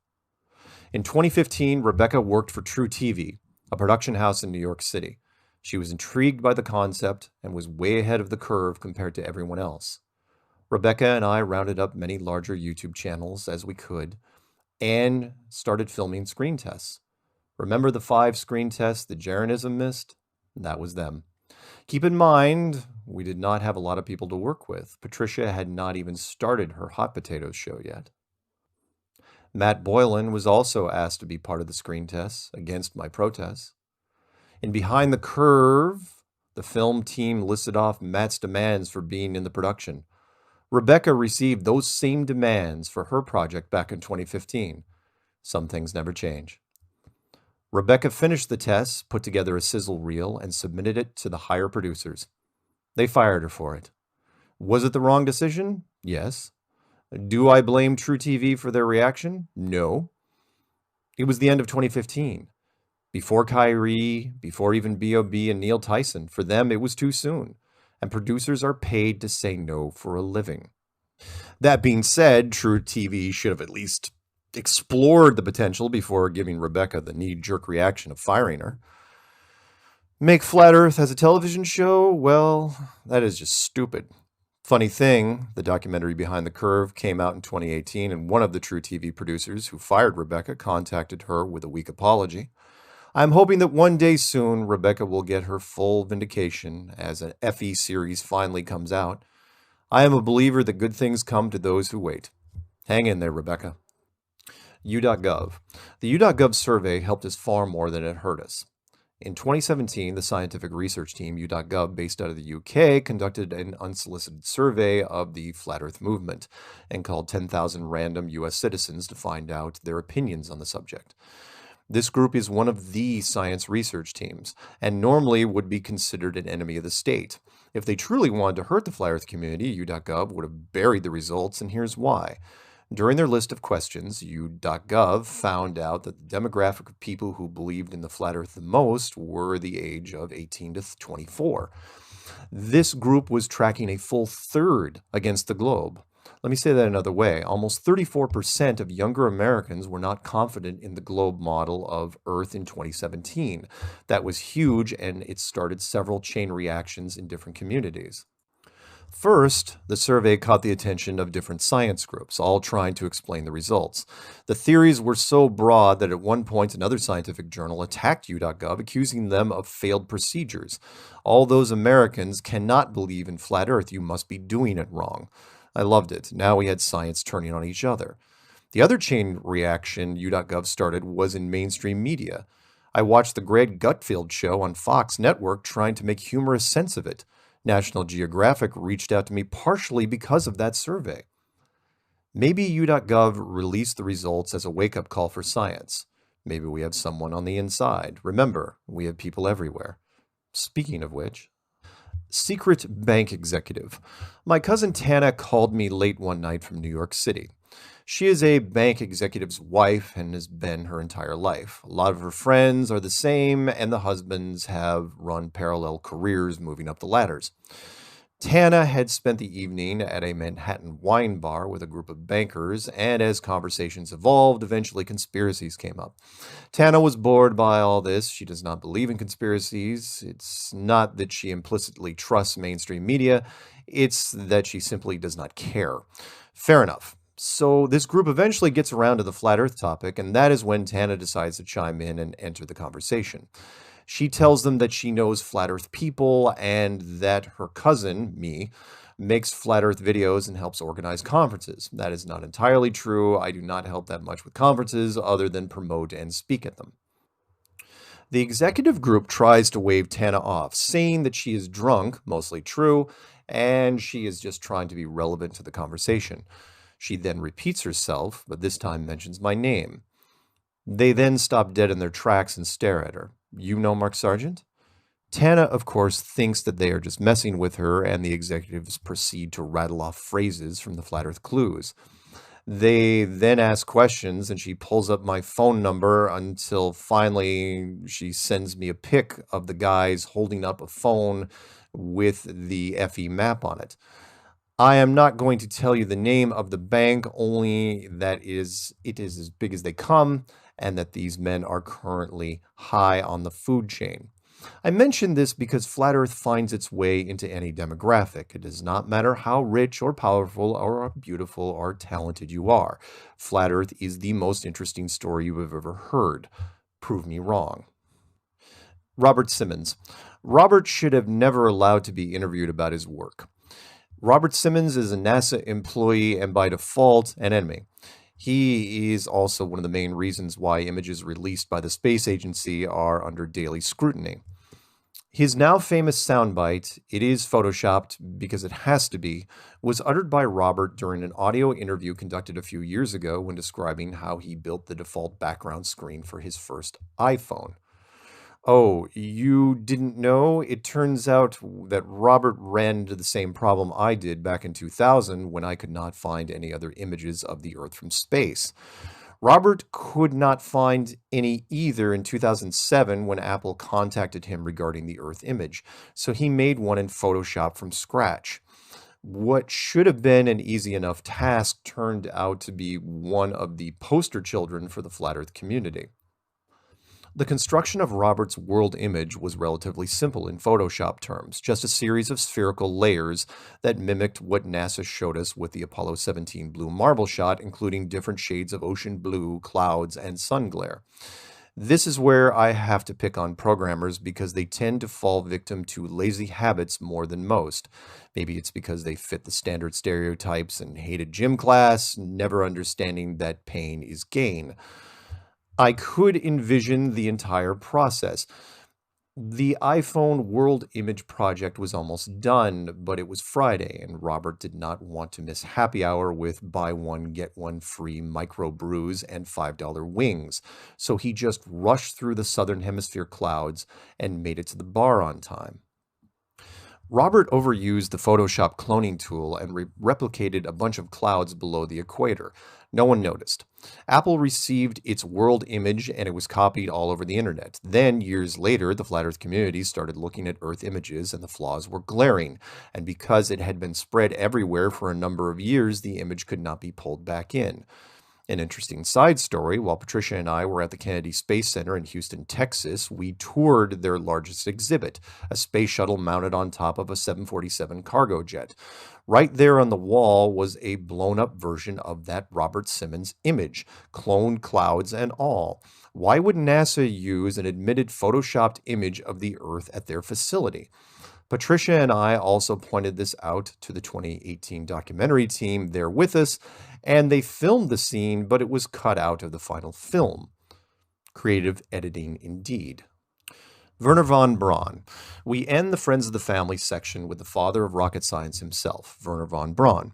Wernher was, of course, a huge part of the Nazi advanced rocketry program, helping design the first cruise missiles and V-2 rockets used successfully against England during World War II.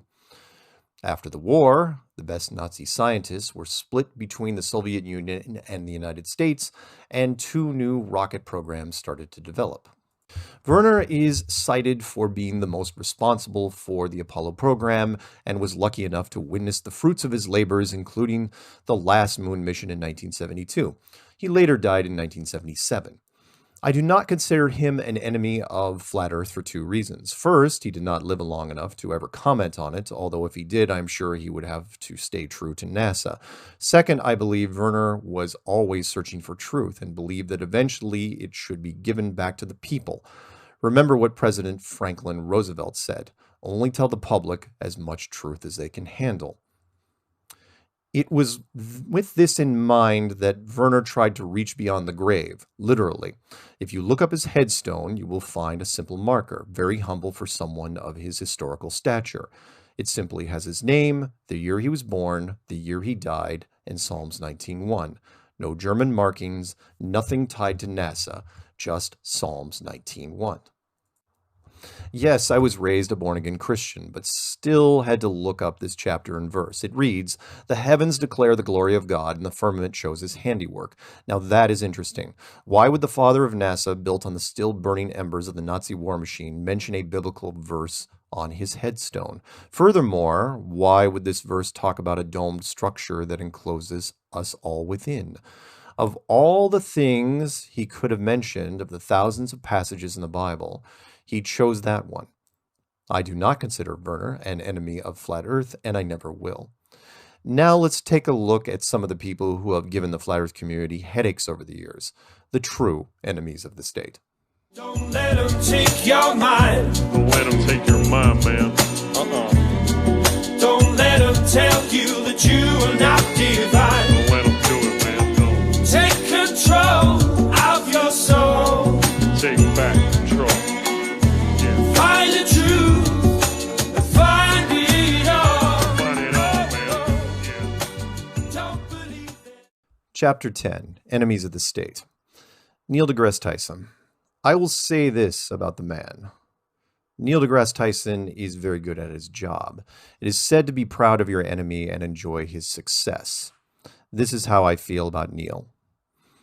Neil is currently the most popular scientist in the world, and no one else even comes close.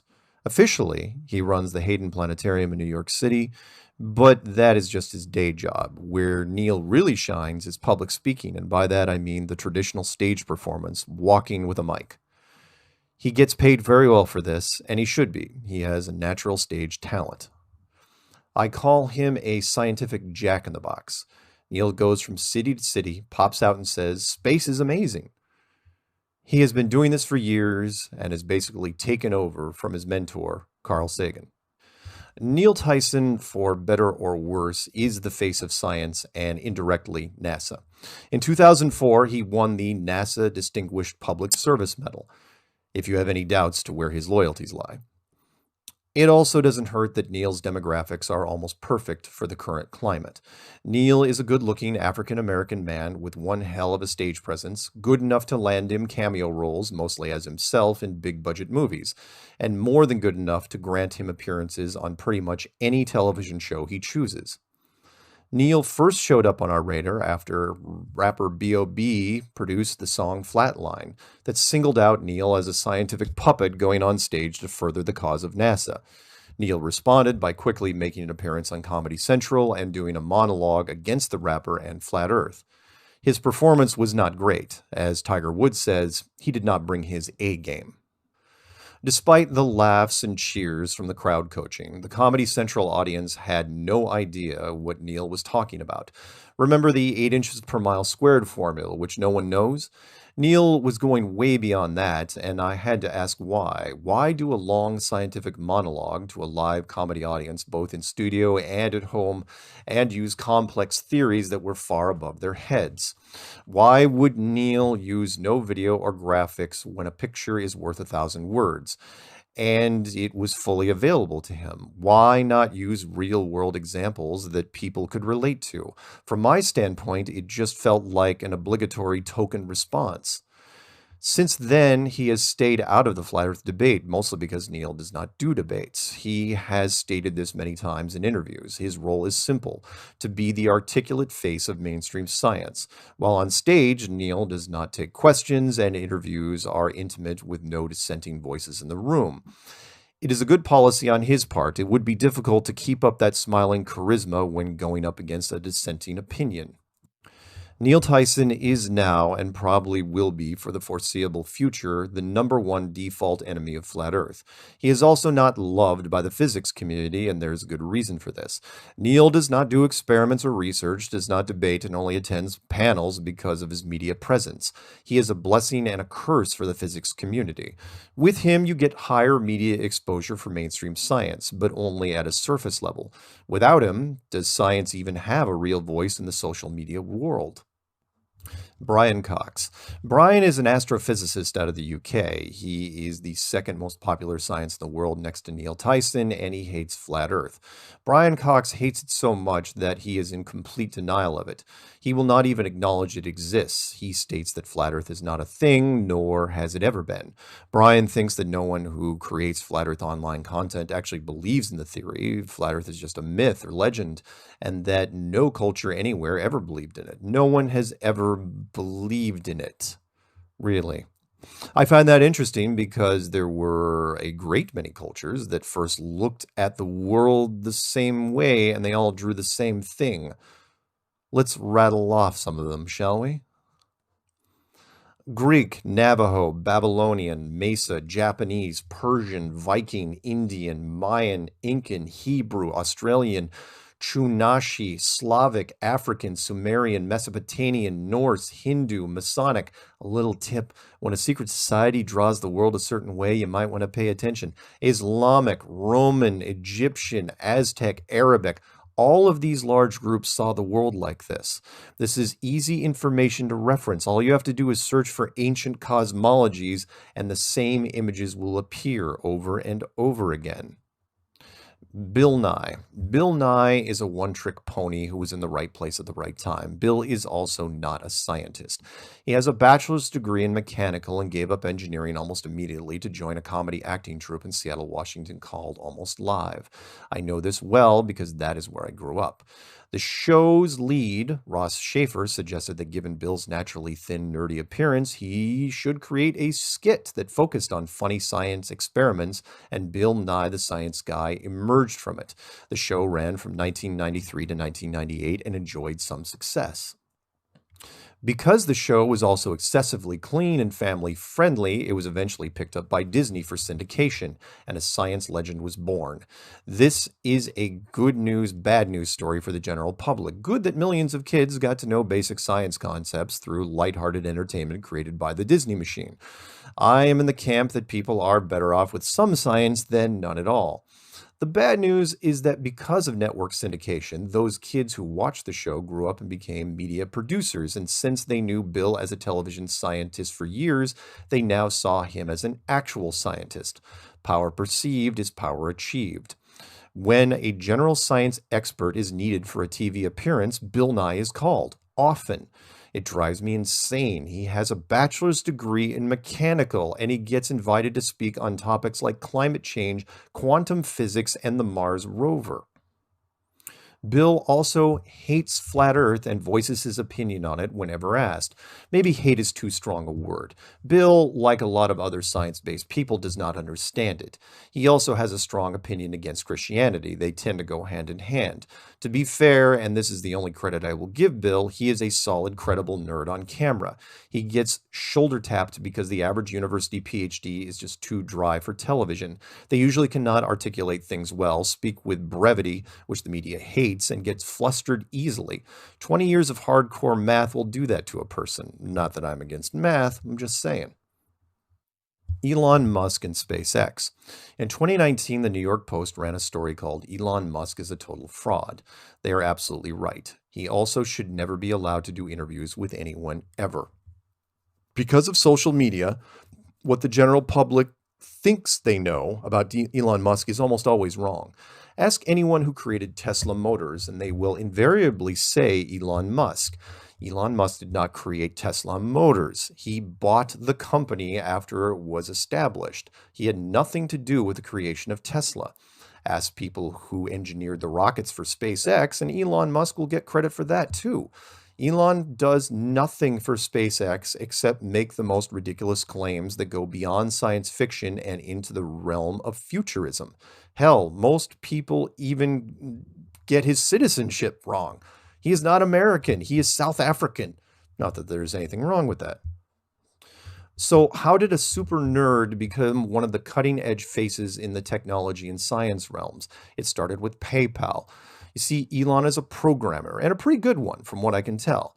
He is one of the lead developers who created PayPal, the massive online financial transaction vendor that is embraced by every bank in the world. He had at least a 10% stake in the company when it first went public and quickly became a billionaire. He used that money to do several things. One was to create SpaceX with the help of the United States government. The other was to purchase the electric car company Tesla Motors. Why is that important to the flat Earth community? We are getting to that. It was the combination of these two companies that produced the most outlandish piece of space fakery the flat Earth community had ever seen, known to the general public as Tesla in space. When I first found out about it, I almost lost my mind. In early 2018, I was sent an email containing a single image that showed a red Tesla Roadster convertible with the blue marble earth in the background. I called up the person who sent it to me and asked who made the image because I simply did not believe it. As God is my witness, I thought that Jeranism had created it in Photoshop. My friend informed me that it was not just an image, but a link to a live event happening now. The flat Earth community erupted and proceeded to tear apart the space Tesla from every angle. From a production standpoint, SpaceX made a lot of mistakes. To start, let's look at what should have happened to that car but did not. Keep in mind the red Roadster was from Elon's personal collection, and he stated on video that it was not modified in any way for the harsh environment of space. You ever know someone who put hot water on a freezing windshield during the winter? The side windows of the Tesla should have spiderwebbed instantly. The front windshield should have taken slightly longer to fracture. Ask any scientist about large temperature swings. It was inevitable, but it never happened. The Roadster dash should have warped, and every pressurized system in that car would have ruptured violently. That includes the brake fluid, the window washer fluid, which would have frozen as well, all the battery fluid, it's an electric car, remember, the transmission fluid, the hydraulic assist system, and especially the 4 inflated rubber tires, which would have gone tight as a drum and exploded, destroying the fiberglass fenders around it. There is also a list of things that were left out of the Tesla in space footage for studio production reasons. There were 3 cameras mounted on the car, but no rear view mirror. Elon owned both of these companies, one public and one private, and yet there were no logos anywhere to be found. No giant Tesla logo on the door, no SpaceX logo on the hood, nothing at all. All the power of American marketing at their disposal, it should have looked like NASCAR, but instead we got a blank slate from head to toe. And speaking of which, this car had a fully articulated astronaut mannequin at the wheel. And this, too, had no corporate endorsement patches anywhere. Come to think of it, you could have sold advertising space in 2 seconds, and why didn't you? Come to double think about it, why was the red 2-seat convertible used in the first place? The flagship car of Tesla Motors is the 4-seat S-Series. With just a little marketing push, you could have replaced the generic mannequin with 4 icons. I would pick a Stormtrooper, Boba Fett, Iron Man, and Groot, and since Disney owns the rights to all of them, it's a one-contract deal. This mission pays for itself. Not only did we not see any marketing during this debacle, but nothing after either. I will give credit to Patricia Steer for noticing that PR mistake. After the space car was debuted, why weren't there huge banners in Tesla dealerships showcasing the event? Why weren't there car commercials that features this, the first ever commercial car to orbit the Earth? This is marketing 101, and not only was the event not maximized for exposure, it was quietly hidden away like it never happened. Why? because this was, in my opinion, a test to see if space could be faked on the cheap with a private company. Would the population believe such a stunt? Now, with social media, you can track the results in real time. I imagine there was a rash of posts on Twitter, things like hashtag not buying it, hashtag looks fake, hashtag is this real, that told them that what they needed to know. But the big con that was overlooked by even me was the booster rockets. It was and still is the finest example of misdirection I've ever seen in media, and I will tell you how SpaceX did it. The red convertible car was put inside a breakaway capsule on the top of a main rocket called the Falcon Heavy. On the side of the Falcon were two smaller booster rockets that would give the rocket added thrust, then drop off early, leaving the Falcon to continue forward and eventually deploy the car. What made this mission even more interesting was that the booster rockets were not going to splash down in some remote ocean location, but instead land vertically back at Cape Canaveral. Keep in mind that this would be very hard to accomplish, if not impossible. Yet SpaceX accomplished this with two rockets off the same launch. From an engineering standpoint, this should not have been possible, and yet there it was, live on television. Two booster rockets using burst thrust technology that does not exist outside of the movies. Wait, why was SpaceX landing rockets at a NASA facility? Are they not the direct competition? NASA gets $54 million a day in federal funding. Having a rival space company use your company launch pad is a huge conflict of interest, but I digress. The point here is the booster rockets themselves, not the landing site. The media feed focused on these two booster rockets that dropped perfectly back down towards Florida, then at the last minute, using burst thrust technology, slowed their free fall to a crawl, and both rockets landed right next to each other at the same time. It was filmed from both the pad, and each rocket had its own landing cam. There were several things that made this impossible, and yet no one in mainstream media questioned it. First, the idea of reusable aerospace parts is ludicrous. The stress of a launch combined with extreme temperature changes caused by pressure and re-entry would create an unknown lifespan variable. No engineer would allow these parts to be reused. Second, landing a tube rocket vertically is aerodynamically silly. Rockets are unstable just sitting on a launch pad. Think of all the tall cylindrical objects you knock over in a given year and how easy they fall sideways. When landing multiple objects next to each other, you always land them far apart. This applies to everything from commercial jets, civilian planes, even helicopters, and is done for very practical safety reasons. Even if you did land boosters during the same launch, you would stagger them so that one landed and then a few minutes later, the other. Landing them simultaneously violates everything we know about engineering safety, and yet within 30 seconds of the double touchdown, SpaceX accomplished this, and the video cut to the perfect profile of the red convertible in space. Do not feel bad if you missed the misdirection because no one caught it. It took me a few hours to figure it out. The cameras focused so much on the miracle booster landing that by the time the cameras jumped to the car, it produced this sense of accomplishment, and the producers of the Red Car show left out the transition video sequence, which was the Falcon Heavy rocket itself. The boosters were not what launched the convertible into space. It was the Falcon Heavy, but the general public forgot that part. Where was the footage of the main rocket letting go of the capsule, then tumbling away slowly back into Earth's gravity?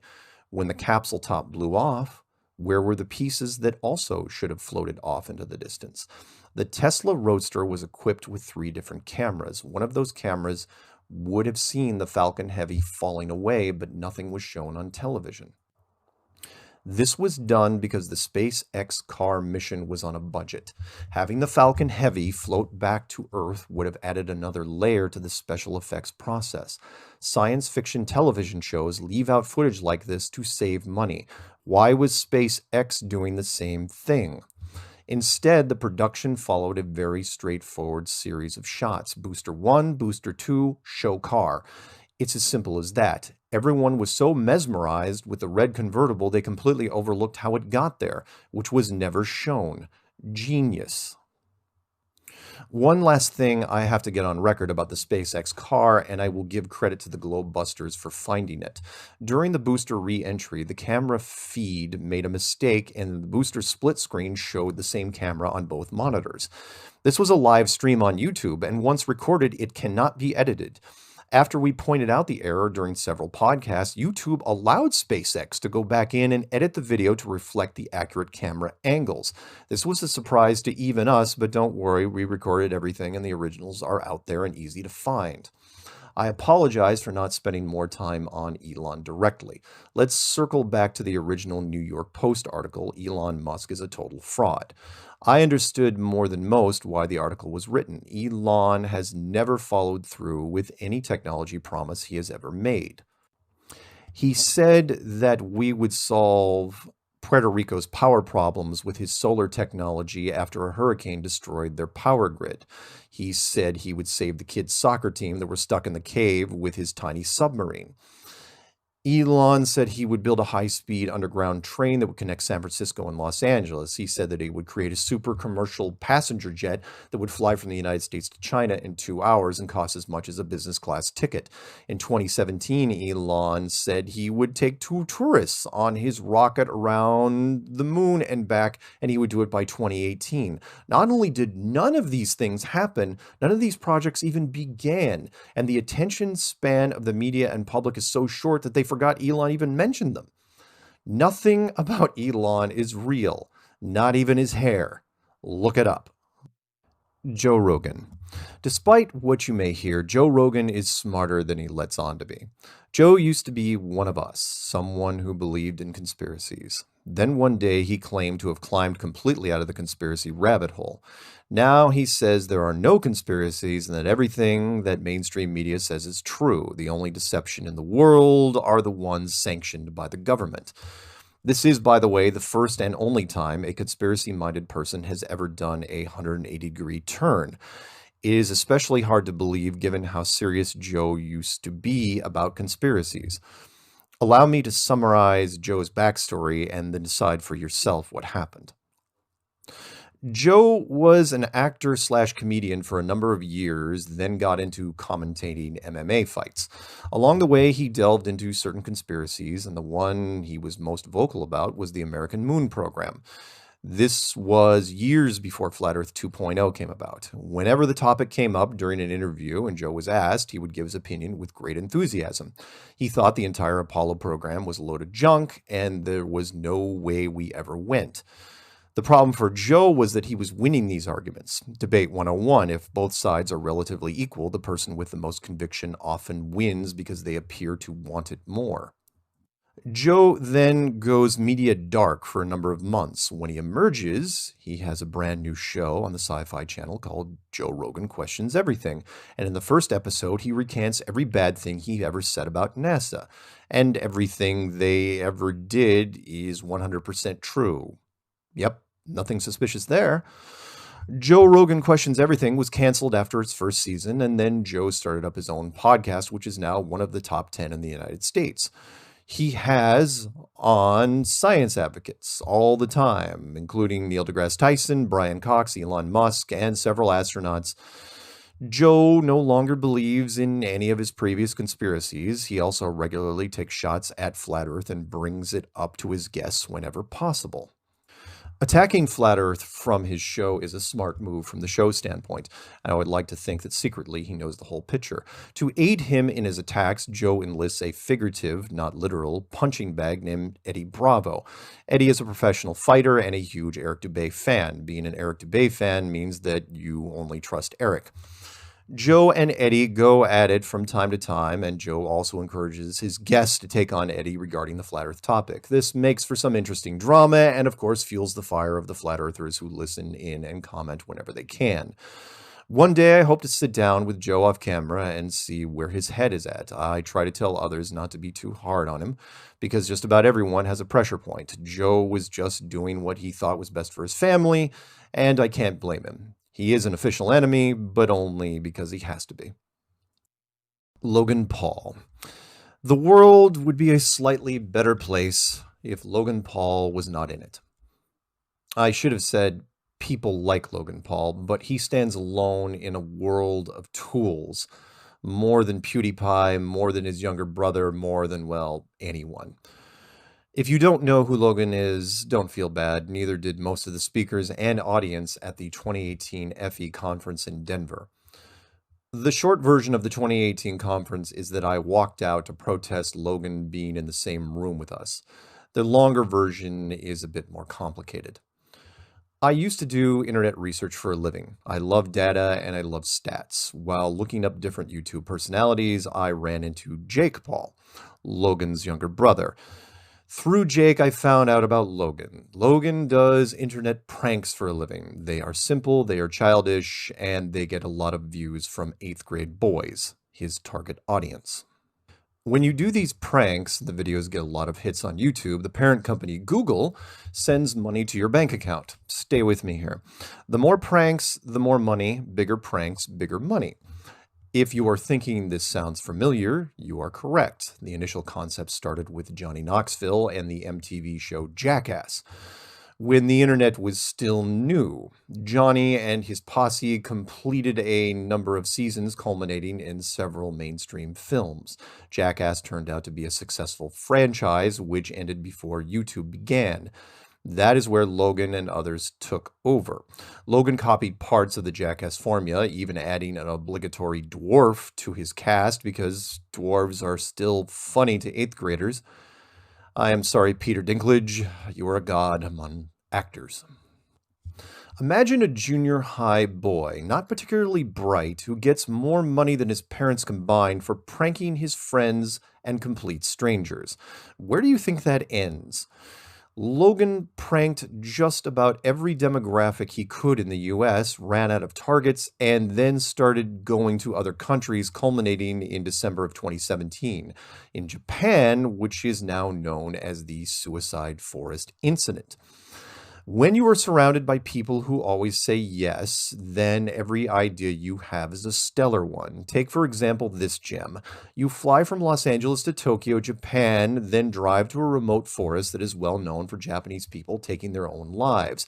Keep in mind that Japan has a very different outlook on death and suicide. I'm sure you remember some of the examples. Logan travels out there with his film crew wearing a child's cartoon hat and proceeds to make fun of a recent suicide victim that can be seen in the distance. Not kidding. He then films, edits, and releases it on YouTube. I do not really have the words to express my outrage, but I will try. Logan, you expletive piece of expletive. I hope you one day get run over by a busload of disabled children and they all get out and laugh. 10 years ago, this stunt would have had Logan blackballed from the media forever. Now with the internet, bad behavior tends to fade more quickly. In 2018, Logan was already plotting his comeback into the good graces of the internet with Flat Earth. Logan bought VIP tickets to our Denver conference, and in response, our promoter, Robbie Davidson, reached out to see what else we could do for him. Having millions of YouTube subscribers does have an effect, although I was not falling for it. The cover story by the Logan Paul camp was that his best friend Mike was already a flat earther and a fan of some of the speakers, and that Logan was already flat curious. Because of this, Robbie felt safe and actually allowed stage time for Logan to say a few words. No one else in the FE community knew anything about this, or even that Logan was attending until the night before the conference started. When Robbie finally let it slip, I was in complete denial. It couldn't be Logan Paul because, well, it couldn't. I spent the next hour browbeating many of the speakers over a late dinner, but to no avail. My words fell on deaf ears. No one there even knew who Logan was. So when I confirmed this through registration the next morning, I got a shuttle, went to the airport, and headed home. I did this for two reasons. The first was to protest.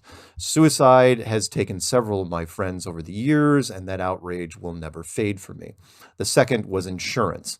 If Logan was going to punk the FE conference, he was not going to get everyone. If he did, then the headlines would literally read, "Logan Paul punks Flat Earth," and that simply would not do.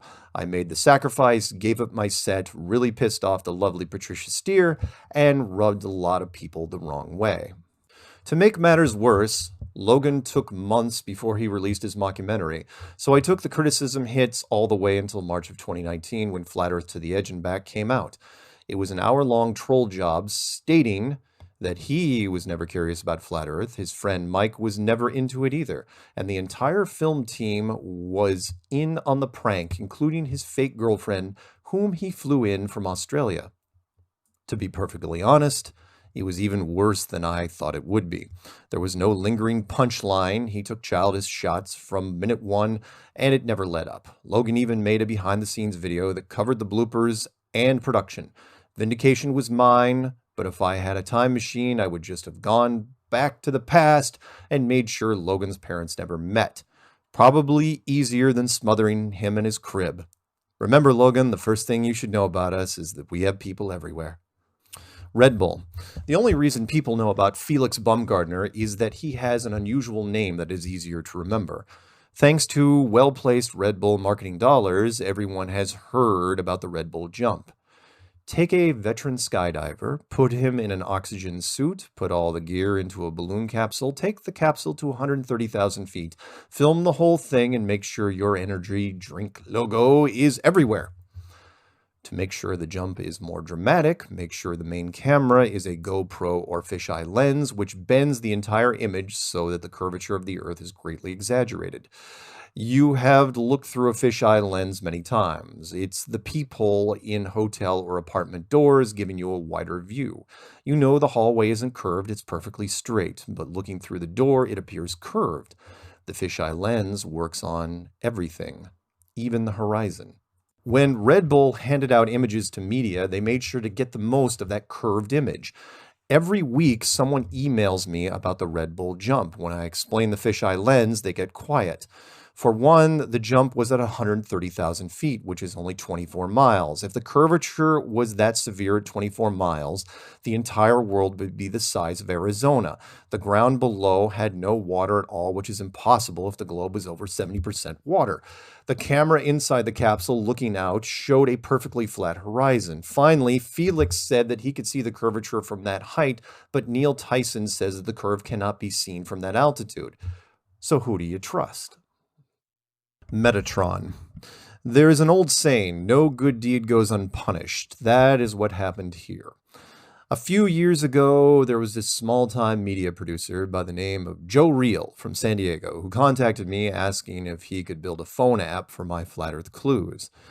He said he was not going to charge for it and just needed my permission. I said yes, why not? It wasn't going to hurt anything.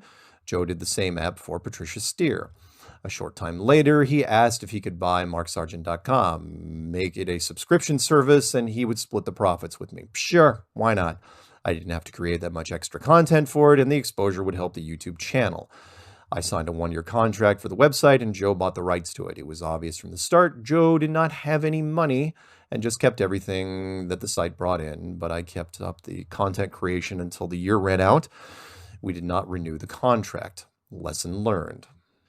The conspiracy world is known for suspicion and can be a little paranoid. A larger FE channel started digging into the Mark Sargent app, said that it was spying on people, then dug some more and found the parent company, another very small outfit called Metatron. Speculation was rampant, and the rumor mill at one point had some people convinced that I was Joe Reel. When Patricia and I brought Joe on a podcast to clear things up, people then I instead must be the vice president of that company, Dennis Sluka.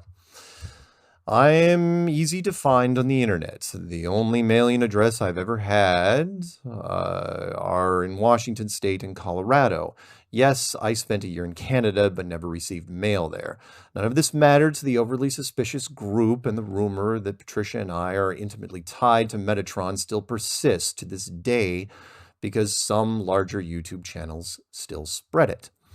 I mention this one because it gives a good example of how twitchy some of the conspiracy crowd can be, and how Metatron could have cleared this up years ago, but did not. There is nothing more to the Metatron rumor than that. If you can find any paper trail that connects me further to that San Diego group, I would love to see it. Mad Mike. If you're wondering when the Mad Mike Hughes documentary movie Rocket Man will hit theaters, then you'll be waiting for a long time. Turns out the 2019 Elton John biography already uses that title based on the popular song of 1972, the year NASA shut down its moon program. Mad Mike started out as a friend to Effie. He knew a good thing and saw that Effie had a lot of steam behind it in media trends. He approached the community asking for money to help finish his stunt rocket. I say rocket loosely because it's really just a pressurized steam generator hooked up to a rocket casing, the very same technology used by Evel Knievel in 1974 during the Snake River Canyon jump. It was apparent that Evel had an influence on Mike, and the rocket was almost identical to it, right down to the parachute deployment system. The FE community agreed to help, gave him $8,000 and a large flat Earth sticker to paste on the side of the rocket, which he did during the manufacturing process. This caught the attention of many of the media. A stuntman is one thing, but a flat Earth stuntman that was going to launch a rocket to prove the theory was too good to pass up. This, of course, was not true at all. The steam-powered rocket barely had enough power to reach 3,000 feet, while a commercial plane cruises at 10 times that height. It did not matter to the media because it was interesting and he was risking his life. That part was true. Mike could have gone only 500 feet up. If the parachute failed, he was not going to survive. To add to the drama, Mike delayed the rocket launch for days twice after the media had already set up. He launched on a third scheduled attempt, the parachute deployed, and he lived. It was a great thing for FE in that he generated a massive amount of coverage for the topic, most of which was by the giant flat Earth sticker. Best $8,000 we ever spent. But then the fame that Mike craved so much got to him. He was booked on Daniel Tosh's comedy show, and despite the overtly sexist comments during that interview, it went well. Mike thought he had arrived and more or less claimed himself to be the new messiah of flat Earth. That did not go over well, as he was not invited to a lot of events. Mike was not really a flat earther, he just wanted to use it for media momentum, which did work. During his interviews, you could tell he did not know that much about FE and was trying to fake his way through it. I had a radio station in Kansas City actually call me to talk about flat Earth, even though they had talked to Mike twice. They said they just were not feeling it with him. Now, Mike just rants and threatens to sue everyone in Flat Earth because he is not getting the attention he thinks he deserves. Last I heard, he was filing a suit against Logan Paul for using Mike's likeness in the mockumentary. It's funny how the world works sometimes. Dean Odell. I feel bad about putting a strong Christian on the enemies list, but I do not know how I can give him a pass. For those who are not up on the FE gossip, here is Dean in a nutshell. Dean is a pastor at an Alabama church and also a Flat Earth supporter. I first met him at the conference in Raleigh. We had coffee together. Well, I had breakfast. He had coffee. It was a free buffet, and I was not going to walk away from that. Don't judge me. Despite what nutritionists think, all you can eat is still a magical thing. One of the Flat Earth side effects is enhanced conviction for just about everything you're already into. This will make some Christians into ultra-Christians. Dean started analyzing other Christian FE members and eventually drew lines in the sand when it came to chapter and verse. He made a lot of claims about what was salvational, and it did not get much traction. Because of this, Dean started lashing out against various members of the community, none of which were attacking him. He was doing this not only in videos, but in recorded sermons, and some of it was really personal stuff. Over the next 2 years, he burned so many bridges that there were very few community members still standing with him. Being suspicious is one thing, but making new rules and condemning the rest to hell is taking it too far. If anything, Flat Earth is about acceptance, and that should fall in line with a lot of Christian teachings. Seems like common sense to me. Maybe one day he'll come back around with a bunch of long overdue apology letters. I saved Dean for the end because of what is coming next. Don't let them take your mind. Don't let them take your mind, man. Don't let them tell you that you are not divine. Don't let them do it, man. Don't. Take control of your soul. Take back control. Yeah. Find the truth. Find it all. Find it all, man. Yeah. Don't believe it. Chapter 11, Religion and Why FE Matters to You. The King James Bible is a flat earth book. I realize that there are people in both religious and secular circles who do not want to hear it, but it's true. There is only one verse in the Bible that even hints about it being a globe, and it's Isaiah 40:21, "He who sitteth upon the circle of the earth." In the ancient Hebrew, a circle is not a ball or globe or sphere. A circle can be flat, like a dinner plate or a dining room table. The bottom line is, if that is the only verse that you can hold on to and still keep your Christian world a globe, then your grip is very weak, and I'm about to make it weaker. If you have any doubt about the above statement, I highly encourage you to check out Rob Skiba's very thorough website, testingtheglobe.com, where he goes through all chapter and verse with a fine-tooth comb, looking for references in support of or in opposition to the flat earth theory. There are people far better suited to answer the massive and complex theological flat earth questions than myself, but I will do what I can in this chapter and at least get you headed in the right direction. First off, I need to acknowledge again that there are 5 major religious houses that all have a stake in flat earth, the 5 main groups being Buddhism, Hinduism, Judaism, Islam, and Christianity. 3 of these share similar stories, and I will not compare doctrines here. What I should also point out is that of the 5, Christianity has the edge, mostly because of Bible literalists. The other 4 religions have their stories and lessons, but Christianity has most of the all-stars. There are so many to choose from: David and Goliath, Jonah and the whale, Sodom and Gomorrah, the wise men in the manger, the parting of the Red Sea, water and wine, and it goes on and on. If you're a strong Christian, you know all of them, and if you follow another religion, you have at least heard the names. We remember the stories because they have a flow, a plot line that can be followed, and hopefully a message that can be retained after reading. If you want to go through hundreds of different biblical snippets, I again highly recommend Testing the Globe by Rob Skiba, more specifically Part 4, allowing the Bible to speak for itself. It is organized very well by categories that Rob had to create from scratch. These include things like scriptures concerning the nature of the heavens and the sky above and their relationship to earth, scriptures concerning the nature of the earth below the firmament, and scriptures concerning the nature of the sun, moon, and stars. Rob did a great job of catching all of them, and I do mean all. If you want biblical reinforcement of an enclosed world cosmology, this is a good start. For me, I like a good narrative, a solid plot line, but I still enjoy the little pieces of chapter and verse. People remember good plot lines, and when they reach a certain level of simplicity and resonance, they become what I like to call campfire stories. When that happens, the tale can be told anywhere by anyone. All they need is a voice and a person willing to listen. 2 or more people sitting at a campfire spreading information like we have done for thousands of years. It is this timeless method that has helped forge religion over the millennia. I was raised a born-again Christian on the rural end of Whidbey Island, north of Seattle. Church was not just a Sunday affair. I was involved in youth groups, summer camps, and vacation Bible school. I even attended Camp Malibu in British Columbia, Canada. When you're a kid growing up in the middle of this, some things stick and some things don't. Singing badly hymns every Sunday did not do much for me, and the sermons seemed to always be directed on how we should act, which just seemed like a long, flowery way of preaching common sense. Youth group was a fun way of meeting people and building relationships, but it was the biblical stories that stayed with me long after I left the island and went out on my own. I was acutely aware of the biblical problem when I first started building the Flat Earth Clues in 2015.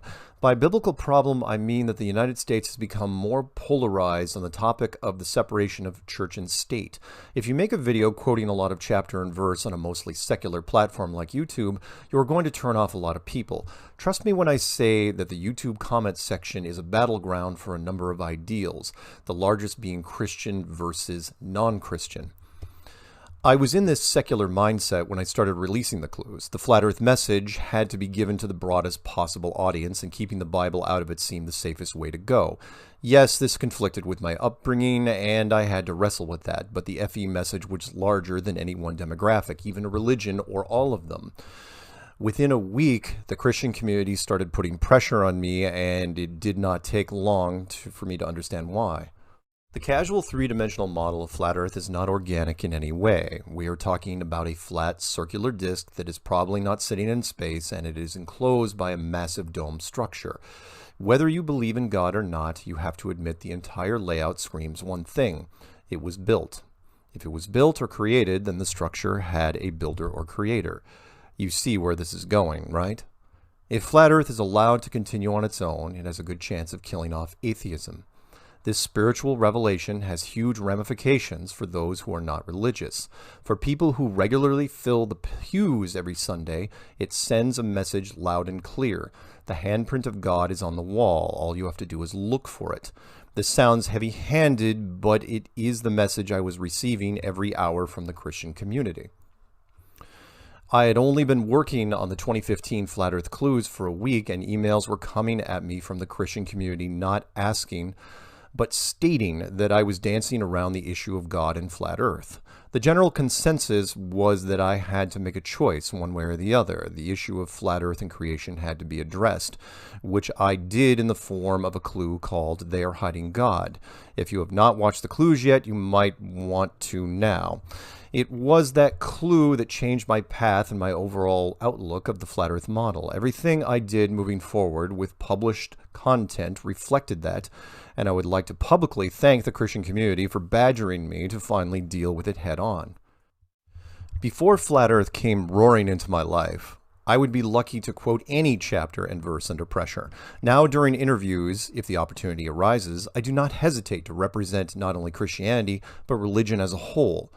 Now the simple stories that leisurely danced through my head during Sunday school were magnified into symbolic novels, and they all pointed towards the same thing, that God built a flat, enclosed world, and he left clues everywhere. The biblical verse quoted most often by Flat Earth members is Genesis chapter 1, verse 6, where during the building of the world, God created the firmament, or a barrier that separated the waters above and the waters below. I realize that this is just a few verses, but they are important because in Genesis, a lot happens in a very short amount of words. The reason why it resonates with the Christian community is twofold. One, of course, is because it's Genesis, so it carries a lot more weight, and two is that a barrier makes more sense in a flat model than it does on a globe. To be honest, I do not use the Genesis firmament reference much in general FE discussions because it has a cloudy, ethereal property to it. People tend to lean towards stories that they can easily visualize, myself included. The story that I settled on for the clues was the legendary Tower of Babel, which also, coincidentally, comes from Genesis, chapter 11, verses 1 through 9. In the clue, I expanded on the story of Babel, which is easy to do because it inspires the imagination and begs to be fleshed out. If all you know about Babel is that it was a very tall building, I can assure you there's a lot more there. In the video, I talked about an early civilization long before us who was far more advanced in technology and focused in purpose. They had discovered at some point the scope and dimensions of the world in which they lived and demanded answers from the Creator himself. With the arrogance of titans, the entire civilization joined together and combined their forces in creating an engineering marvel, second only to the world structure itself. They were going to build the widest and tallest earth building that had ever and will ever be built. This structure is now known as the Tower of Babel. This tower would be a literal bridge to heaven, and the builders would find out for themselves who God really was. They may even have known that God was watching every detail as the tower was being built, but they continued forward with the project. God, commenting to an unseen storyteller, stated that indeed the project would succeed. The first civilization of this world was built too perfectly, and their final act was to literally elevate themselves to the status of the Almighty. This simply would not do. The shining civilization could not be simply destroyed. They deserved better than that. The tower could not be completed, however, and so a plan was devised. Create a series of unique languages, distribute them throughout the population, and scatter the people to remote locations. The Babel Tower required extreme engineering functioning on multiple levels, and they were all written in one language. Making these blueprints unreadable stalled the project, and the goal of reaching the sky ceiling fell to ruin. This story is told in various forms by most Christians, and while the details can be debated or speculated upon, like I did here, the main plot point has never been in question. The older civilization was building a structure to heaven, a bridge to meet the sky and God. If the Earth is spinning at 1,000 miles an hour and traveling around the sun at 60,000 miles an hour, not to mention all the other speeds while traveling through the universe, then where exactly is that tower going? Because at any given time, the Earth location and orientation are different. In a flat, enclosed world, however, the tower is only going one place, straight up, exactly where it should be.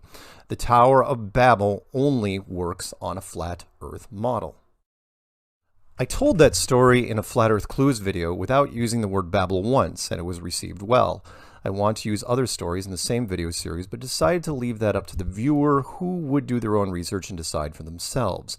But since you are here, let me go over 3 of my favorites that point towards a flat, non-rotating Earth. Joshua holding the sun, from Joshua chapter 10, verses 12 through 15. On the day the Lord gave the Amorites over to Israel, Joshua said to the Lord in the presence of Israel, "Sun, stand still over Gibeon, and you, moon, over the valley of Aijalon." So the sun stood still, and the moon stopped, till the nation avenged itself on its enemies, as it is written in the book of Jasher. The sun stopped in the middle of the sky and delayed going down about a full day. There has never been a day like it before or since, a day when the Lord listened to a human being. Surely the Lord was fighting for Israel. Then Joshua returned with all Israel to the camp of Gilgal. The short version is this. Joshua asked God to hold the sun and the moon in the sky, and God did it. This is very difficult to do in the world of a modern heliocentric physics. Shutting down an entire solar system is a lot harder than you think. You have to stop the Earth rotating and orbiting, and the same with the moon and the other planets. When this happens, everything would go haywire. The atmosphere, the oceans, centrifugal force, everything. Wait, instead of me describing it, just watch the last hour of the movie 2012 and you'll get the idea. Stop the entire solar system just to let a small Middle Eastern war last another day? Not the best return on your investment. In a flat Earth model, stopping the sky is as simple as hitting the pause button on your DVR. The sky stops, the sun stays out, the war concludes. Easy. The story of Joshua works much better on the flat Earth. The only argument comes from the Christian community that says the Lord is all-powerful, so stopping the solar system would be as easy as anything else. My rebuttal would be that God is not only extremely powerful, but also extremely efficient. Building something as efficient as an enclosed world means you do not have to do heavy lifting. We'll explore more along these lines later. Satan tempts Jesus, from Matthew chapter 4, verses 8 through 11. Again, the devil took him up on an exceedingly high mountain and showed him all the kingdoms of the world and their glory. And he said to him, "All these things I will give you if you will fall down and worship me." Then Jesus said to him, "Away with you, Satan, for it is written, you shall worship the Lord your God, and him only you shall serve." Then the devil left him, and behold, angels came and ministered to him. This one I found interesting for several reasons. The high mountain that Satan and Jesus stood upon could see all of the world's civilizations, which is impossible to do on a globe. Even the highest peak we have today, Mount Everest, only has a visible range of less than 1,000 miles. So how could they see all of the world's kingdoms?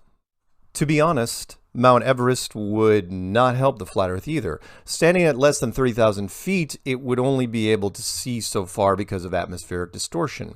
Whatever peak Satan and Jesus were standing on was much higher and does not exist today, even though the principle is still the same. Satan tempting Jesus is impossible on a globe, no matter what the viewing distance, and only has a chance on flat Earth.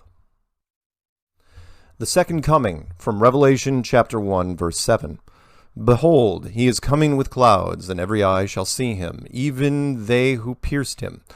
And all the tribes of the earth will mourn because of him. Even so, Amen." The second coming is the best case end-of-the-world scenario for any Christian. It refers to the second coming of Jesus, where he appears in the clouds and every eye shall see him. This is similar to the visual problem of Satan and Jesus on the mountain. It only applies to an ethereal spirit who appears to be some distance from the earth. This simply cannot work on a globe, and I put the challenge to anyone. Prove it wrong. The test is easy to do. Take any spherical object you can find. A globe would be ideal. If you do not have a globe, then try a softball, basketball, soccer ball, or whatever is handy. Pretend it's the earth and hold it at any distance from your eyes. No matter what you do, you will not be visible to the entirety of that ball.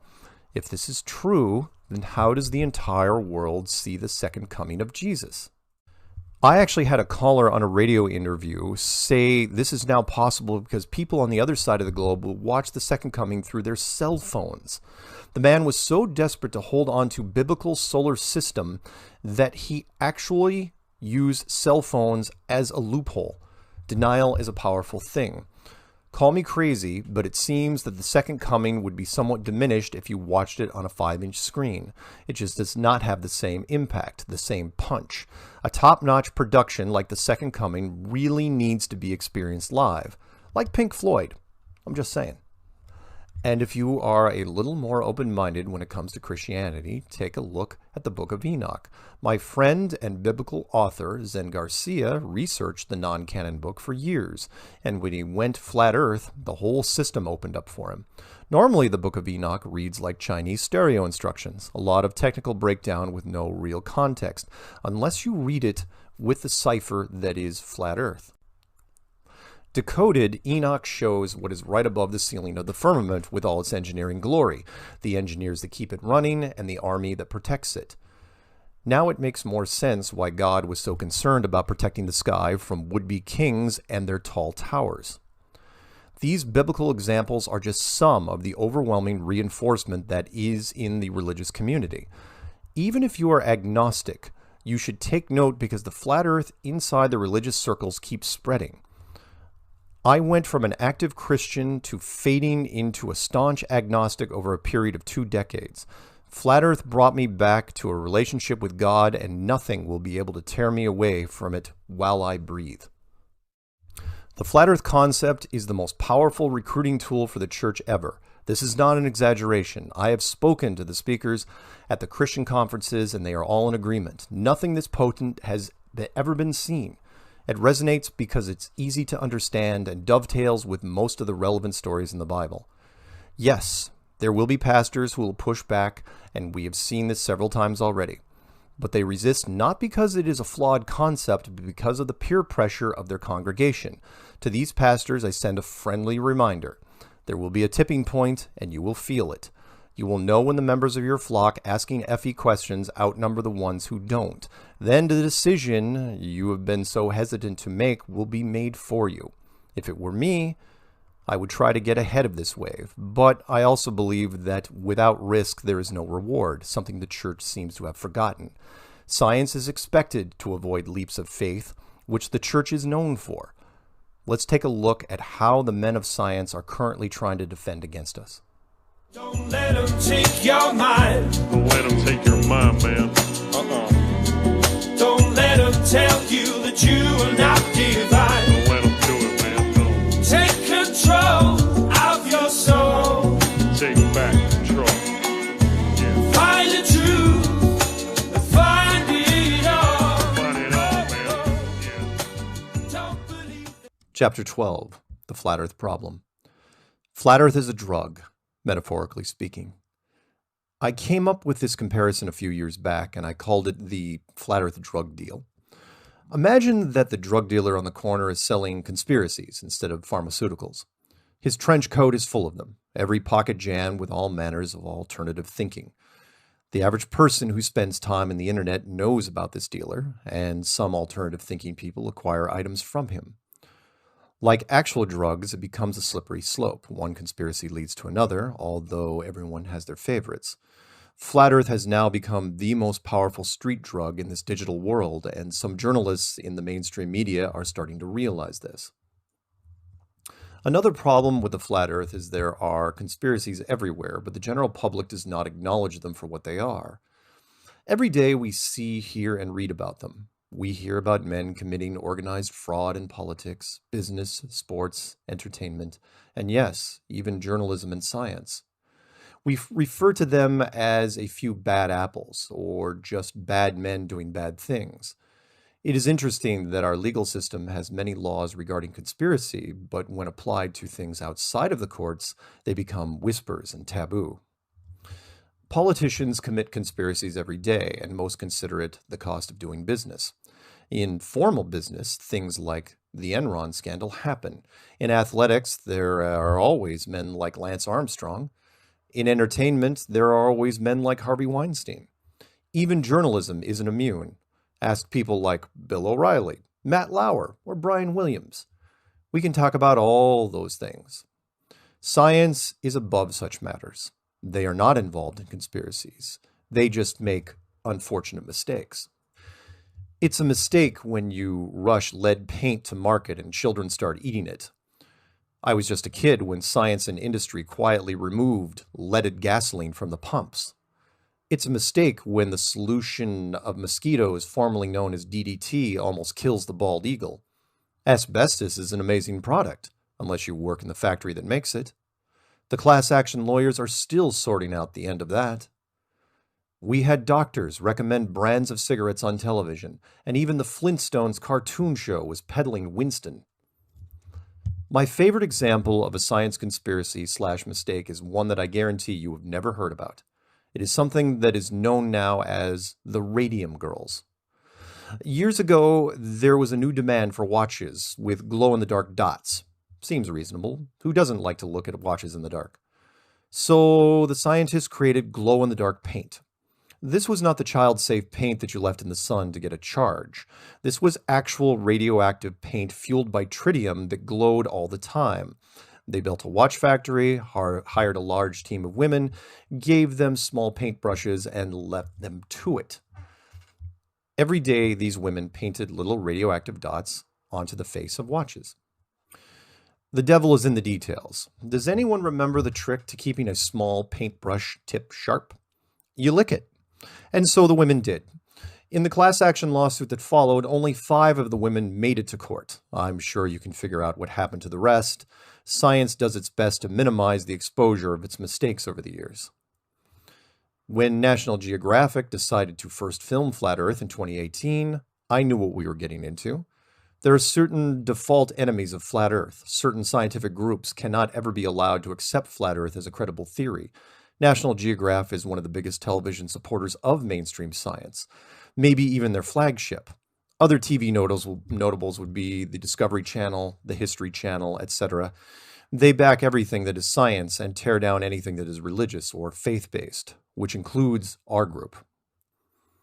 This can be said about a lot of media outlets. All the major television networks like ABC, NBC, CBS, Fox, and CNN keep all things spiritual at arm's length, although Fox, with its heavy religious right audience, at least broaches the topic from time to time.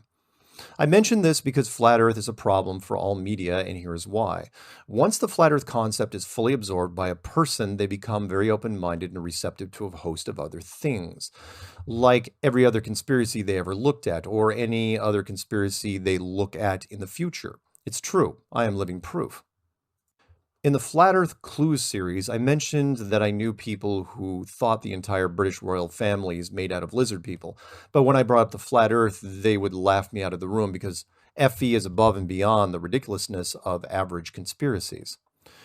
Because I believe in the Flat Earth theory, I am open to at least discussing anything, including lizard royalty, even though I am not a fan of the theory.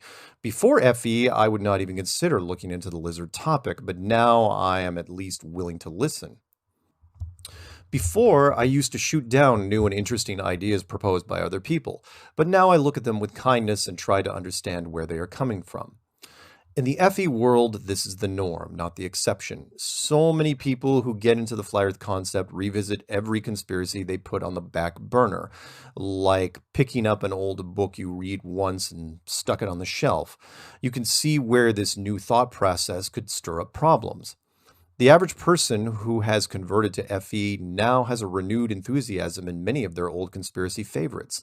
The conspiracy drug dealer I mentioned earlier now has a lot more return business, and if any new alternative concepts are introduced, they now have immediate traction because the audience is much more open to the ideas. In short, Flat Earth makes the audience hungrier for conspiracies. That is what I would expect. If you can successfully lie about the shape of the world, then you could lie about anything or everything. Take the vaccination controversy that has been spreading lately. I hesitate to write those words, but it is a good example of what I am talking about, and the flat earth has been tied to the vaccination issue several times in the media. Before flat earth, I did not really care that much about vaccinations. After FE, I did some research because I wanted to know why it has become a taboo in mainstream media. If you do not know anything about the vaccination issue, I can sum it up pretty quickly, and it reads a little bit like a movie script. The autism rate of the United States has risen from 1 in 10,000 to 1 in 40. This means there are a lot more parents that want answers, and they are posting a large number of testimonials online in video format. Many of these parents tell the same story. Their child started off normal and happy, then at one point during a battery of vaccinations, they developed a high fever, went into convulsions, and when they emerged from the fever, some degree of autism had emerged. If you are faint of heart, I do not recommend going to YouTube and searching for autism and vaccinations. Watching the parents who fall apart on camera after their child becomes broken is heart-wrenching, and you will want to know why this is happening. Two general rules of our civilization apply to this situation. The first is that the mob rules. There is a direct threat to the population, and the mob, parents, want answers. Target. If the town elders, science, cannot give the mob answers, then the mob will find an answer on their own. Because the autism epidemic is so geographically broad, the list of suspects is very small. If it is not caused by air, water, or food, then you need another option. Air is regional. The air that they breathe in Los Angeles is very different from the air in Boulder, Colorado. The same applies for water, and the vast differences in diet are almost exclusive to the point where food should not really be on the list. The point is that when it comes to cause, you have to pick something. If you are science, you cannot just look at all these parents and shrug your shoulders and say, I don't know. The mob will have none of that. Their energy has to go somewhere. The parents chose vaccinations because to them it is the most likely common denominator suspect left. I also like vaccinations as a suspect because it makes sense, and this is where the other large rule applies. It's a lawyer's world, and they call the shots.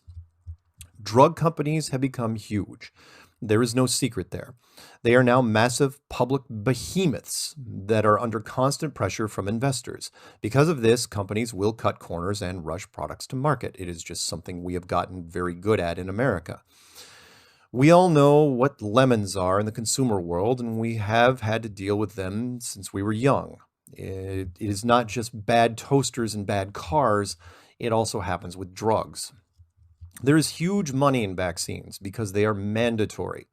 It does not take a rocket scientist to figure out that getting into the vaccination program is a solid return on investment. The drug companies then lobby the appropriate government agencies, and vaccines are added over time. When I was a kid, there were around 6. Now there are so many, they are combining several into one syringe, and that is where the world of drugs gets messy. Ask any drug dealer. Testing 6 vaccines against each other was easier. Test 20 to 30 against each other and the 8 blood types and different genders takes much more time, and the rush to market is always there. Production flaws are going to happen in any industry, and many times they are not discovered until after they are released to the public. Recalls in the automotive industry happen all the time, and they only take place when the corporate lawyers do the math.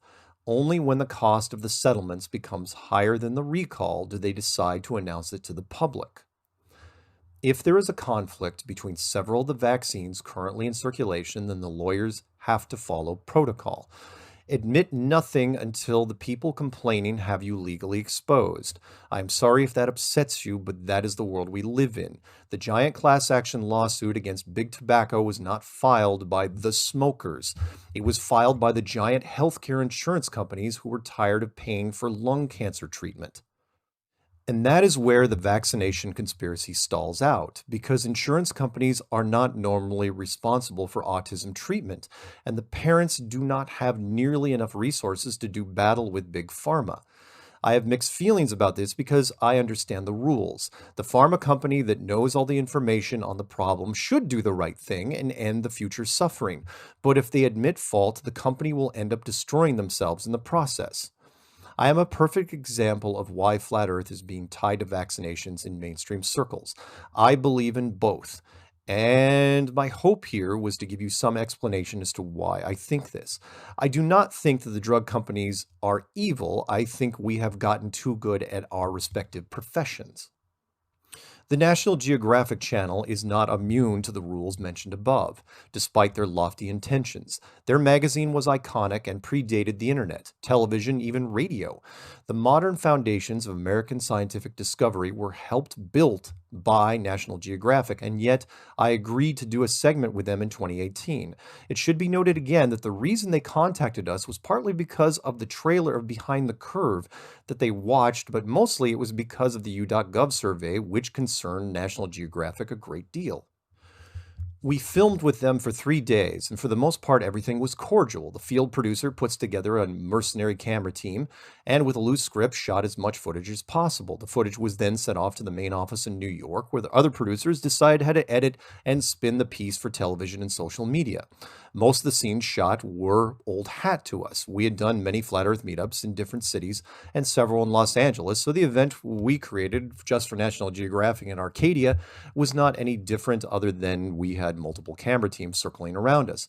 Having National Geographic follow us to the Salton Sea on the next day was different because there was also a skeptics group there conducting an experiment against Flat Earth.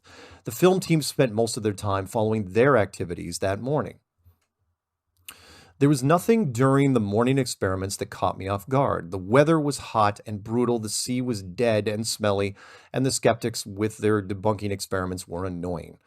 One of the most profound moments I have had during my relatively brief time in the Flat Earth world was the final hour I spent with the National Geographic Channel at the Salton Sea. I sat down with the on-air talent and the entire crew for one last interview segment. Everyone else had left. The Flat Earth community had headed off to the nearest diner. The skeptics group crawled back to whatever rock they came from. And the other journalism teams rushed back to studio to release their respective video pieces. I was exhausted. I had been walking around the fishbone sand of the Salton Sea since 5 a.m., and it was now past lunch. I had not eaten yet. I was sweaty from the heat and running on fumes when National Geographic hit me with their final questions and giving me way more credit and importance than I deserved. National Geographic. What happens when the Flat Earth movement gets so big that it becomes something that you can no longer control? What happens to technology if you get your way? What happens to medicine? What happens to science? Isn't it possible that the Flat Earth community could usher in a new dark age? These were the questions from the National Geographic field producer almost verbatim. I say almost because these questions and answers were edited out of the final version entirely, so for the reader, I will answer them again here. What happens when Flat Earth gets out of my control? Okay, first off, the Flat Earth community does not bow down to me like I have some divine sage-like wisdom. If anything, I've had to deal with internal FE trust issues going back to 2015 when I made the clues. Do I have some influence? Sure. You do a few hundred interviews on a single topic and you are going to build some credibility in that arena, but that is where it ends. Flat Earth University has a life of its own and has ever since the beginning. They did their own experiments without direction. They came up with different forms of street activism. They formed their own regional groups, which evolved into conferences, which then became international conferences. I have had almost nothing to do with any of these things. What happens when Flat Earth gets out of control? I will need a definition for that, something more specific. When you say out of control, do you mean the number of people who believe, or when the first destructive incident takes place? Because it has not happened yet. We have completed hundreds of meetups without any violence at all. What happens to technology if Flat Earth gets its way? I do not know. I would imagine that it would probably move forward more slowly, and that is not such a bad thing. Corporations that advance technology would be held accountable to a higher standard. Profits would be lower, but the products would hopefully be safer. What happens to medicine? The previous question applies here. Medicine has basically become a consumer market now, and the products are advertised on television almost as much as anything else, like cars and pizza. But these commercials all have disclaimers with side effects. Medicine needs to be held to a higher standard as well. It is just my opinion, but I think it has merit. What happens to science? That's the big question that National Geographic wants to know because it affects them directly. Does science take a back seat to a new paradigm, or can it still thrive but with different aspects added or removed? Was National Geographic worried that the Flat Earth Army would march through towns, burning down libraries and making examples out of high-profile science representatives? There is some irony here. The burning of actual libraries would be mostly symbolic since most of the world's information is digital, and I think FE members would pick up on that pretty quickly. As far as science reps go, there are only a handful of people that are ever allowed on television, and I listed most of them earlier. There are just not enough scientists to turn into examples. The average PhD would be mostly safe. This leads into the new Dark Age question. This was asked to me with the utmost sincerity. Does National Geographic actually have a vague vision of a flat Earth apocalypse? I'm not exactly sure what it's supposed to look like, but we will delve into a few flowchart futures in the next chapter. What I told National Geographic was that I can only set the best example that I can, and the future is going to be whatever it was meant to be. We are in uncharted territory here after all. There was another thing that National Geographic was worried about. Flat Earth also has a habit of bridging the gap between science and religion. It is a topic that poses a lot of scientific questions that leads into pseudoscientific questions, that leads you to theological questions, and then leads to something that we have never seen as a civilization, a merging of two very old and very large ideas. What happens when religion gets the upper hand on science? Does this not only affect the academic institutions, but the mainstream networks that support them? The rumors about the Flat Earth Army have been spreading to all corners of our civilization, and sooner or later the large corporations and even the government were drawn into the conversations. One of the most notable pairing of late, that being Google and the United States Senate. In 2018, a relatively quiet meeting took place between Google, who represented the parent company of the largest television network in the world, which is YouTube, and the United States government. The topic was that the internet video content system needed to be toned down because there was potentially dangerous rhetoric that was easy to find and accessible to everyone. The meeting did not have any heavy overtones, and the politicians overseeing the proceedings went about it like they were just having a conversation at a Saturday barbecue. Everyone, including Google, came off as nonchalant. Out of all the risky topics that the Google rep could have brought up, and there are over 100, they settled on 3: snake oil, 9/11, and flat Earth. It was both flattering and foreboding. Here we are, only 3 years into the movement, and already the government was starting to address the flat Earth topic formally. After the meeting, Google released a brief statement about their policies. Moving forward, the statement is as follows. We recently announced that we'll begin reducing recommendations of borderline content or videos that could misinform users in harmful ways, such as videos promoting a phony miracle cure for a serious illness, claiming the Earth is flat, or making blatantly false claims about historic events like 9/11. This will be a gradual change and will initially only affect recommendations of a very small set of videos in the United States. While it's still ramping up, a preliminary look shows that it is limiting the spread of borderline content and harmful misinformation on our platform. In fact, Flat Earth videos experienced an estimated 67% drop in clicks since the above launch. The Flat Earth community reacted like a beehive that has been struck with a bully wielding a big stick. And there was some overreaction. Why Google did this was apparent. Flat Earth was breaking their algorithms, and I had been tracking it since day one. The writing had been on the wall for a while. There is a great article buried underneath the Flat Earth parodies about a former Google developer who was asked why YouTube recommends what they do. Out of the thousands of YouTube videos he could have named, he says this: when the average person who starts viewing Flat Earth videos watches 20 in a row, what do you think we're going to recommend? That statement was powerful and matched up with what I'd been hearing in FE testimonies for years. It takes the average person about 2 weeks to convert from globalist to full Flat Earth member, and they often mention 20 to 30 videos during that time frame. That easily falls into the category of binge watching, where you sit down and watch multiple seasons of a television series in a single sitting. YouTube is a television network and wants you to binge watch. If they had their way, you would never watch anything else but YouTube. This, however, can be said of all networks. Any topic that can generate binge watching in any viewable media is a hit. Flat Earth is also a conspiracy that is controversial but currently non-destructive. If Flat Earth were not making money for YouTube, it would be gone already. We were on the auto-recommend list for 3 years and were tracking so well they had to change their programming to reduce this number. As I like to tell the FE community during my speeches, it's not that Google was hitting the brakes, they were just taking their foot off the gas. I understand the tactic completely, and it does not matter to me now because the fuse has been lit. We will go into that more in the next chapter. The other thing that YouTube did to curb our enthusiasm was to disrupt the content scoreboard. What scoreboard, you ask? Well, it's gone now, and that is part of my point.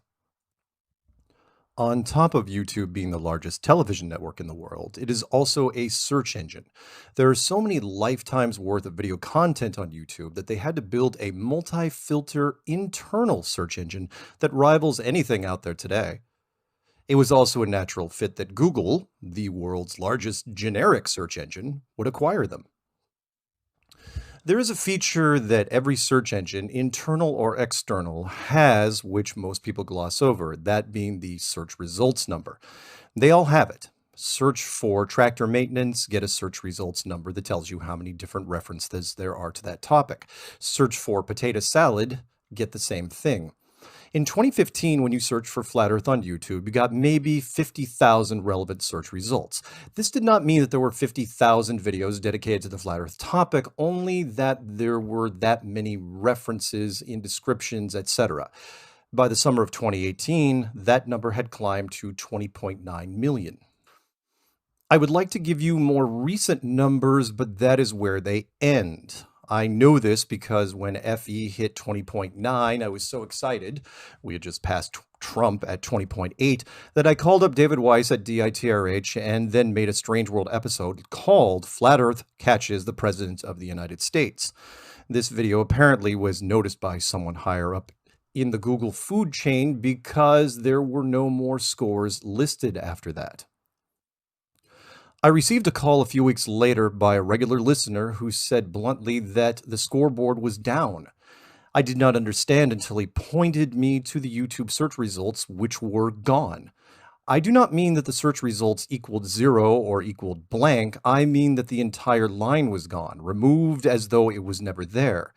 The most basic search engine output had been permanently pulled to keep enthusiastic Flat Earth members from turning it into a scoreboard that confirmed us trending and winning. To the tech nerds at Google, well played. If the Flat Earth problem is going to be attacked directly, I would expect that our opponents will eventually take the same track as the director of Behind the Curve. Kill Flat Earth and keep science alive for the children. To anyone who uses that argument against us in the future, I say this: you're too late. Flat Earth already has the children. How is that for a mainstream quote? I am not kidding. The U.gov survey was from 2017, when we already had a third of the people 18 to 24 and even more of the kids in high school. Do a search for Flat Earth in high school and watch the fun. There are Flat Earth clubs that meet during lunch. There are kids who ask the questions during recess and film the discussions. We do not recruit them, but they email us.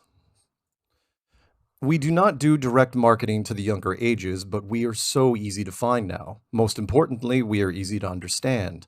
Flat Earth does not care about race or religion or sexual preference, and it certainly does not care about age. What do some of the board game boxes say? Ages 8 to 80, fun for the whole family?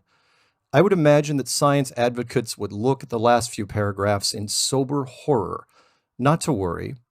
It is not the end of the world. Probably. Don't let them take your mind. Don't let them take your mind, man. Don't let them tell you that you are not divine. Don't let them do it, man. Don't. Take control of your soul. Take back control.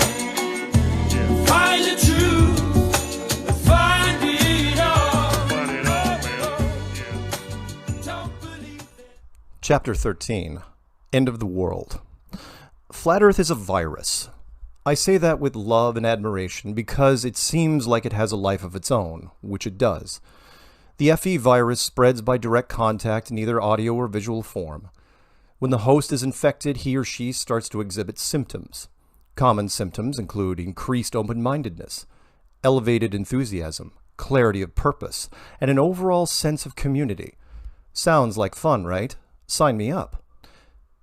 Not so fast. Flat Earth is also a drug. Common side effects include periodic claustrophobia, caused by the removal of an expanding universe, diminished trust in mainstream media sources, and a steadfast belief in a concept that could alienate you from friends, family, and coworkers.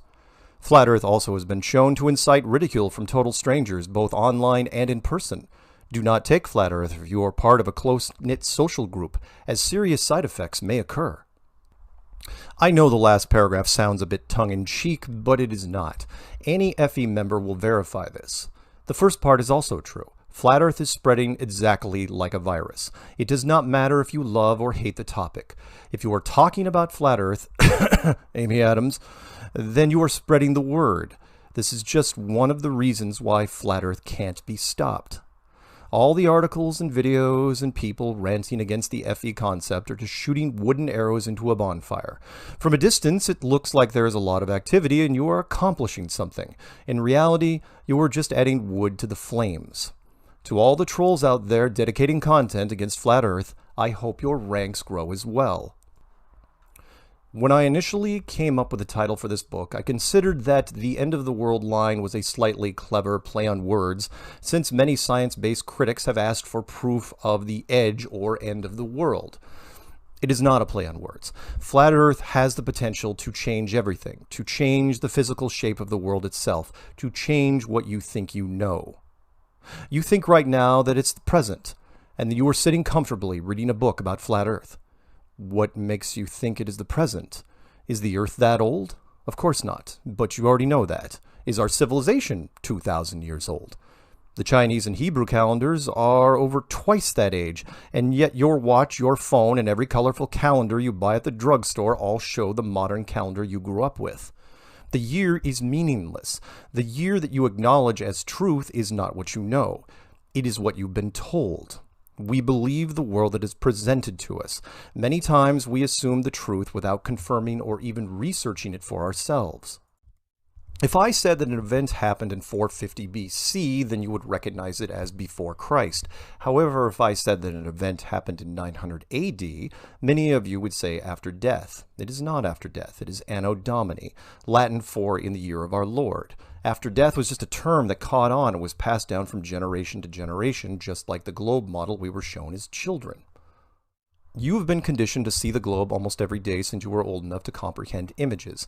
In my Flat Earth Clues series, I focused on the globe being in every classroom since you were in first grade, but that is just the tip of the Antarctic iceberg.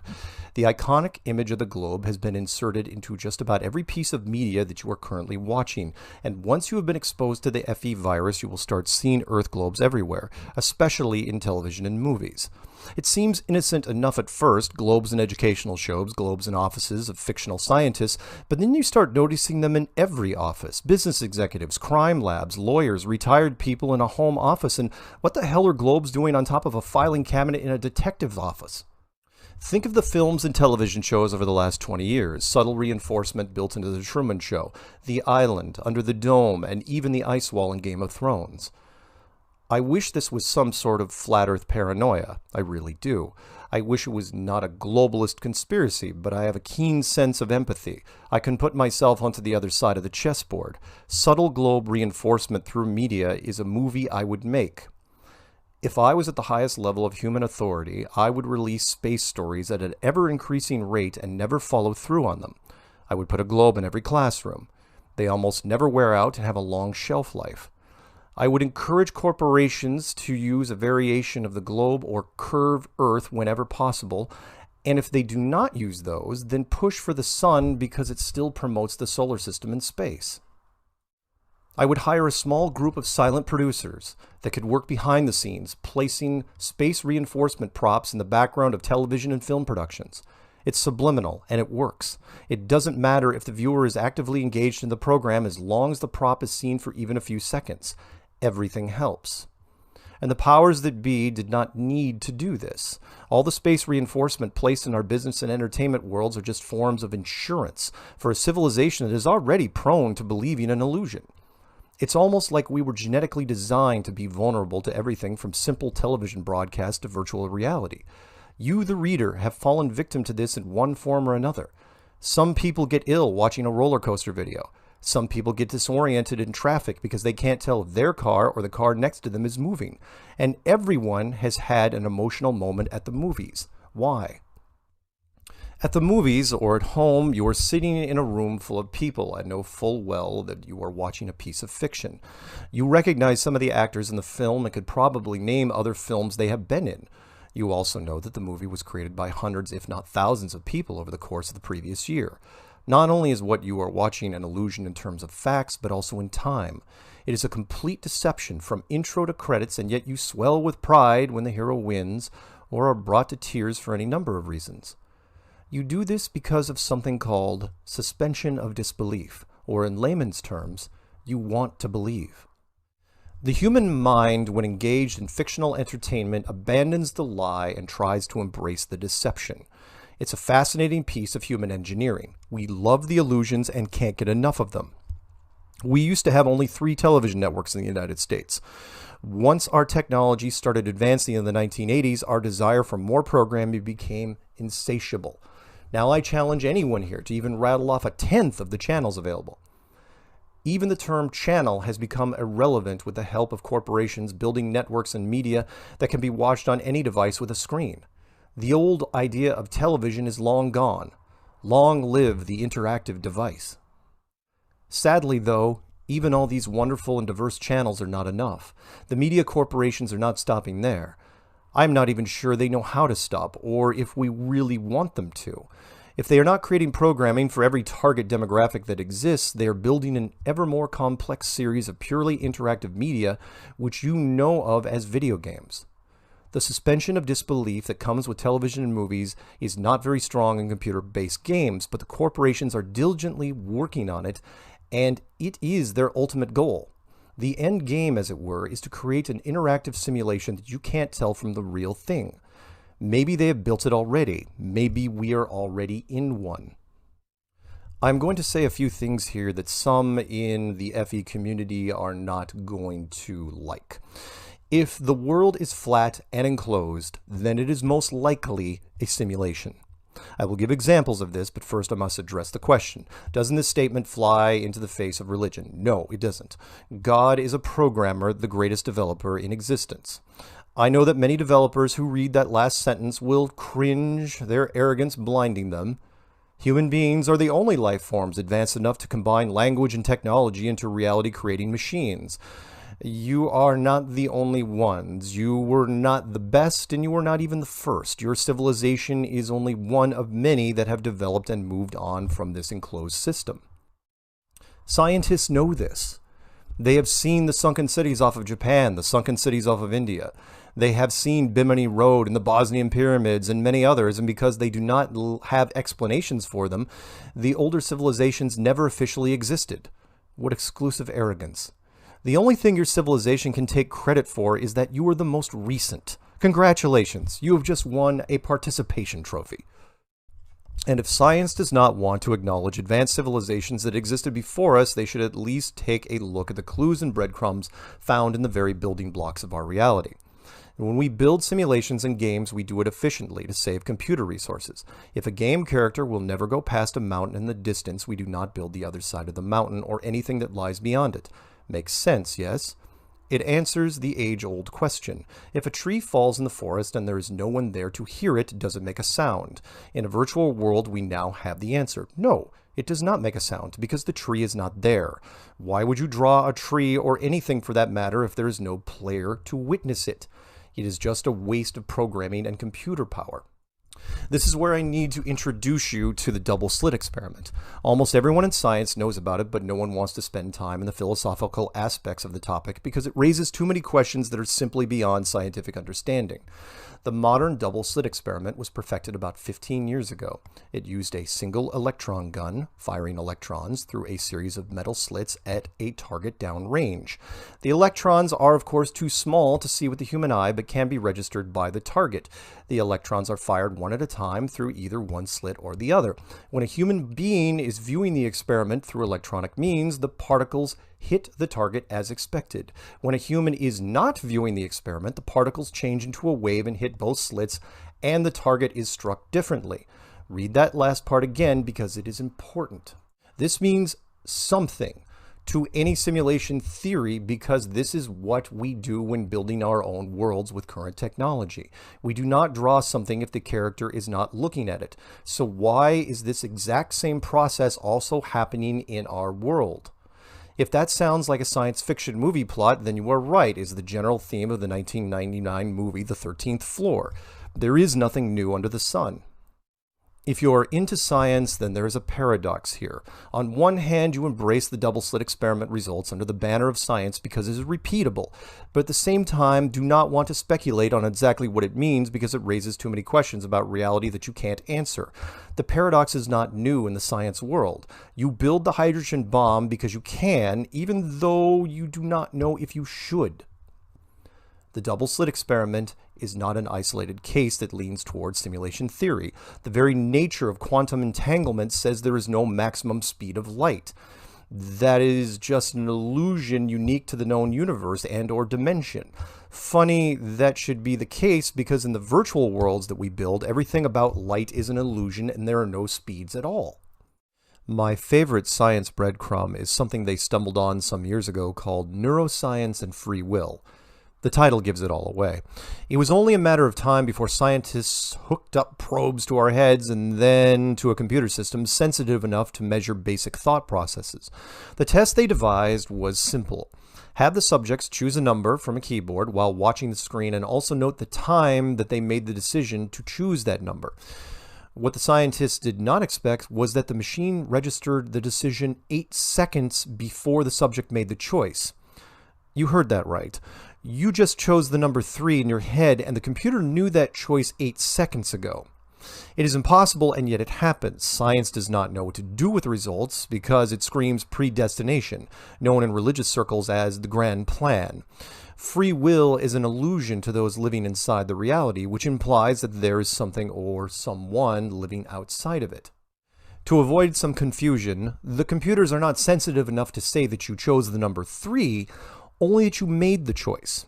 It does not change the outcome, which appears to be fixed. The implications of the experiment are massive in scope. If you have already made the decision, then this world may not be interactive at all.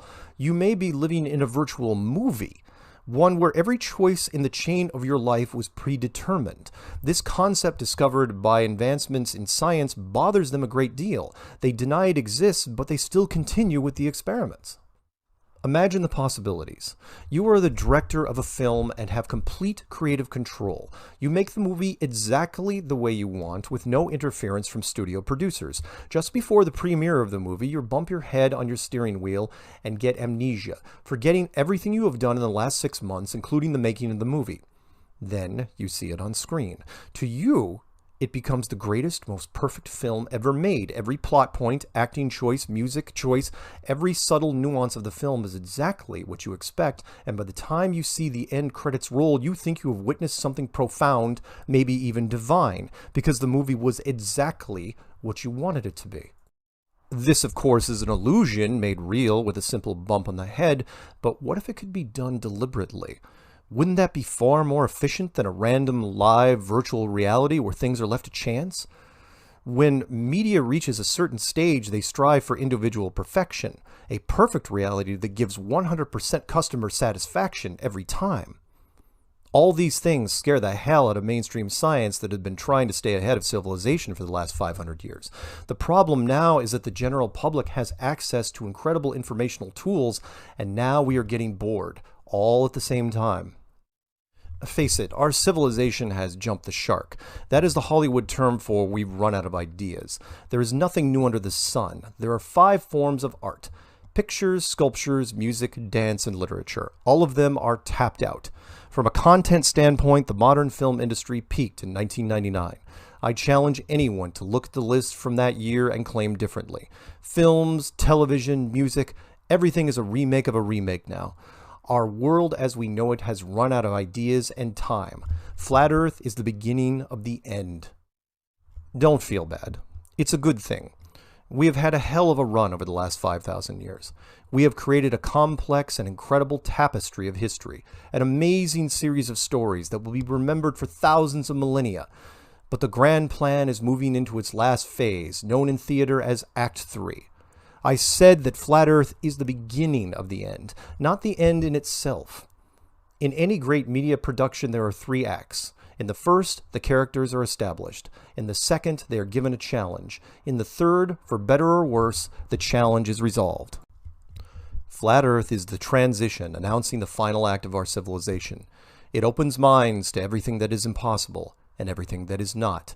If our history is a giant painting, then Flat Earth is the frame that builds the border for the canvas we have not seen yet. Without FE, there is no perspective or understanding of what is to come. It may sound a little culty when I say things like that. I assure you, I do not mean it to be. It is not my plan, and Flat Earth is not my idea. On that note, I have a message to science. You can't stop this. Flat Earth has created a simple model of the world that is easier to understand than the solar system model. It is logical, it makes sense regardless of education, and the basic concept can be explained to someone in just a few minutes. Maybe not enough to push a person into street activism, but more than enough time to plant a new seed. Will these Flat Earth seeds planted into the minds of people end the world? No. But they will change the face of it and make a forgotten truth new again. If you are a hardcore science enthusiast, professional or not, trying to defend the globe, then good luck. We have been running around your flanks since 2015, and your model cannot be explained by most of the population because they never got past algebra. Keep trying, though. Remember what I said about the arrows and the bonfire. My prediction is that if Flat Earth is the frame for the canvas, then the canvas event is yet to be revealed. Make no mistake, however, it is going to be big. To use a boxing reference, Flat Earth is the left jab before the right cross. That right cross will be an outside force in something larger than the FE community. To be clear, the outside event will have more impact than Flat Earth. To me, it feels like Flat Earth is just the preface, something that prepares the mind, prepares everyone for what is to come. If I had to write the movie plot on this, the event in question would either be a super celestial revelation involving a public admission of another civilization, or a massive terrorist attack that cascades into a multinational war. Again, I try to look at things with a glass half full attitude, so I am rooting for a peaceful resolution. Hope for the best, prepare for the worst. If you are flat curious or flat agnostic, I will circle back to the beginning and tell you to look away. Move along, there is nothing to see here. All the stories you have seen in articles, videos, and television were just a fluke. Flat Earth is not real, it cannot be. If you just don't look at it, the topic will probably just go away. Let your friends or family or coworkers look at it. Flat Earth is not worth your time, you have better things to do, right? Or you could ignore all my warnings and look inside Pandora's box, which is a really bad idea because as exciting as it sounds, there is a downside to going down the FE rabbit hole. The side effect of the Flat Earth that annoys me the most is how quickly the enthusiasm makes you forget the most difficult parts of the journey. For those of you about to head down our path, please remember what led you to the finish line. For some reason, just about every new Flat Earther gets so excited by the revelation that they want to rush out and tell everyone about their new discovery, breaking the first rule of Flat Club, which is, do not talk about Flat Club.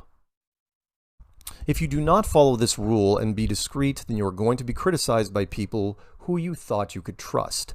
Then you are going to get depressed and email me asking why this is happening to you. Don't be that person. To the pastors who are now afraid of the questions about Flat Earth being brought to them from their congregation, you do not have to worry. We already have your congregation. FE members sit patiently in your rows, waiting for the opportunity to speak to others about the Flat Earth book in their hands, which you call the Bible. If you choose not to endorse our theory, that is fine, but you better not condemn it while holding on to that one verse like it has veto power. If you choose to wait until the peer pressure has lessened and the topic has become cool enough to work into a sermon, you will be forgiven. And lastly, if you are already one of the great and brave people into Flat Earth, if you have asked the questions and done the research, you already have my sincere respect. The Flat Earth Army has done an amazing job so far. We still have a ways to go, but the war to date has been an unqualified success. We have been taking the fight to them on all fronts and been met with token resistance. The field experiments have been clever and creative. The street activism has been relentless. The meetups have shown that we can peacefully coexist in any environment. And the conferences have given us great opportunities to set examples to others under the light of the media. It is because of this I can confidently say that I love Flat Earth and all the people in it. You are powerful and wonderful and fearless and stand defiant in the face of conformity. Conformity may build empires, but creativity builds worlds. Your creativity helped rediscover something beautiful that was once lost. We live in a world that was absolutely and positively built. It was created just for you, and you have a place here and an important role to play. In the near future, people will come to you with questions. They will be nervous and unsure of their surroundings, so help them as best you can. People who embrace the false religion that has become scientism will point fingers at you and demand that you desist. Remind them of what you know. FE members will stand next to you and challenge the status quo.